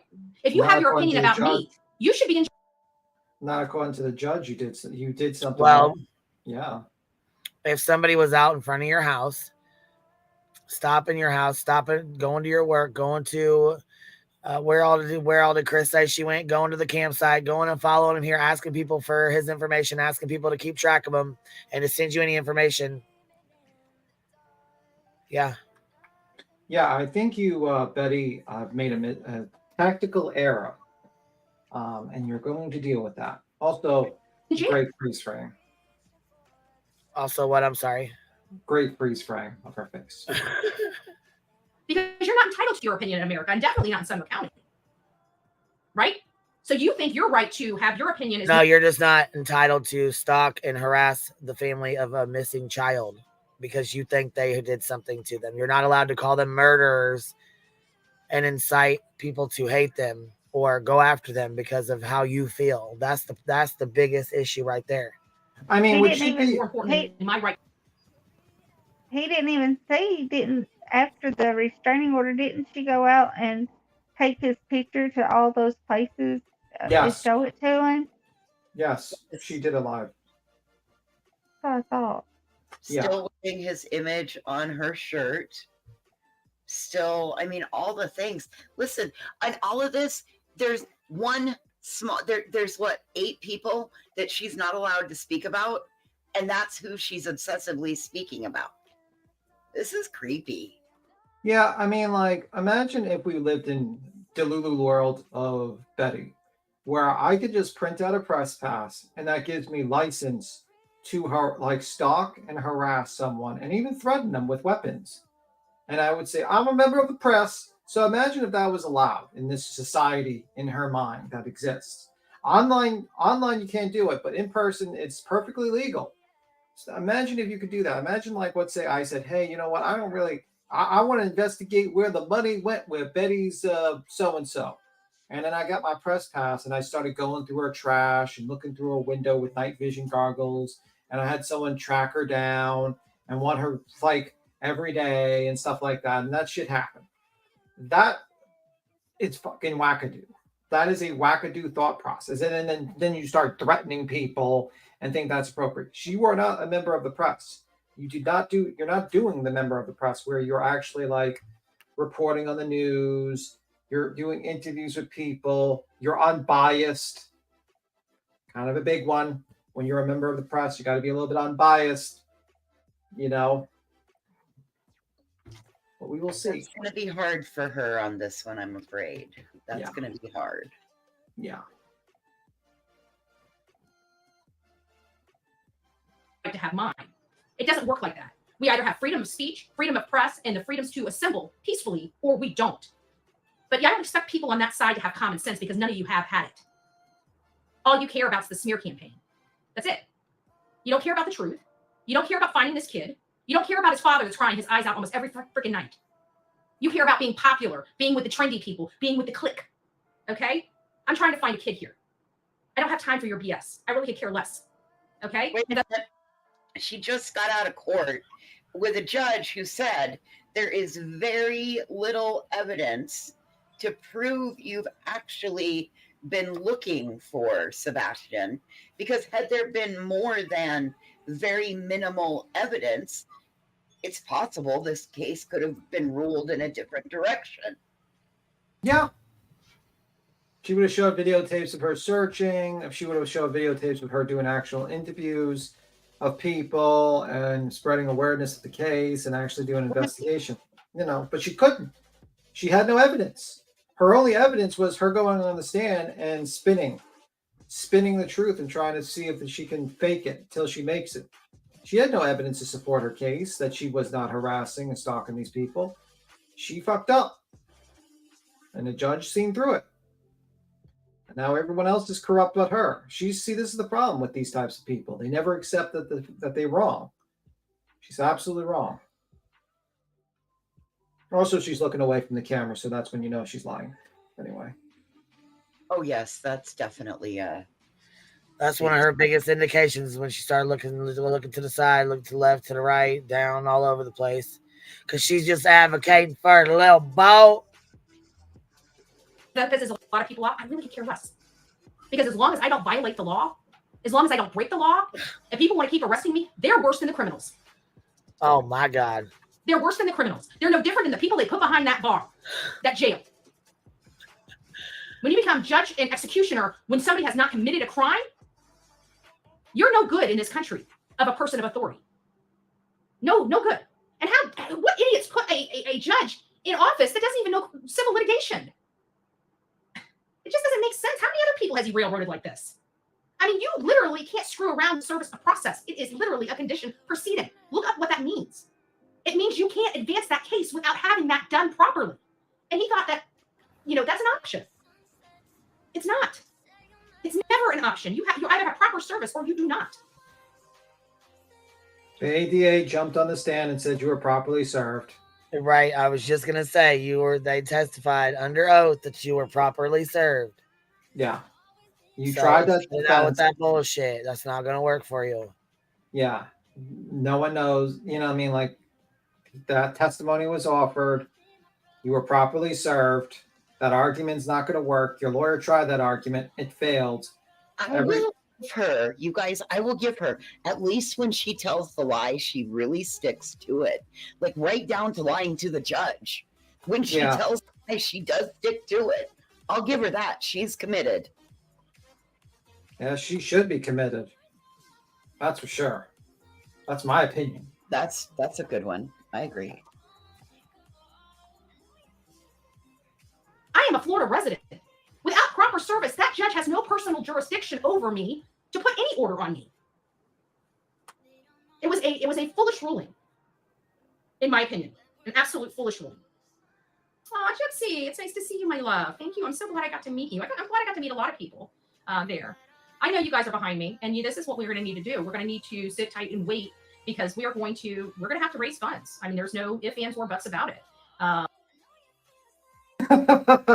Man, ain't that about a bitch? And then check this out. When you start that, I really hope people don't sit there and call you a fucking scammer and say that you're not doing that or that you allegedly bought your mother a car.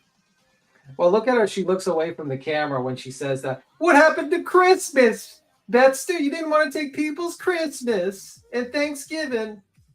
Bepster, no. To what extent, I don't know yet.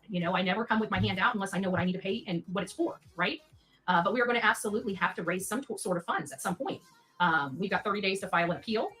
We've got a great team, and we have a process to go forward if that's the route they choose to go. So that's why I'm sitting tight, because nothing is set in stone. All I know is we have a plan, and which avenue we're going to go down, I have no earthly idea until those decisions are made. But those decisions cannot be made until certain things are done. And one of those things are orders. We need to know what's in those orders. What do you mean you need to know what's in the orders? He told you pretty much what was in those fucking orders. He wrote them out. Yeah, and your lawyer took notes. What do you think he was using the pad for? He was just scribbling? He writes down what the judge says, and then he comes to you and says, this is the order that the judge has given, and he writes it all down. Like, and then the judge writes CB, CF, CL, court reporter said they emailed you, Granny.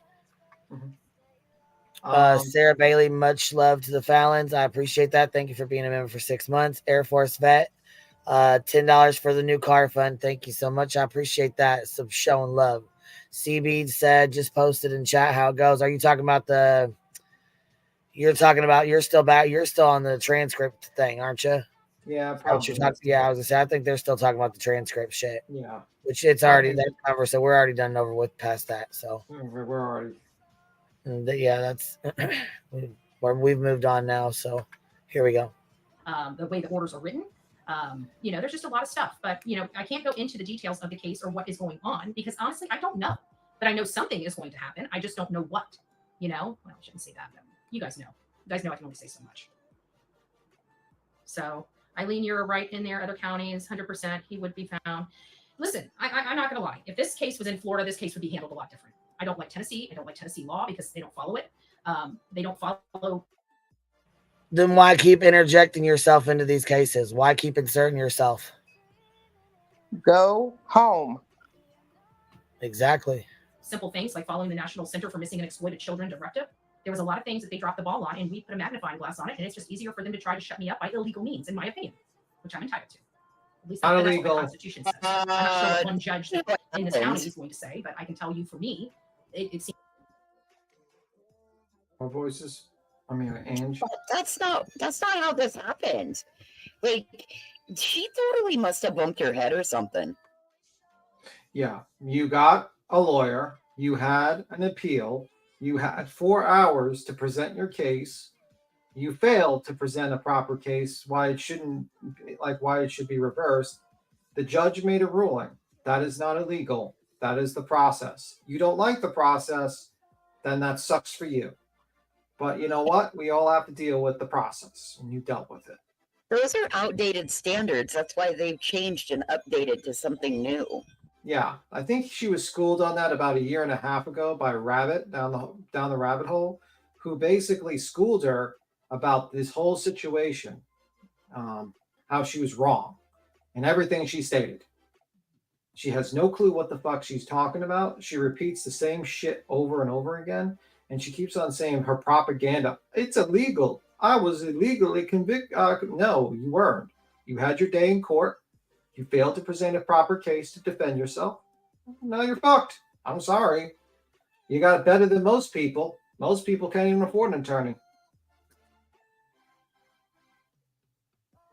Sucks to suck.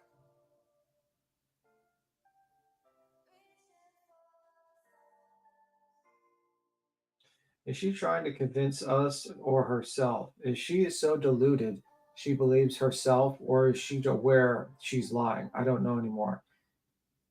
I don't know either. Like, I think part of her knows she's full of shit, but I think some part of her does not know she's full of shit. I don't know. I guess she just does want to admit that she was wrong.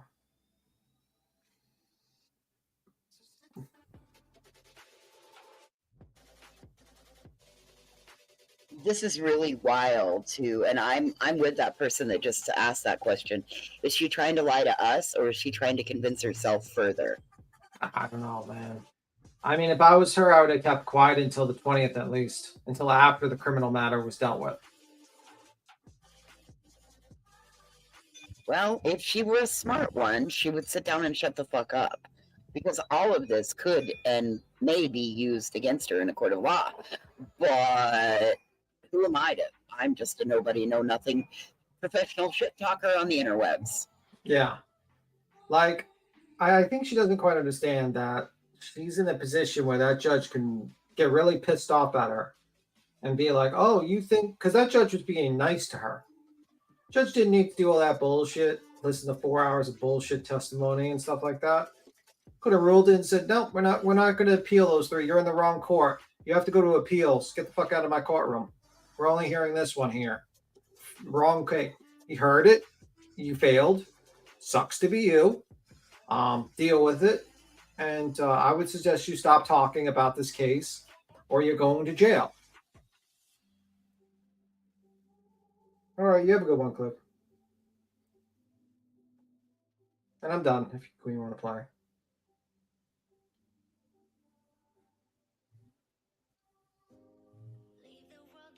Seems very crystal clear by our Constitution what my parameters are and what I can conduct. And it doesn't have to be something that's likable. I can be the most repugnant, irresponsible person. But as long as I don't break the law, it should be okay. Do you know if Dog and Nick are still helping? They are absolutely 100% helping. I can tell you that. Nick and that team have been a vital part for Seth as well as Tony. To me, they are close to guardian angels for me. I lean heavily on that team for a lot. I'll tell you that.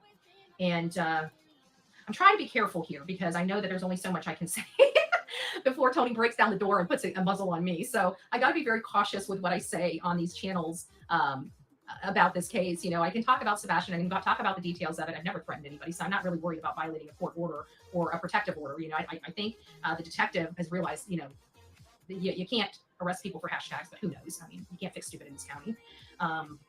But I'm upset, and as you guys can imagine, but I feel a little bit relieved in a sense as well, because I feel like Seth and Tony are probably the dynamic duo that they did not. I think this is going to have unintended consequences that nobody's going to be able to stop, because this is the father of the child. So what do y'all think about that? I think she's gonna better set her affairs aside for the 20th. I would suggest that you, Betty, don't have your fridge filled with a lot of food. Possibly have someone watch Delilah for a very long time, and get your affairs sorted for the next couple of months, because you might not be home. I'm all about hitting achievable goals, but Betty, this is setting yourself up for failure. What are you asking for, Granny? She wanted to ask about Outlaw Trucker. Even the guy. I've seen it. I just put it on the screen. It says, "Question: Does anyone know someone by the name of Outlaw Trucker?" I do. Why are you asking? But I'm asking her, why is she asking? Because yeah, we all know him. But why are you asking? Well, next she says an email I received is going to TBI. So yeah, that's the asshole that tried to get into the Zoom. Well, he did get into the Zoom hearing and was trying to broadcast our first hearing. Yeah. Granny's says she can jump up. Yeah, you can jump on up. Forward the email over.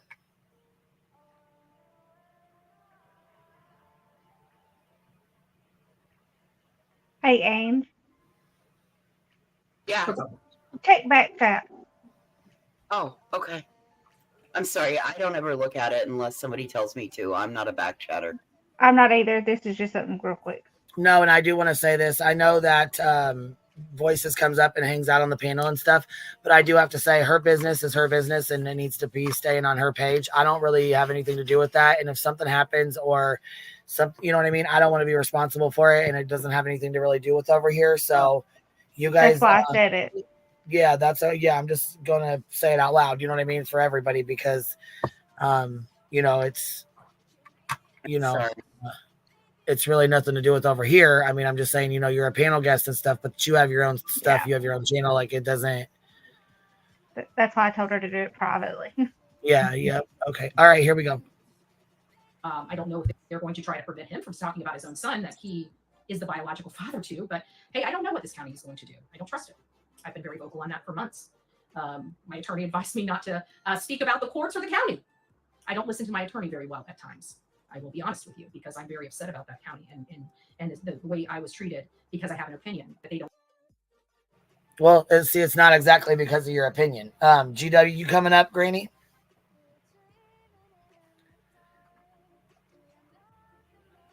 Is there a did we do a poll or something? Is it over the link? The link's there. Okay.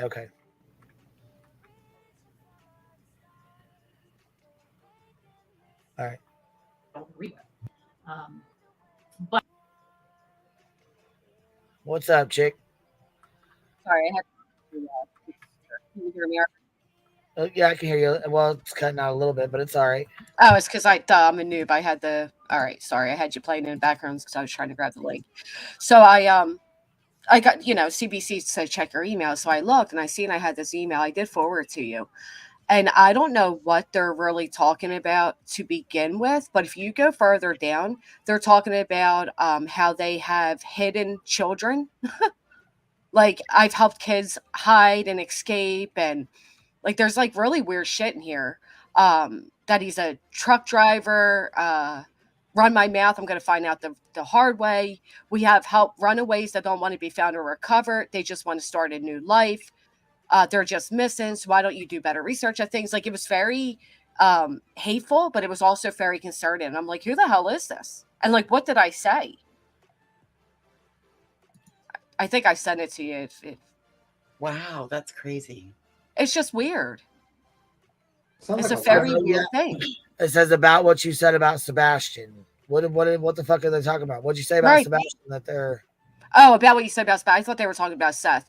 You should have never said this shit about him. There are good people that work with autistic people. I have no idea because I never said anything bad about him. That's what I'm like thoroughly confused.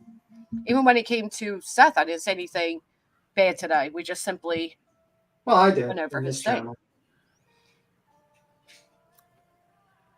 Yeah, so that's the header, right? What about what you said about Sebastian? A lot of people were in my stream this morning. There was nothing bad about him. That's weird, huh? That's very weird.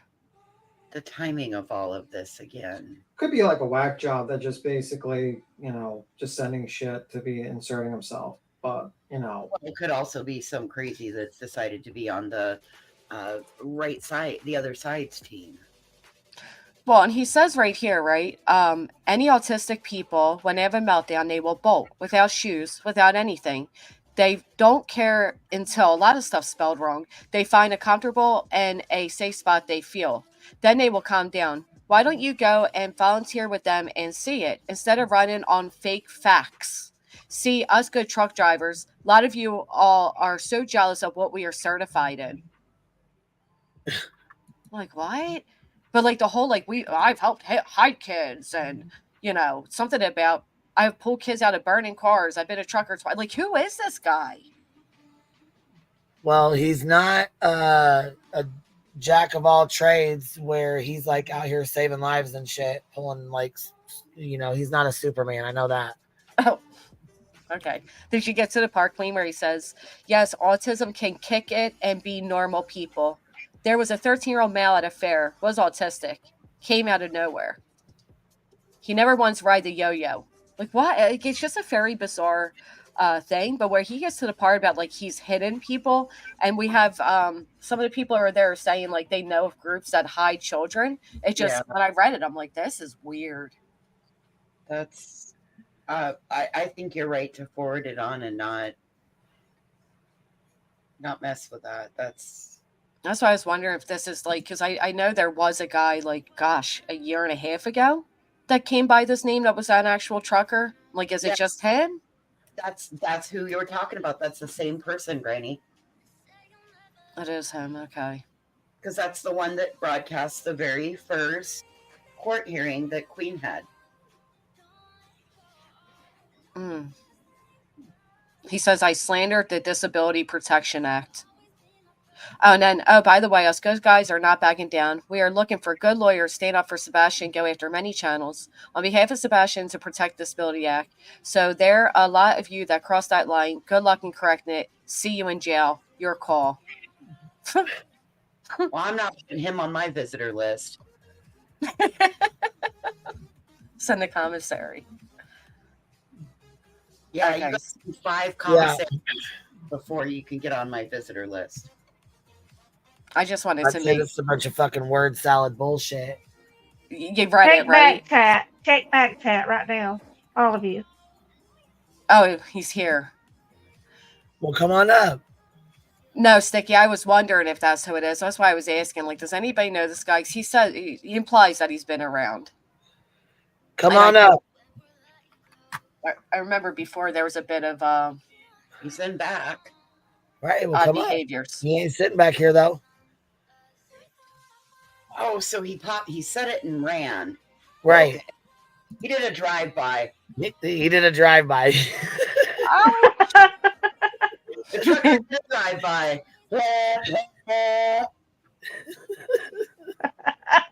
I didn't even hear it pop, but it's there.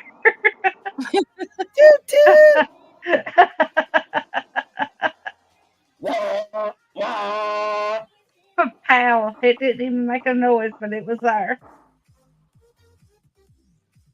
That was weird. I don't even know why I saw it. That's okay. At least we saw it. I mean, otherwise, Yeah, I'm glad you saw it. Nobody ever really looks at back chat unless we're told to. Well, I guess because I had just told you to send me that thing, and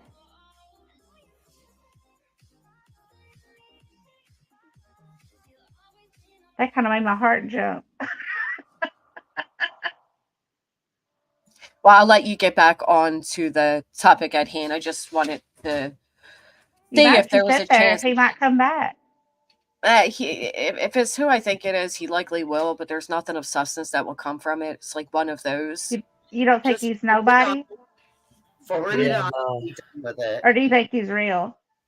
He's a real person. I mean, do you think he's for real, or just a person? I don't know, but I'm not taking a chance to find out. I'll tell you that. I mean, I don't blame you for not taking chances. I just meant Yeah, I think he's just one of those people that every now and then he kind of like gets hot and angry and starts himself and then he disappears or goes back into the shadows, if you will. If it's him now, we don't know for sure if it's even him, which is why I was like, wait a minute, is this, the same person? So I don't know. We'll find out. But I think it's weird. Just like a few of the things he wrote in here is very weird. Like, and to call him a survivor, why don't you get the paperwork to prove it? Actual facts that it was done. So like on one hand, he's like defending Seth, but then he's kind of like arguing him. I guess if anything, I'm glad that he is Team Sebastian. But there's a lot of weird things like. Just a reminder, truckers are federal marshal drivers or trucks out there, retired cops driving, retired FBI, retired doctors, retired lawyers, and so on. Just let the public is just not us country boys anymore, military personnel as well. So run your mouth and find out the hard way. We have runaways that don't want to be found or recovered. They just want to start a new life. It's weird. And you said he was, I'm sorry, I missed this. You said he was like prominent, he came out like a year and a half ago. I recall him on a panel somewhere along the way. And what was he talking about then? I think he was being just as odd. Oh. Yeah. Odd people, you have to be scared of those type of people because you just don't know what they're going to do. Yeah. But on the other hand, they're sometimes just odd. Oh. You never know. I just seen it too, Queen. Yep. Look, one shot outlaw trucker is the one Smiley turned in when he said he had helped Sebastian this past spring and needed money for meds. He said he works as a trucker and saves kids. He pops up every now and then. Okay. Yep, that's him. Yep. So did they check him out then? I don't. None of us speak to Smiley to know, to be honest. Oh. Wow. Wow. Well, bring your ass back up here, outlaw trucker. Let's have a conversation. I'm fixing to ask a question, and you may have already discussed it, and it's a little sidebar from Betty. But TRev came out a few nights ago, and he was saying he was going to come back on, and that he knew. He kind of indicated he knew something from Seth that he hadn't divulged yet. Has anybody watched that? live? No. No. No. I haven't either. We I didn't just really wondered talk if about. he Well, we said haven't something. talked about it. We've been watching her bullshit. Yeah. Oh, okay. I haven't watched it either. I thought maybe y'all had. I'm kind of behind. I've had some stuff going on, but I thought maybe he might have. You can't trust a lot of what he says anymore. But I kind of feel like maybe Seth would have told him something because they were super close, and I don't know. But I don't know. I just thought maybe Seth may have told him something. Maybe it had come out, but I don't know.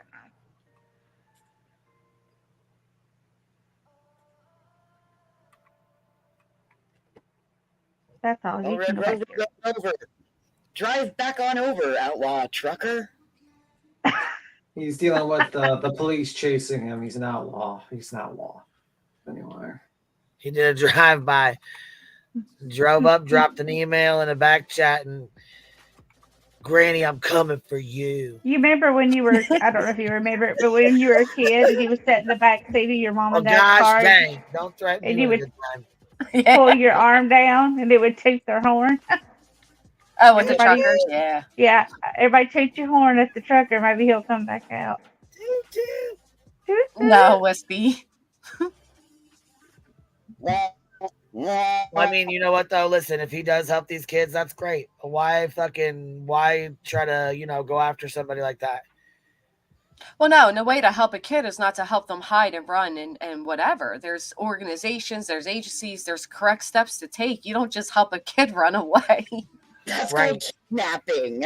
Right. That's like, yeah, it's not good. Now, what I do see is weird is that this says it's a forwarded email to me. So I wonder who else received the same email. Queen Tiffany in the Well, chat if trying to it's help you out. CB, if it's that CB, whatever, they came up and they tried to super chat a couple times to tell me that they were trying to send me an email. So they must have sent it to the wrong one. Look, No. It says right here, CBCFL court reporter. Yeah, no, they actually emailed me. They thought I was on panel. They emailed me stuff about being a court reporter. Oh, okay. But so you this is guys a kind of different one. surpassed Okay. that. So they're not connected at all. They're actual courts, and they were giving me Gotcha. information thinking I was on panel to repeat to you. So Suzanne says here, Outlaw Trucker has been around since Summer's case. Mm. That is correct. For sure to God, he wouldn't be taking a runaway that's, 6 years old? Well, you mentioned something about a 3-year-old in this email, if I'm correct. Oh, my. Yeah. Somebody helped him learn to talk or something like that. And Yeah. And then a 13-year-old male. If you're going to take a 3-year-old, that child did not run away. What would be your reasoning for that? Yeah. Anyway, Quinn, I got to skedaddle. I'll see you. All right. We'll see you later, B-Tim. All right. Bye, guys. He says, us good truckers are tired of the public calling us foul names. This is why we want you to get off your ass and come meet us. Like, to see what we have to keep up to keep our lick. I didn't badmouth truckers. I respect the truckers. Hell, my Amazon people. Well, I mean, I know he's a different type of trucker, but like nobody disrespected trucker, Sebastian, nothing. I think it's just a spaz moment. Did you check? Well, I guess because you saw my email. I'm wondering who else received this because it was forwarded. So I mean, somebody else got it. Right. Oh boy. Maybe Brittany J might have gotten it. Well, if she did, rightfully so. It's like, I'm just kidding. But nobody should be emailing anybody threats like that. It's ridiculous. Grow up, trucker. Stop it. I forgot that. Well, I didn't forget. I didn't know he was the one that claimed the whole medication situation needed money and claimed he has Sebastian. This is eerie and weird. Maybe he's bored. Maybe he's whatever. He's watching, which is weird, right? Because he did a drive-by, but right. Ugh. I guess if he comes up and has a discussion, I'll come up, but I'll get back down so you can go on with your with Betty. Probably here. need to screenshot that in case something. I mean, just in case something were to come of it. Yeah. I mean, yeah, I agree. I'm keeping it. Okay. I mean, I'm not trying to be bossy or anything. No, I understand. I clearly. If I ever say anything to you guys, don't think that I'm, because sometimes people think, well, she's being bossy, and I have a way of saying things. My boss said that I say, he'd say, will you mind picking my wife up from the grocery store because her car broke down, and I say I don't care, and he said that she was from a different area, and that made it sound like I was being rude, like I didn't want to do it, and I was like I've never heard that, and I guess it was the way I say I don't care, and what I meant was I don't mind doing it, you know. But apparently she didn't think that was nice. So if I ever say something and it's the way I say it and it sounds rude to you all, please don't think I'm being rude. It's just, I guess, my southern way of saying something. I don't mean to be rude. It's just coming off of, I guess, just the way I was raised, and I say stuff like. No worries for me. I don't think any of us. We all have no problem speaking up, and we Well, just so y'all understand. know, if it ever sounds rude to you guys, just always say to me, you know, did you mean that? You know, 9 times out of 10, I don't. I'm very easygoing and I don't get pissed off very easily. So,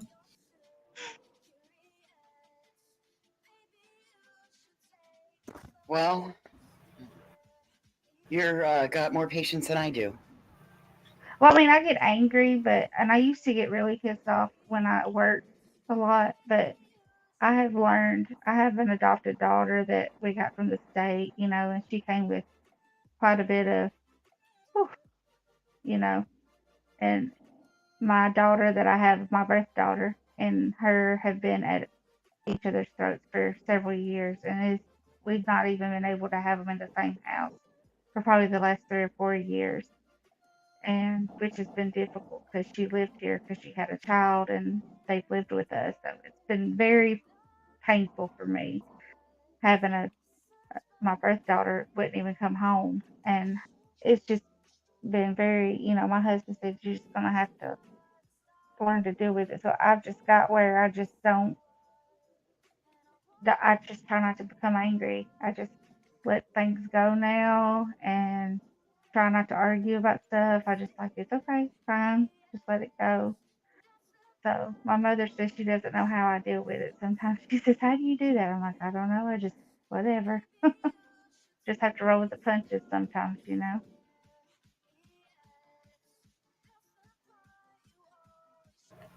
Yeah, sometimes we got to. Us, you know,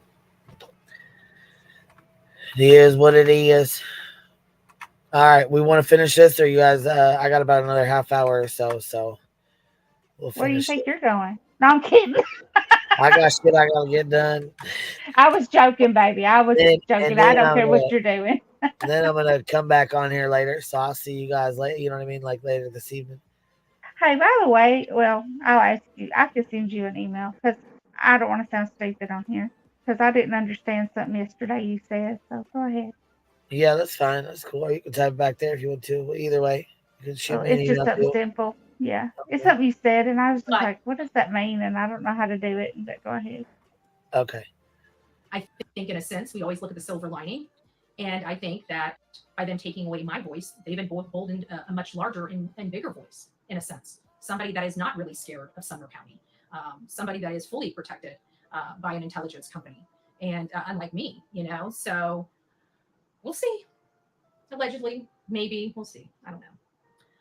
Tulips, is that your channel? Haters clearly watching and listening. God doesn't like ugly. Well, you know what? At this point, they can't even contact me because that works both ways. And we know 2 people that are hired by this criminal element. And one is SF Investigates, and another one, among others, is that chick with the billboards, Free Willy. So now she's trying to say that Clue and SF work for the Proudfoots. Yep, and neither one of them are being paid by them, to my knowledge. I don't think SF is, but he's just doing it for free, right? Yeah, from my understanding, yeah. Voices, what do you think? I don't believe SF. I don't know. I mean, SF is working with them, but I don't. I thought he was just doing it in his free time. Well, he's working with them, but I don't believe he's paid. And Clue raised the community. Many people that are here donated to the blip boards. So Yeah. how can that be? How can that be a scam?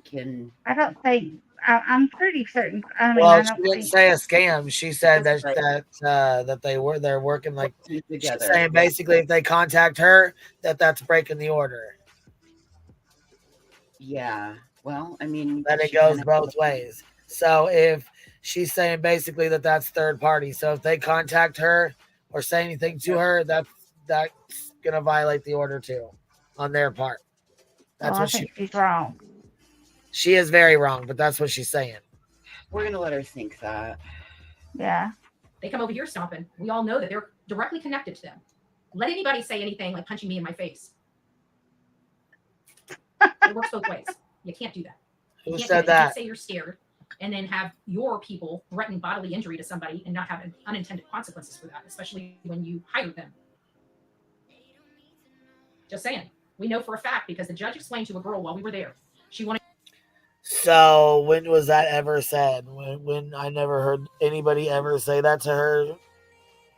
There was something said about something, but didn't she make a comment when Blue broke her hand or fingers, and she made she was going to punch Blue or something, wasn't it? I don't Because she know. she was holding her hand up like Blue and acting like she had that broke hand. And then she was like acting like she was going to fight Clue and not saying what could Clue do about it. Maybe I'm wrong. I may have imagined that, but I don't think I did. But maybe I did. I don't know. I've slept a few nights since I then. don't recall seeing it, but that don't mean it wasn't done. I don't know. Right. I don't know. Wanted to drop the protective order against her boyfriend and has agreed not to talk to him. The judge treated her pretty rough, if you ask me. And he was basically saying, "Why shouldn't I throw you in jail? I saw you in the back of the courtroom talking to him." And the judge was trying to scare her. That's what he was trying to do. He was trying to scare her. Now, being concerned is one thing. Trying to, I don't know. I'm going to keep my mouth shut about my opinion on the judge right now. All I can say is that he was very clear that the protective orders work both ways. And I think at this point, there is any threats whatsoever from any Who of was these he trying to scare? on behalf of anybody. Please clip it. I think she's talking about somebody else there, like somebody else that had a hearing there. That she was another lady and her husband or something had a hearing. Okay. I thought she was telling somebody with her. Okay. Sorry. I got lost. And please send it to bullhornbetty@gmail.com. Because that right there would be a violation on them, not on Bullhorn Betty. So we need to be careful. The judge is an arrogant. Well, everybody's entitled to their opinion about the judge. I thought he would give me a fair shake. He wasn't looking to give me a fair shake. We knew at the minute that they came in and people were laughing in the back of the courtroom loudly when there's a child missing. To me, it wasn't a laughing matter. People on our side were melancholy. They're concerned for a 15-year-old boy. And we get lightheartedness, laughter, and no concern on the other side of that courtroom, which is, I think, very noticeable to everybody inside that courtroom. So noticeable that it was concerning to everybody how that was appropriate or appropriate behavior. I don't think it's appropriate behavior to be laughing. So before court, they're not allowed to have a conversation and laugh and talk, and that's just not appropriate. That doesn't make any sense. None at all. Sarah Bailey gifted 10 memberships. Thank you so much, Miss Sarah Bailey. If you guys got one, please make sure you tell her thank you. Laughing inside of a courtroom when there's a missing child that's allegedly family, not blood related, but family, right? I can tell you, I looked over at Seth several times, and that man had tears in his eyes. And I look over across the aisle, and you see them laughing and enjoying themselves in court.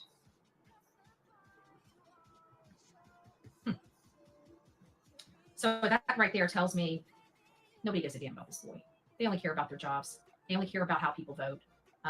They only care about their people. They don't care about outsiders or applying the law the same to their residents as they do to outsiders. Or maybe they do, which if that's the case, that's a little concerning in and of itself. I hope the attorneys in this area are paying very, very good attention to what's going on.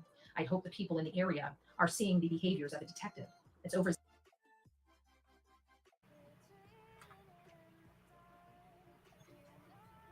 I cannot believe the shit she's fucking saying right now. I'm a little gobsmacked and speechless. This is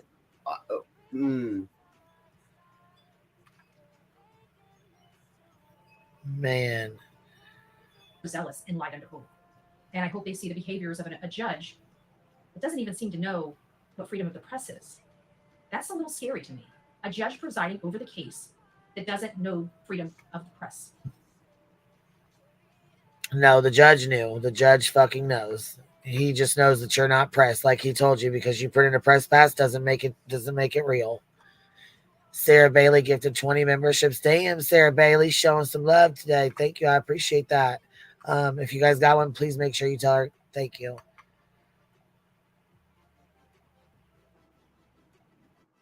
That's scary. That's literally our Constitution. And we watched a judge on the bench not know the parameters of freedom of the press, or what media is, or what press is. Didn't he tell her she was not press? Correct. Dang, Sarah Bailey, you're pulling an easy on us. She gives you 10 more memberships. Thank you so much for showing love. I appreciate that, baby. Thank you. Maybe that's Easy E's sister. You get a membership. You get a membership. Thank you. I appreciate you showing love to the hive. So does everybody else that gets them. Hold on, I gotta let the dogs in.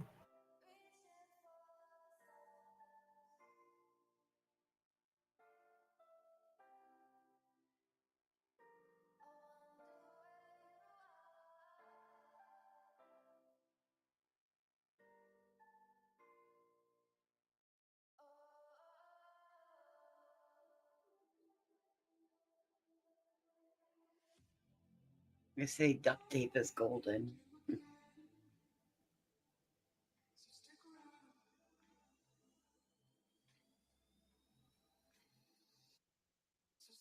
I'm looking for a file.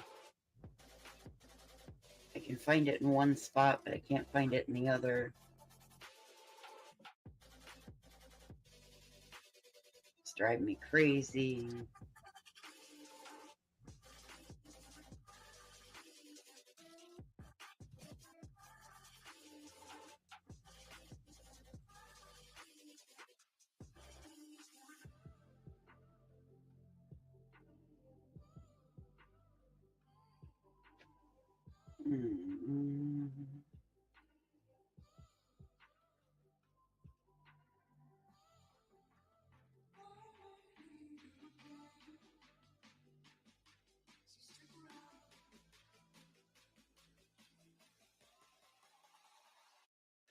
Ooh, is there new emojis in the members?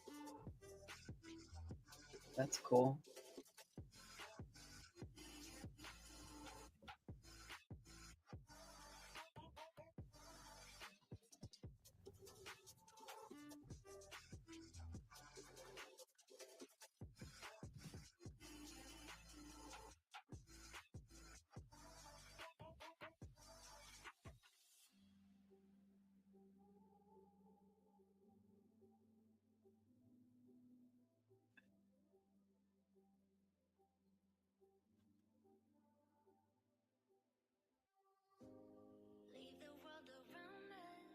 Do you get a 2-year emoji? I think you'll get a 2-year. I think it's a golden bumblebee at 2 years, Laura Lee.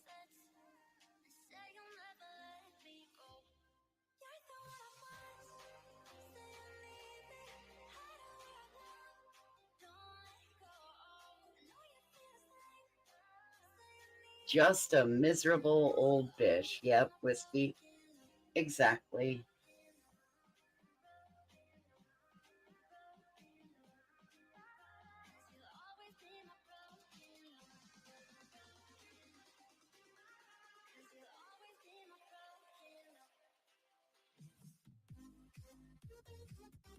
Can't stop, won't stop.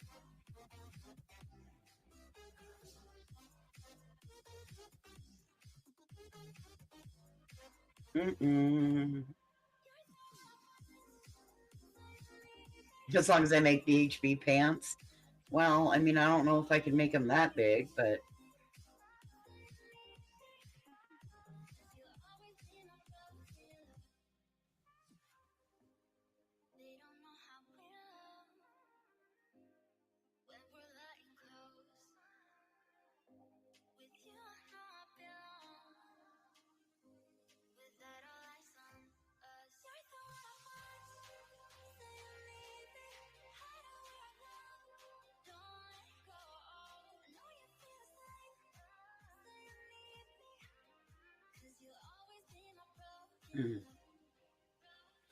I need to sneeze.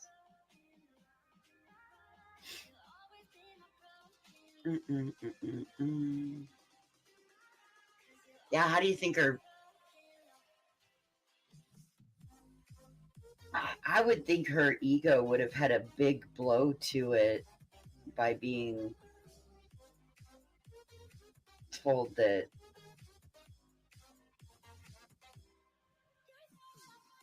you're not a real journalist.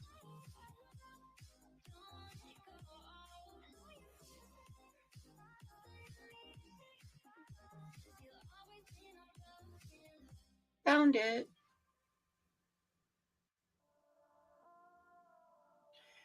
Yeah, poor Aries never gets the.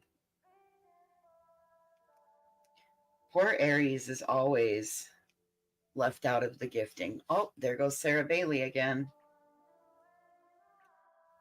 It's very sweet of you, Sarah Bailey.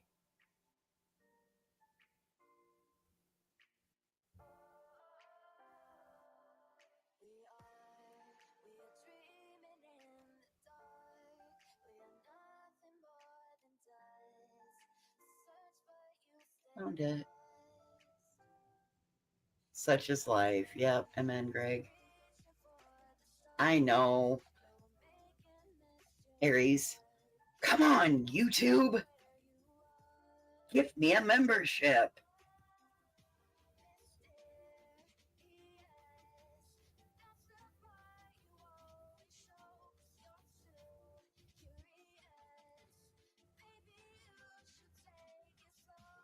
We have lots of noise in my neighborhood today.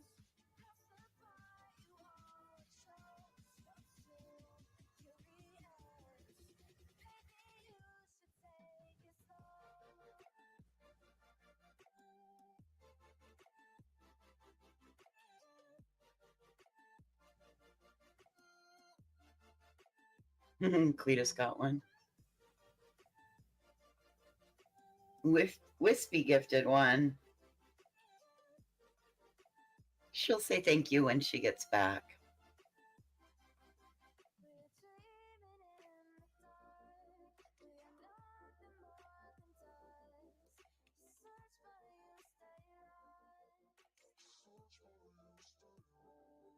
Did everybody make sure they hit the thumbs up?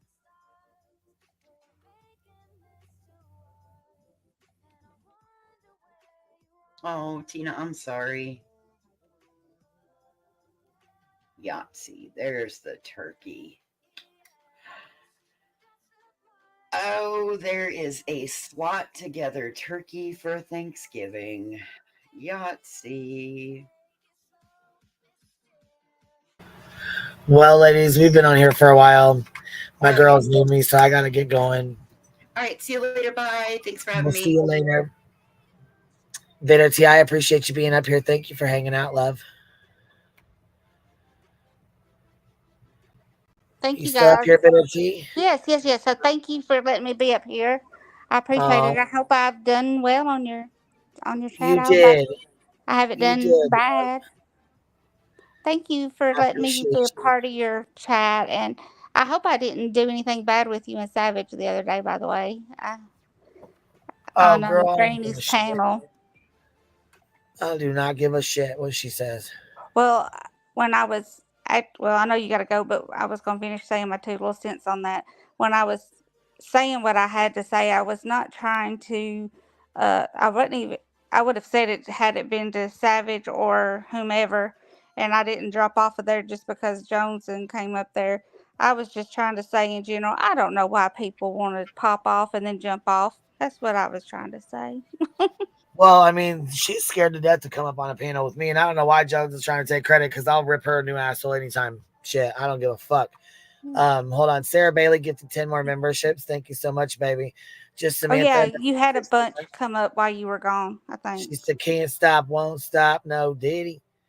Seashell, hold on. Seashell 71 member for 6 months. Truth Matters member for 4 months. Thank you. Sarah Bailey sent another 20 memberships. Thank you so much, love. And Wispy gifted a membership as well. And Hallelujah's gifted 1 membership. Thank you so much, you all. I appreciate you guys showing love. Did Eris get a membership finally? Did you finally get one? I tried to gift memberships on here the other day, and every time I tried to do it, my phone, I do it on my phone, and it would not let it go through. Well, I wonder what the heck. I don't know. It kept saying like it was not connected. I went back on there and did some crap on my where it's connect. Like I can buy stuff off of anything, but it would not let me send you anything. I'm gonna work on it some more and see if I can do it again. I was gonna send you a super chat and make a joke on it, and I'm gonna still do it. Just to say, I'm not gonna tell you what I'm gonna put because I was wanting to be cute. But anyway, I'll try it again. Well, I But will see anyway, you tonight. Are you maybe going I to be can up? get on your chat. Maybe I can get on your thing again another day. Thank you again. You have a wonderful afternoon. You as well, love. Thank you for coming up, and I'll be on tonight. Bye-bye. We'll see you later, love. Eris, I don't know, but I do believe you have a brand account because I believe you would have already had one by now. With as many memberships that have came through, I believe you would have already gotten one. So I do believe it's a brand account. That's why you can't get one. Let's see here. Remember for 3 months. Thank you. Have a nice day, everyone. I appreciate that. My voice is cutting out, so I gotta go. I'll catch y'all on the flip side. I'll see y'all later tonight. Have a good one.